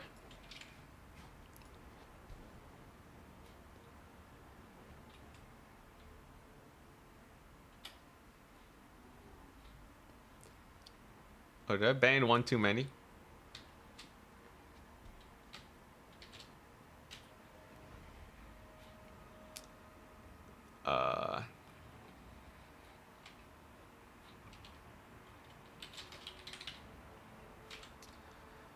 He banned Norska Tomb Kings, then he banned Slaanesh.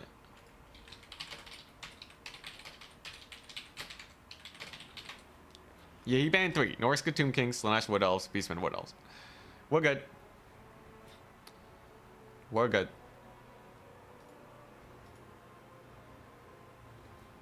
Yeah, we need some Tzeentch and Cathayans, man. I want to see some Marauders of Cathay. That would be sick. Cathayan Marauders. Come on.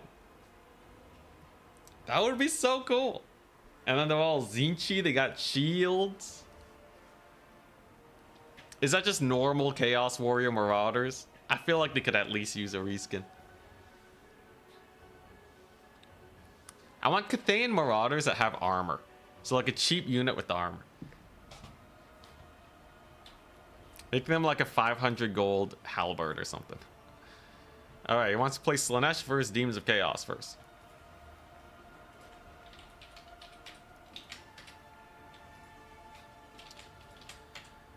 Alright, let's get her done. Hopefully we can do this quickly so I can move on with my day. Also got to increase the Demons of Chaos win rate. I'm really interested to see what he decides to bring here. I've recently had a build that seems to do pretty well into Slaanesh. It does pretty decent. Nothing crazy, but definitely not bad.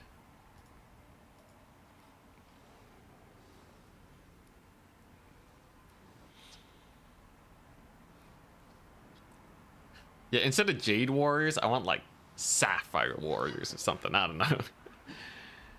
Just make them Tzeentch. Just make them Tzeentch.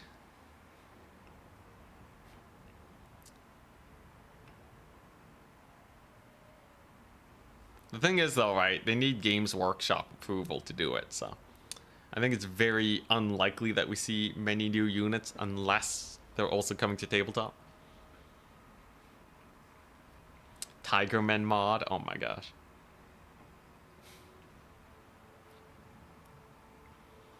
Bans Rapturous Expanse. Edge of the Dark Woods, a very big map.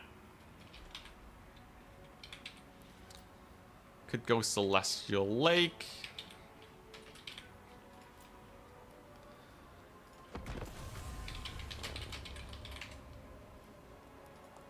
Let's try Edge of the Darkwood.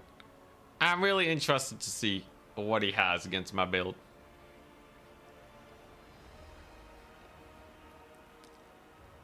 Edge of the Darkwood. So last I played versus Slaanesh,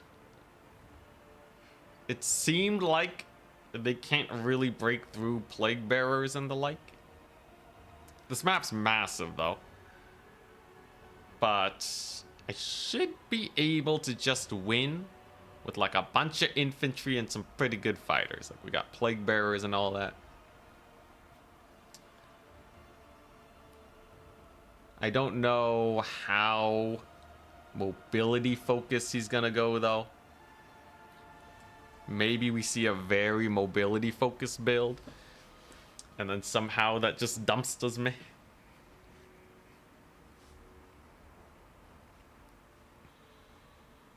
Gotta get Cathay all the minerals. I guess they're technically gemstones, right?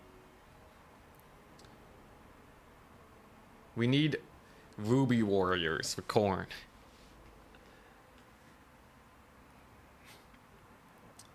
I feel like, you know, it would be cool. They're obviously very Tzeentchy, but I feel like it'd be cool to see like chaos aligned order factions.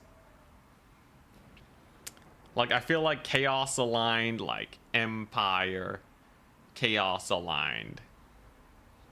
Like I don't know, just I feel like the whole Warriors of Chaos, man. Mortals aligned to demons, that's where its armor is made. They know how to do it. Be'lakor removing ITP do anything in this matchup? It does, he's just too expensive.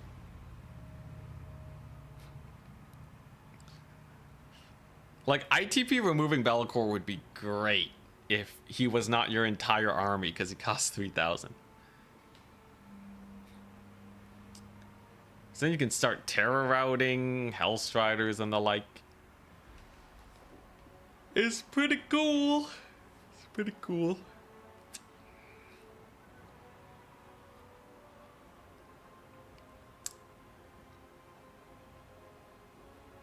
You want to learn more about Beastmen?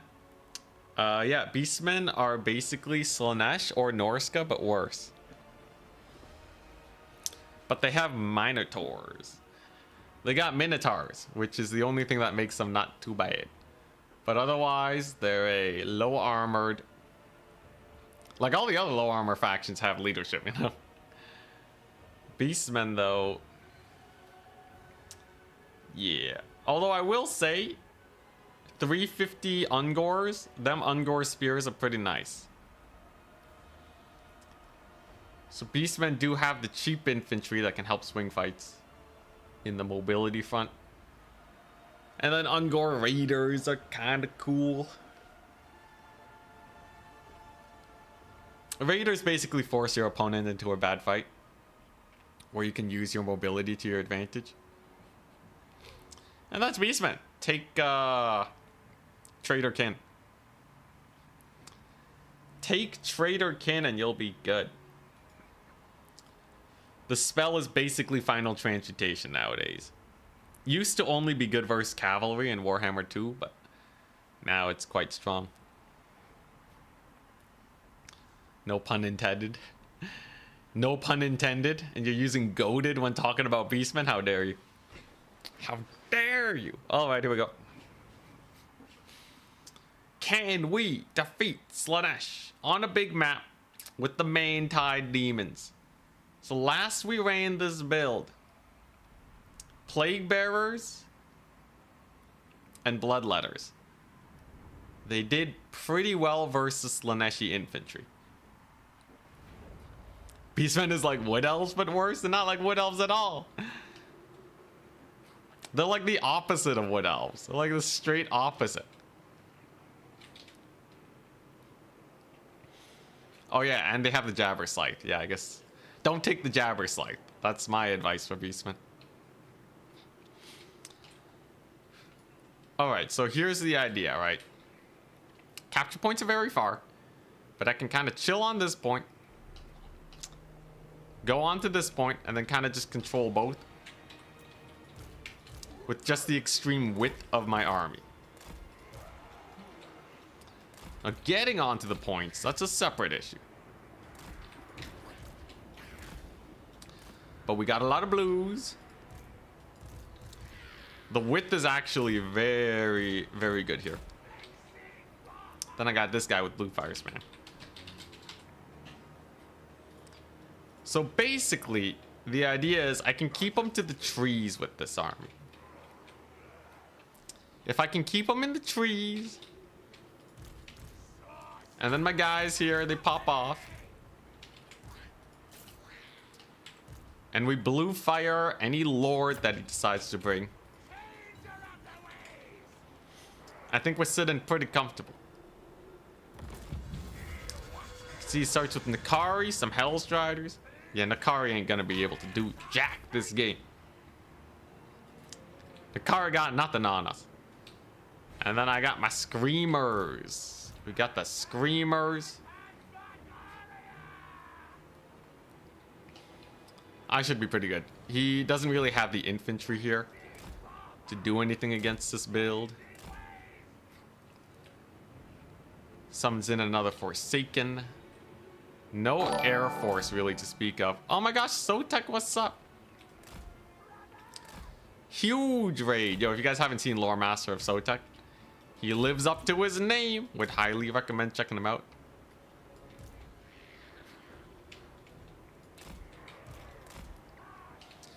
What's up? We're here playing the grand finals of this here tournament. We're up against Slaanesh. Absolute menace of a faction.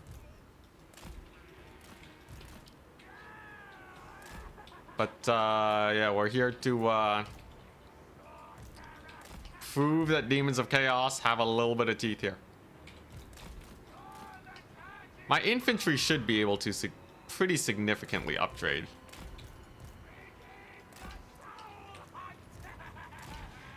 Let's capture point number 1. He's just spamming more Hellstriders. Hellstriders don't do too well when they're being countercharged by Furies. Coronate Furies. Very nice here. So just gonna park our forces like so. We have the first capture point. Pretty comfy. And while my formation may be a little bit wide, everything is roughly in position where they need to be to protect everything else. Hope you had a good stream, by the way, Sota. So let's get another cav unit over here. So them's are just Hellstriders. And there he goes. Getting into the main fight. Hellstriders, though, they don't do well versus Furies. That's going to be a very nice charge. And then there's the blue fire on Nakari. Losing a Fury for Hellstrider is totally fine by me. So there's the blue fire. There's a pink fire. Pretty good damage overall. There's a Screamer Scream. Oh my gosh, the damage is through the roof. I can kind of see him posturing to maybe go for my Lord. But if we play keep away here with my Lord, I think we'll be okay. Right flank doesn't look like an issue at all. Nakari's having a very bad day too. In fact, we can just blue fire Nakari right now. That'll go very well. And yeah, it just kind of seems like Nakari's just not really cooking well in these builds, right? Nakari's just kind of getting cooked. Nakari's getting eaten alive. There's another spell. We dodged the ability there. That's not very good. A little bit of slicing shards dodging going on. You have the foe's victory point. And yeah, I'd be a little worried if I was him. I just gotta make sure my Lord doesn't get Pavane. He does have Pavane. So far, so good though. My infantry at least is clobbering his poor Forsaken at least. And Nakari, while they do manage to get a heal, they ain't doing too hot. Horsemen got annihilated on that front. The Nakari bullying spree continues. Lots of routes, very nice. And if I start spamming in bloodletters, I really doubt that his cavalry will be able to uptrade there. Yeah, look at that. Nakari's taking massive heat now. Let's get into position. More spells and such. Did we get Pavaned? Not quite yet. He does land that slicing shards though. Honestly, doesn't do that much damage for how expensive the spell is. And Nakari is almost dead. This may very well mark the third time that he brings Nakari against me. And he just gets sniped by my little chariot guy. Then we'll see. Battle's not over quite yet. Still have a rather big fight going on over here. Kind of whiffed that spell too. A little bit unfortunate. Gonna get a blue fire. He could very well kill my character here, actually. One of your units has been destroyed. They are kind of getting caught up. Nakari's low, though. I think it's a toss-up. It's a bit of a toss-up. If the character can escape here, we're fine. Nakari's kind of a beast in melee, though. Come on, Nakari just had an attack animation, and I think this guy's gonna live. Okay, thank goodness. He does manage to survive. The blue fire Nakari. Once again. A little scary. Pavane took out about half of his HP. But he lives to see another day. And now Nakari's stuck in the trees fighting some bloodletters. I can definitely put an end to Nakari with a couple flyers here. And then his screamers I don't expect to do super well either. I mean his Furies. His Furies here definitely die. They're a non-issue. And then there's another big cav. One of your units has been destroyed. Another big cav push, maybe? I want to get a sick pink fire of Zinch, but he's not really handing it to me here. Could be a little bit better. Can we get one here, maybe? Ah, that's looking pretty good. Let's get our army ability up so that we can hopefully just bomb drop Nakari out from orbit. And if that doesn't work, the Angels of Decay will absolutely finish the job. And just like that, I think he's starting to run out of steam. Slaanesh really needs to be up trading severely. Or they really need to like win the initial fight to really snowball. But right now it's looking a little sus. I guess this fight's not the worst for him, actually. What are these? These are sour guts. Okay, so they'll be totally fine. And all we really got to do now is yeah, just make sure the points keep getting held. So you know what's really hard to kill in the late game? Blues. They'll be an absolute menace. Nakari's dead. It's a mass route. And even on a rather large map, it seems like this build actually does hold up fairly well. Now, I do feel like the slicing shards were a little bit underwhelming. But I guess there's not a lot of other magic he really has to spare against this build. Just that slicing shards really didn't feel like it did much. I think he took like half HP off a Plague Bearer total with 2 slicing shards. There we go. Can we save the Sour Guts? Sour Guts are actually pretty good in melee. Look at him go. Warding off Hellstriders like it's nothing. Devoted Marauders, not an issue in the slightest. And if we just hold the double cap, I'll be totally fine. This guy's actually a half decent chariot too. And that's gonna be GG. Unending glory is yours. Demons of Chaos Supreme. Nice. Alright. Now we just gotta beat Beastmen. Let's play Demons of Chaos versus Beastmen next. Very nice. Nakari absolutely did not cook that game. Got a little bit of damage, but that's a huge, expensive spellcaster for 3,000 gold. That's really disappointing.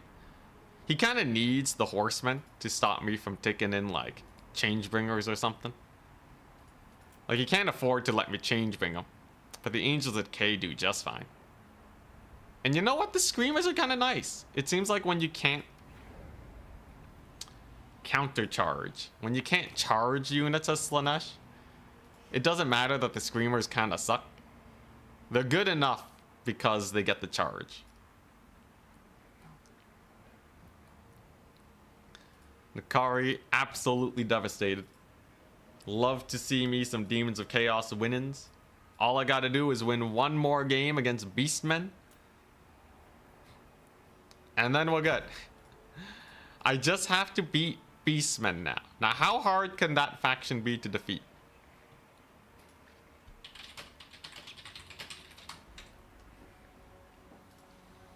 I honestly feel like Beastmen, they're almost exactly the same as Slaanesh, right? They're almost exactly the same. Do I need to change the build? Because they still don't really have air dominance. I guess their Lord is a little tankier, so they're going to have more infantry and such.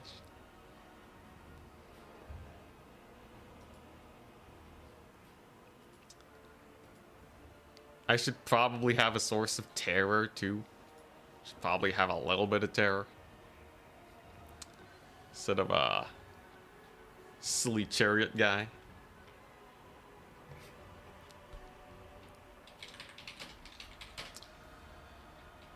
Let's play the same map. Let's play the same map. Alright. So I'm up against Beastmen. I feel like, you know what? I feel like this build is the one I want to run against Beastmen. This feels like it should do well. Beastmen can get bullied by ranged. They can get bullied by kite. They can get bullied in melee. So he kind of has to skew his build to do well against any specific style. And if he skews his build, he's probably not countering any style. At least in theory, we'll see. New PC trying to run Warhammer 3 and your GPU's crashing. Oh no. Sorry to hear, man. I don't think I've ever heard of that issue much before, but if anyone in chat knows about it, I'm sure they'll message you. If there's any time for Furuncle, this would be it. Furuncle would still lose me the game. Furuncle's ability to make me lose all my matches is unprecedented.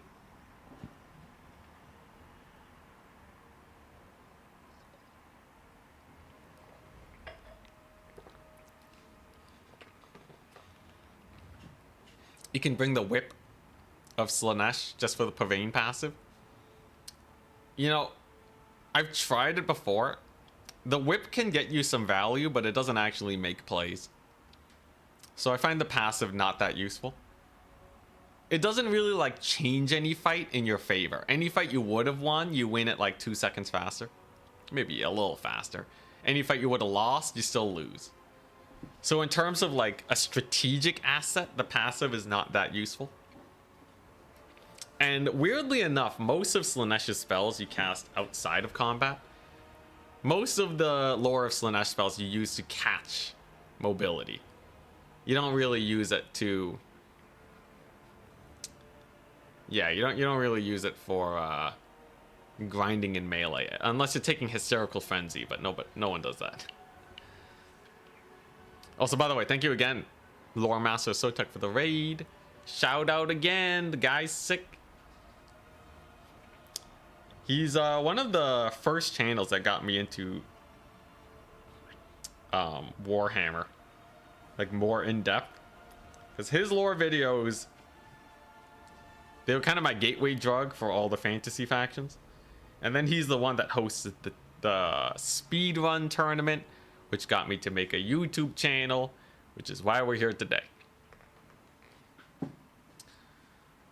So yeah, Lore Master Sotek he's my YouTube father. More or less. Turn's the one that got me into multiplayer, but Turn didn't make me set up a YouTube channel, you know? Should Nakari be stronger or generic lords weaker? I think all the lords for Slaanesh should be cheaper, and their army abilities should be less strong. It's actually really interesting comparing them to other lords and realizing that they're kind of overpriced. The generic ones they're almost there. So like if you compare them to Archaon, right? I think Archaon's a gold standard. He's a 2,200 gold terror causer. Spellcaster, right? So 2,200 is basically all you need. I guess they might be slightly better at clearing infantry, but... yeah, once you start getting to like the 2,600 range, it feels pretty bad. Everybody wants to Lord snipe you when your Lord gets too expensive. Anyways, here we go. Beastmen versus Demons of Chaos. Can we get another 2 Demons of Chaos wins today? I think that would be 5 Demons of Chaos wins, no losses. Pretty good, all things considered. But if we lose this one, it hurts the win rate quite a bit.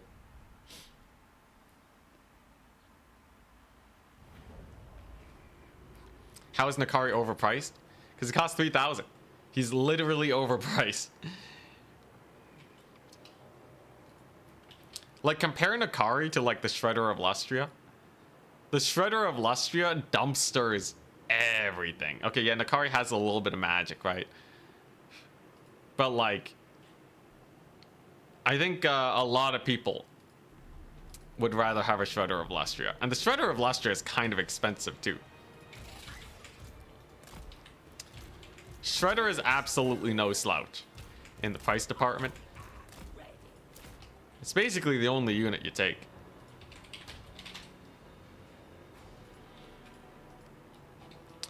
So, yeah. I guess technically in a world where everybody is going melee and you don't have to worry about your lord getting sniped all the time, sure. But it's so meta to lord snipe against Slaanesh that you're really leaning into it with N'Kari. Also, this is just my standard rush build. I just kind of want to see how a Noxbringer does against Beastmen. I suspected he would take a good amount of infantry. So we can use this guy to pepper him up. Then we summon the Changebringers, and then we roasty toasty everything that's expensive. Fiends are pretty good.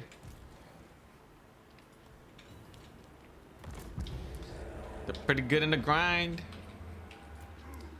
He gets a Flock of Doom. Has a Gorbel, some Zongors. Overall, nothing too crazy. We do want to get into artillery range as fast as possible. That much is for sure. I probably should have swapped in more Corn Furies because Beastmen don't have a lot of armor. Who would have guessed?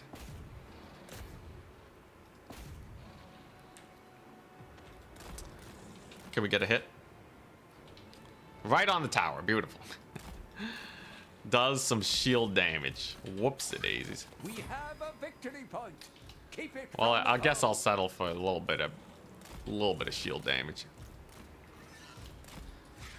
Not the best shot I've ever had in my life, but it'll do. So we already have mobility dominance. I can probably summon the Changebringers soon. Could probably get this guy killed. If we can catch them before they group up, that would be real nice. So there's another shot. Damage is not bad. Some good repositioning from my opponent, though. So he's just kind of, you know, he's prancing around. He has a lot of archers, okay. So you gotta be a little careful about the archers, but I think as soon as I get Changebringers here, he's pretty done for. Noxbringer is actually just an amazing tool. He's just an amazing tool. Versus all things infantry. You can see how much damage he's getting done. We're actually going to see a Centaur summon instead of more ranged or harpies. So as long as we don't let Malagor catch the Changebringers, I should just be able to army wipe them. It does require that I hold on to this one capture point, but I would definitely be a little sussed out here if I was my opponent. The Noxbringer is just getting way too much value right now. Does get his raiders underway. Here we go, more Furies. Got Furies for days. Flamethrowing is activated. He's actually shooting at the Noxbringer, which is not going to help him out very much. And yeah, this is looking a little sus. Oh, does get a pretty good volley though with his archers. That's actually going to hurt quite a bit.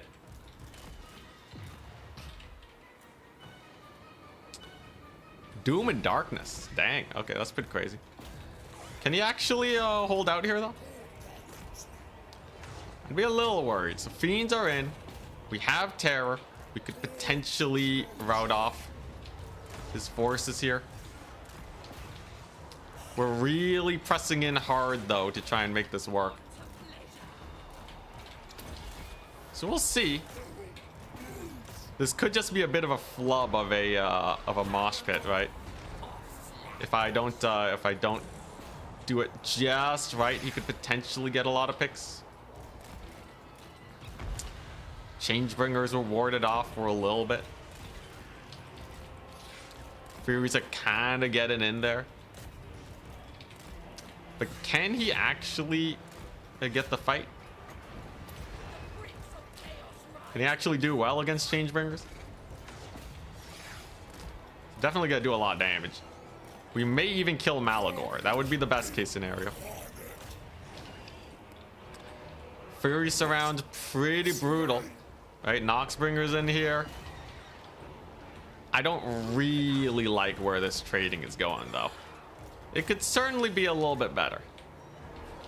Like, yeah, the Changebringers are doing well. They're getting some good volleys off, right? But is it gonna be enough? Malagor is gonna escape too, by the looks of it. Let's do a little bit of this action. He's running. He's making a run for it. All my resources are going into trying to kill Malagor, because I know if I do, he's pretty screwed, right? With all the leadership hits that are going on right now, Malagor is getting pretty tussled. Even goes for the Flock of Doom. Okay. And now he's using his charge bonus leadership to chase these guys off. Now they should be able to disengage at least. And it looks like my Soul Grinder is doing pretty good work against them, along with all the fiends. So I don't think the trading's going terribly. And if we kill Malagor and keep 8 Changebringers alive, I think he's pretty screwed. Double Minotaur shouldn't be the end of the world. Okay, Malagor is forced to disengage. Yeah. Good spear block over there, actually. And okay, yeah, he's going for the Lord Snipe. So gonna have to back up with him. I think we might have been a little overzealous with our fight. I think that may have done us in. I will be able to chase off Malagor, but this is certainly a little sus. Fiends are getting caught up pretty bad too. Yeah, I'm running out of units pretty rapidly. And we know Malagor is just gonna get resummoned. I probably could have farmed some more value with the Soul Grinder. At least we can take advantage of the leadership hit right now. But yeah, this ain't too pretty. We will need to scrap back in the value train for sure. Let's at least use up all the Changebringer ammo. Value wise, they're doing not bad. I just gotta kill off these here single entities.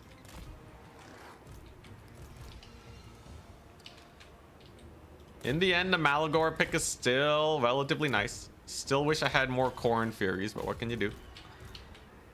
So no Pavane or anything here. And he has so much cavalry. Jeez. Alright. Yeah, this is definitely going to be a bit of a tussle. Noxbringer's cooking hard, though, I must say. So there's a Harpy pick. We're going to be able to catch them out. There's still no Malagor. That's pretty nice. And we're going to be able to kill off some archers here. You know what? Not the end of the world. Not the end of the world. That's a pretty nice pick, all things considered. And the Noxbringer is just cooking him alive right now. I just need the Changebringers to roasty toasty his Minotaurs. And we're sitting pretty comfortable.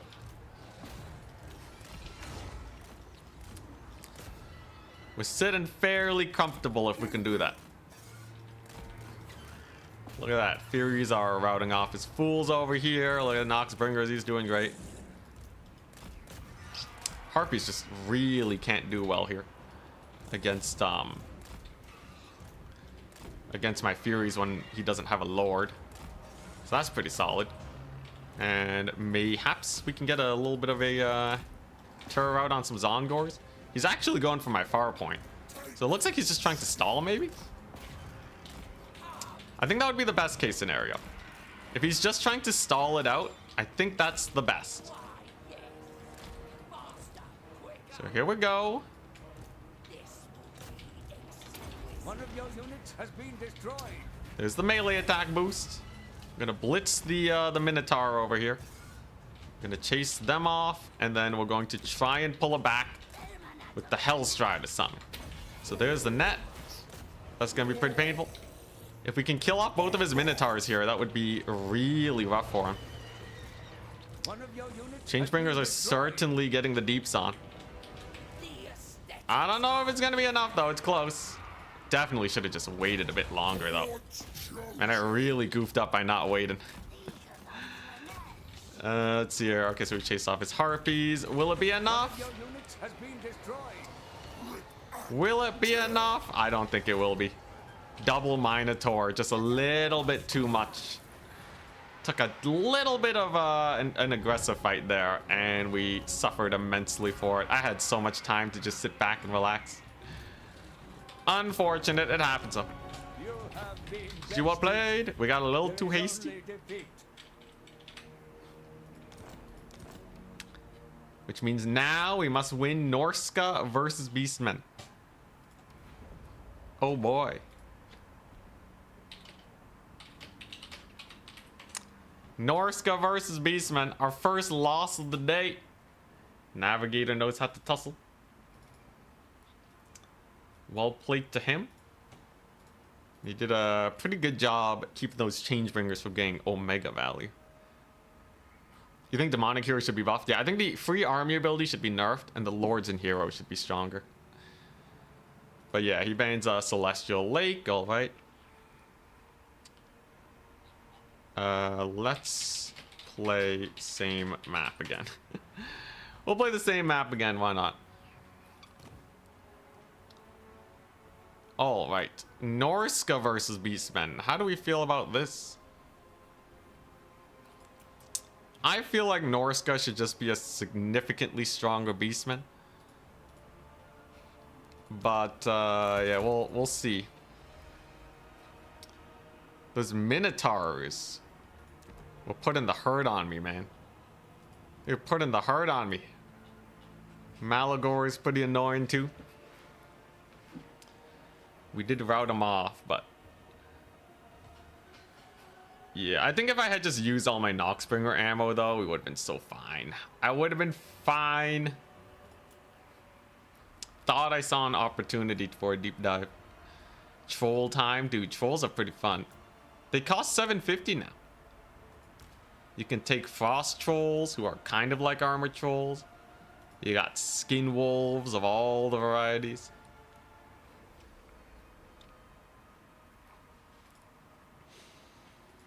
I almost want to go for like some crazy troll build. Beastmen don't have a lot of terror bombs.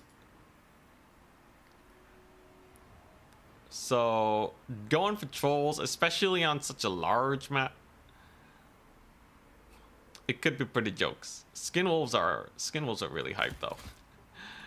I will say skin wolves are really hype. I don't know if I want to forsake them just yet.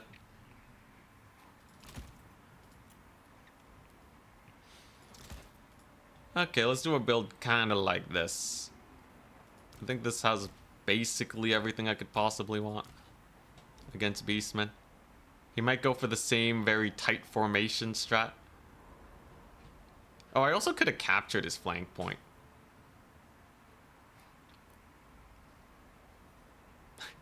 We get to watch more Ent, so sad. That's true. Demons of Chaos. Actually, Demons of Chaos win rate going down also means you get to watch more Ent. Let's see. I think I got my build. This should be not too bad. Biggest thing is just making sure that I don't overcommit. Beastmen are pretty good at punishing the overcommit. Ace match grand finals though. Much fun. Win rate, yeah. So we're trying to get Demons of Chaos to #1 on the leaderboard. We got 4 wins with them, 1 loss.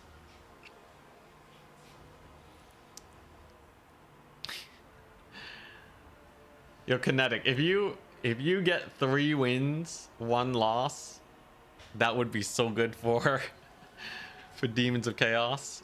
If you get 2 wins, 2 losses, it's not the end of the world.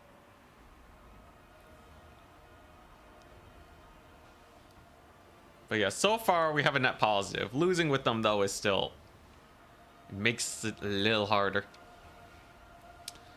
For each loss, I need to get another win, you know?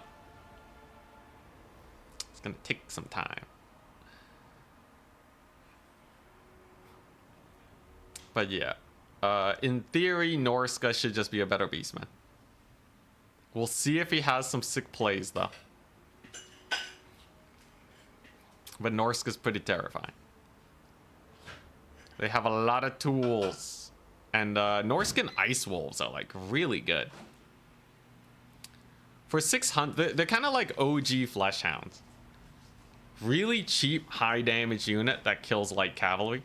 But they cost 600 instead of 750. Way better. Fimir or Trolls. Fimir are really nice for just tanking shots. Trolls have that longevity.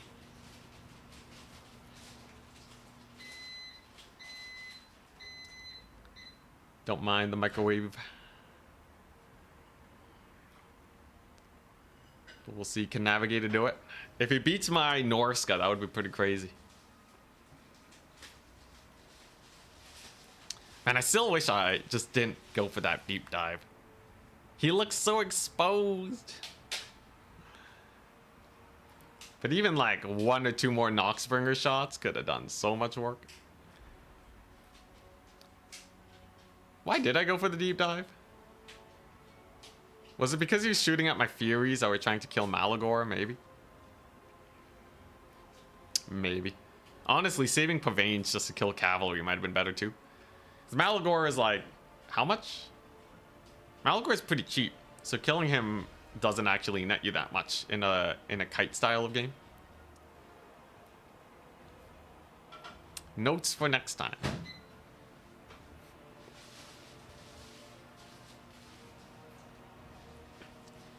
He did say that he needed 2 minutes to BRB.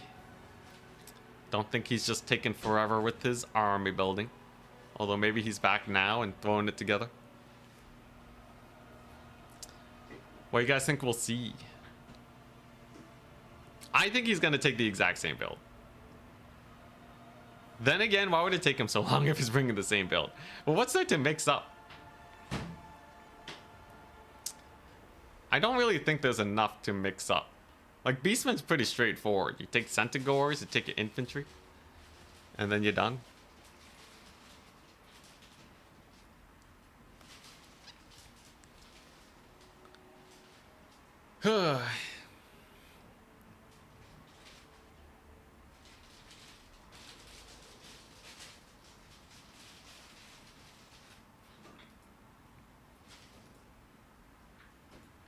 Cygor. Yeah, there's like a couple Cygor shenanigans you can do. Cygor is like something to keep in mind, but it usually doesn't change your game plan versus Beastmen. The net Cygor though is kind of hype. You can easily win some mobility fights with them if your opponent's not ready. Looks like he's ready though. It's time. Can we defeat the Beastmen? Took out my Demons of Chaos. But now we have one of the best rush factions in the game. Doesn't mean Beastmen don't have teeth though. Let's see it.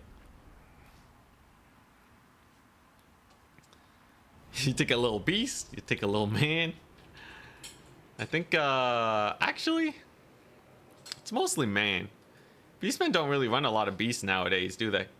No manticores, no nothing. No Jabber Scythe, no Blood Brute. So vanilla. Speaking of vanilla, it's a horseman build. I want to win. What can I say?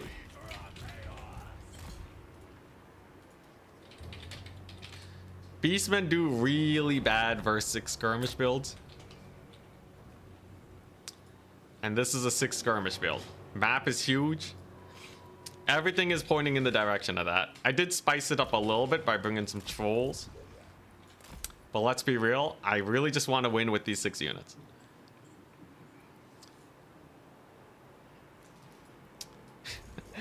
It's the mix of meta and non-meta. All right. What does he have? 12 units. Gorbel. Some Razorgore herd. Some Centigores. So just don't get eaten alive by Flock of Doom, and I think we're okay. Wolfric has Hunter of Champions to hit up the Minotaurs. Keep it from the foe. We're very excited for that. We can push this far point.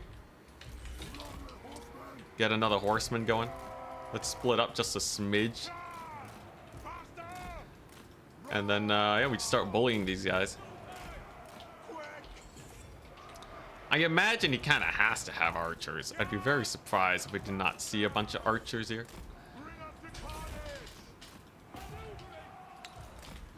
Will his Zongors be able to take the heat?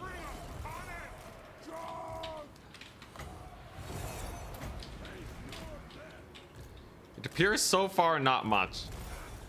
We're taking a lot of damage, and we get a boat on him. Gotta remember there's Razorgore on the flank. Not too unmanageable. And as long as I keep dodging with these guys, we're doing pretty well. That burning head, in theory, should just end him. So there go all of his archers. Now I bet he's wishing he had a Source of Terror. That's, yeah, that's a rough one. Now the Troll Tide advances. Getting a pretty brutal charge on his boys here. Want to disengage and re-engage with the trolls as much as possible. That's kind of just the best way to farm value with them, getting as much healing as you can. These Zongors, we can just charge them to finish the job. Wolfric's doing fine.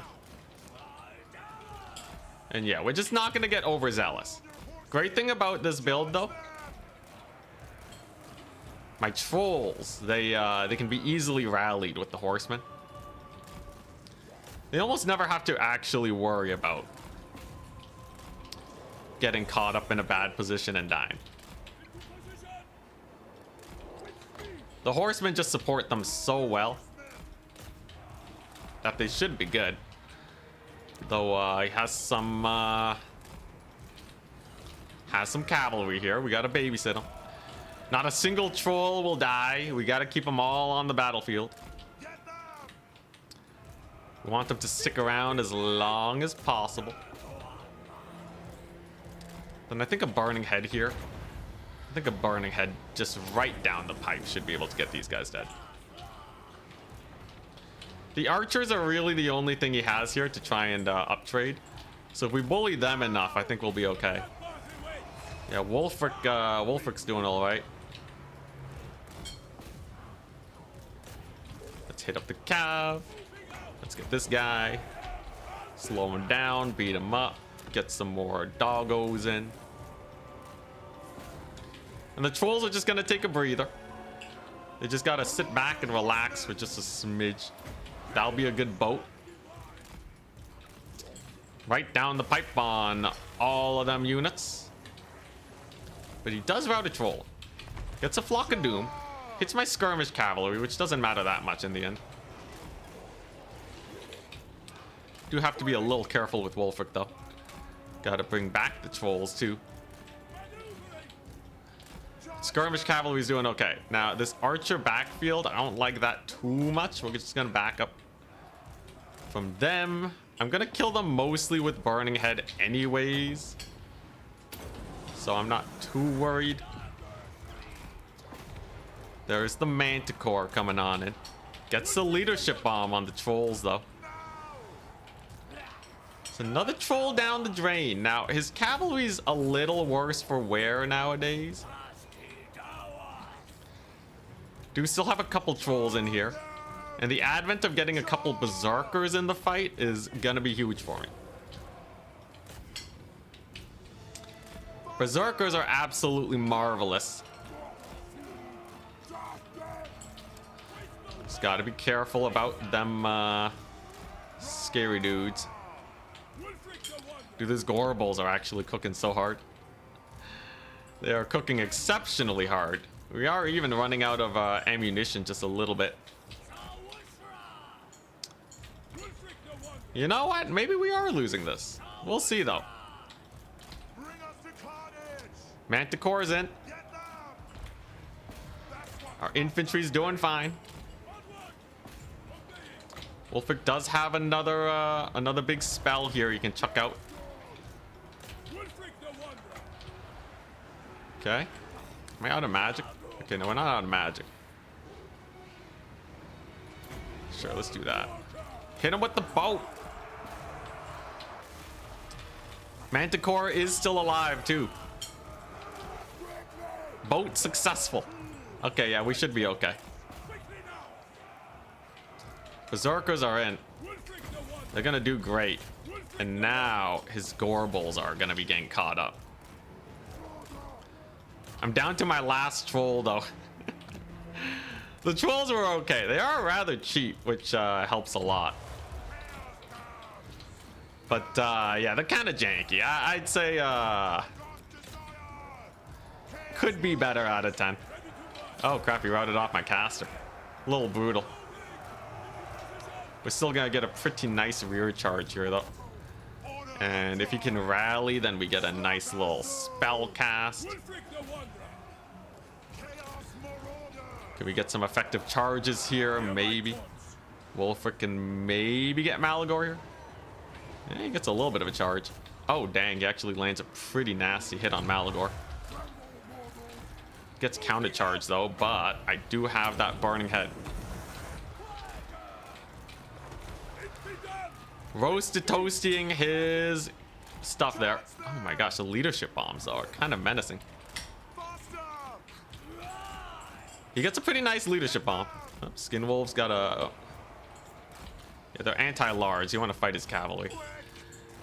We've got to make sure the Manticore doesn't get chased off first and foremost. And then if that happens, then we're good. Okay, Manticore's back. Malagor's getting dumpstered. Malagor's getting absolutely dumpstered right now. He's just dead, man. A little bit of an overextension.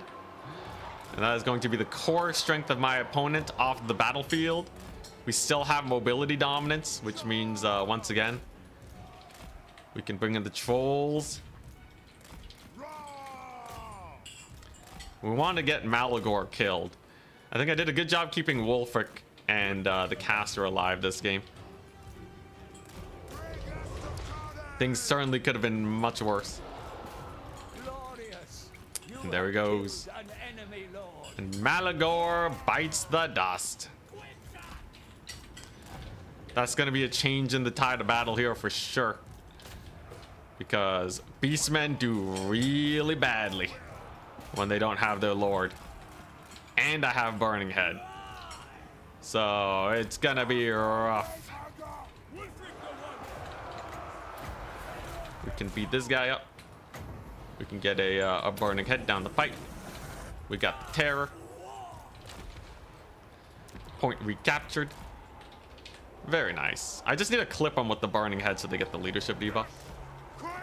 Don't know if I actually got it, though the Terror out might do it. Man, you can see how brutal it is without their lord. Absolute brutality. I just gotta make sure I don't accidentally throw Wolfric to like this Gorbal or something. If there's something that could lose me the game, it's that.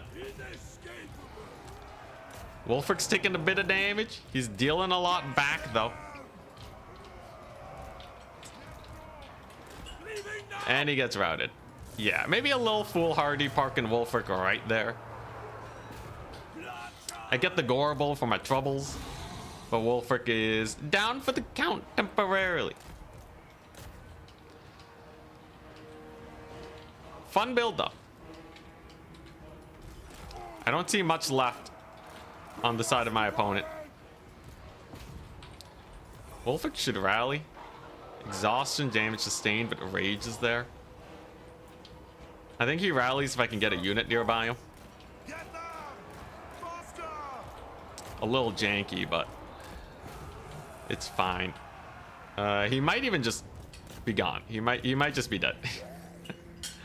Then again, the Lord routed penalty, I guess, is not the end of the world. Also nice, we caught his scented gores, huge.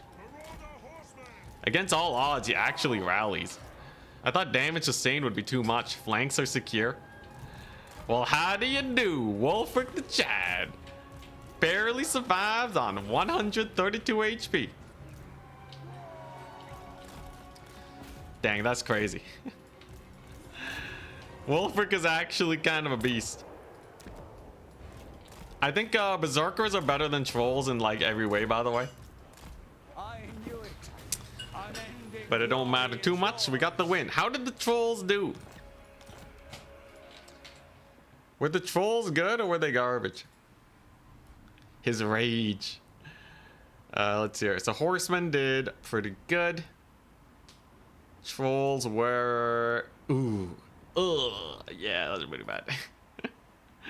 Trolls are pretty bad. The one Berserker got 1400 value. I don't know what to say. Yeah. Can you believe these Berserkers cost the same amount as Trolls? He got like double the value of my best Troll. That's so sad. The Burning Heads, by the way, were aces versus archers, by the way. Burning Head versus low leadership archer factions is absolutely the way. All right, so that was 2-1. The Chaos Demons. We beat his Slaanesh. We lost to his Beastmen, and we beat his Beastmen with Norska. Huzzah! A fun tournament. Got a chevron them, yeah. Gotta get Throg. Gotta get the King of Trolls with them. But alright. A fun tournament. I am gonna call it a day for today. Thank you very much for coming in and watching. Chaos Demons now has a 53% win rate. They're almost in the top 6. So keep an eye out for that spooky 54% win rate Chaos Demons. And I hope you guys have a wonderful weekend. Peace out. And we'll see if we can get a good rate. 650 gold Trolls win. I think Trolls against some factions, maybe they'll do okay. He honestly had like a little bit of terror bombing. But it wasn't like that much. I was still kind of surprised with how quickly they routed. Maybe it's because I didn't have a hero nearby them or something. But yeah, is anyone I recognize that we can raid? I see no one. Search and filter. Warhammer? Yeah, no one I really recognize. Well, we'll just end it then. Peace! Have a wonderful day! And thank you very much to all our supporters. You guys are very much appreciated. You keep the show running. And I'm gonna go rest now. I'm so tired. I need food. We're gonna get food. It's gonna be hype.